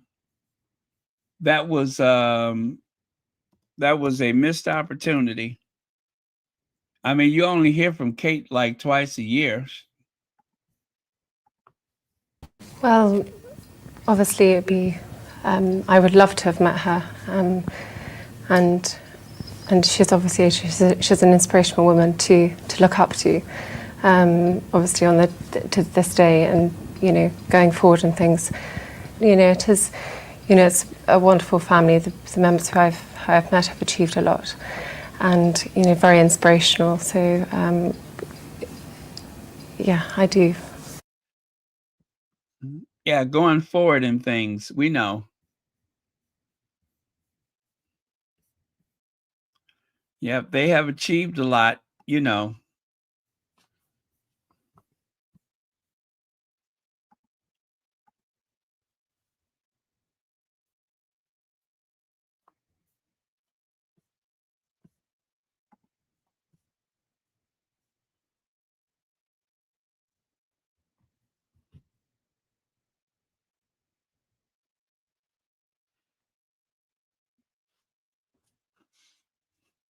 Zandy Sussex says, why is the educated African woman with a world-class fake doctorate relying on a white man next to her to speak for her? Either you have the facts or you don't. Facts speaks for themselves. Yet I've not heard one piece of factual information. This is a smear campaign, period.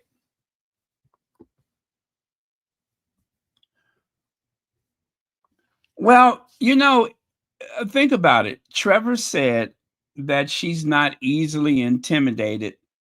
And he tried to make it sound like she's so fearless. It seems like she brought her poodle with her for extra confidence, if you ask me. Why do you need Ian Rawlinson there? Can't be that confident. if you had so much confidence as a lawyer, you could have just spoke for yourself. But just to make sure that in case things go terribly bad, she would have him there for backup.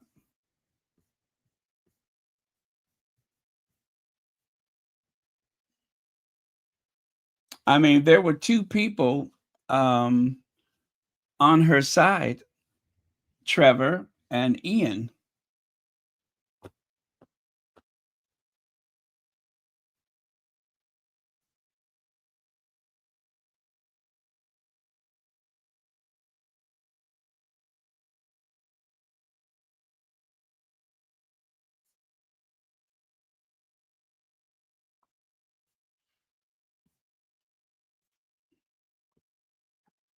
Okay, guys, I'm going to go for real this time. Oh, the overseer? Mm-hmm. I get it. I get it. I get it.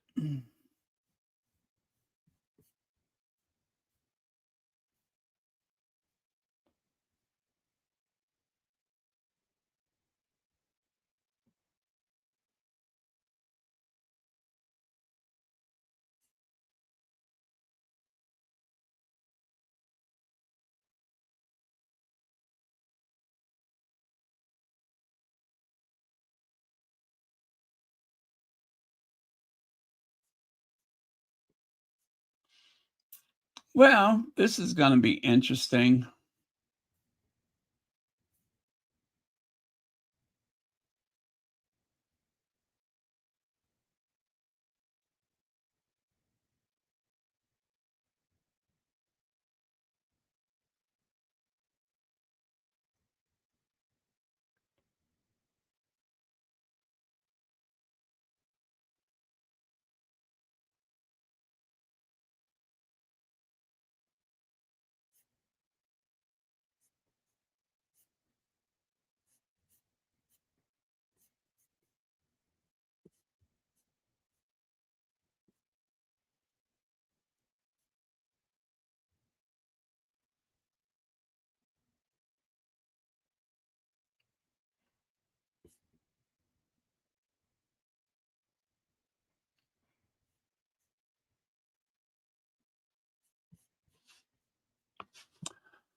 Okay, I don't see anything else. I'm looking.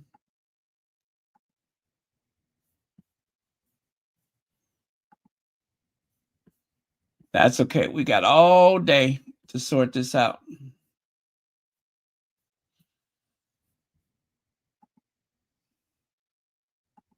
Unfortunately, this is going to follow us into next week.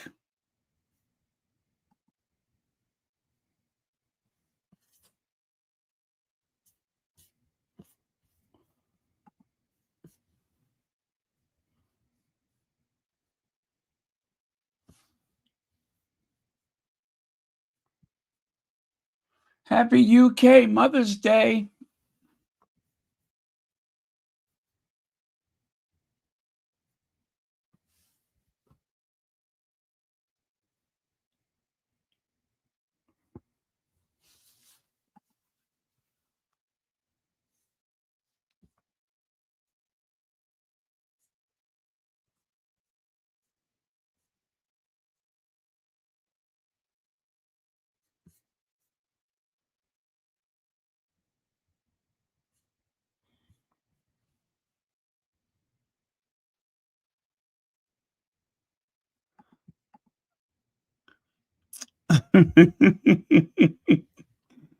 Do they? Okay, well, I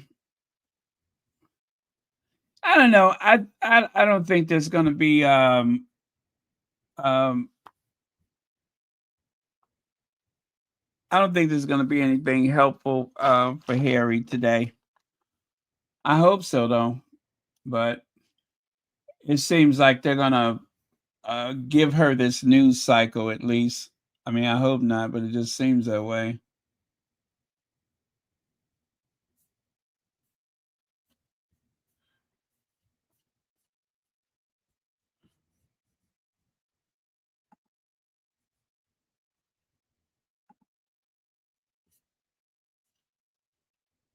What an awful person she turned out to be.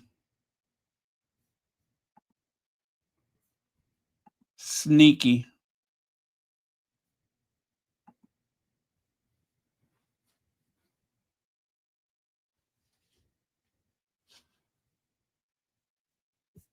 Little backstabber.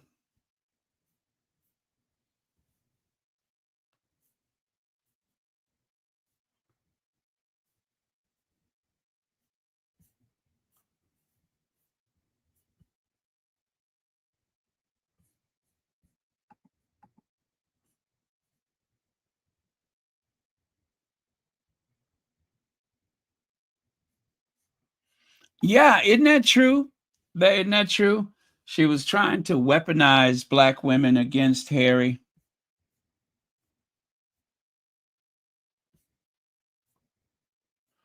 I do believe that.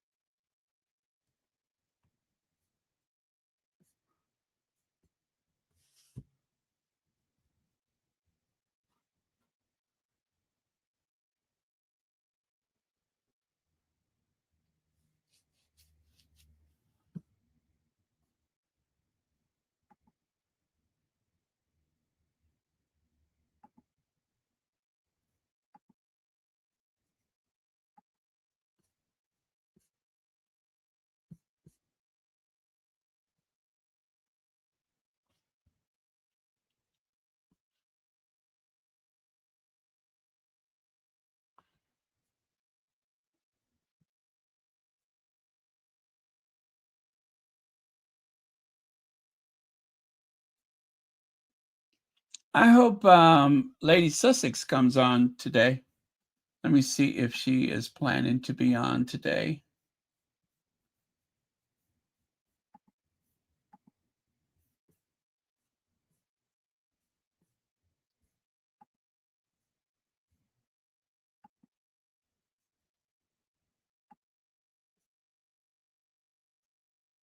Huh, maybe.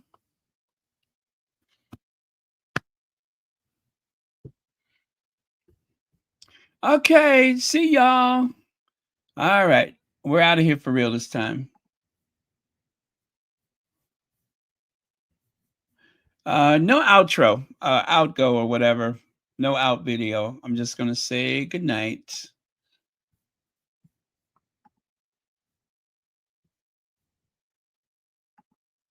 Or good morning.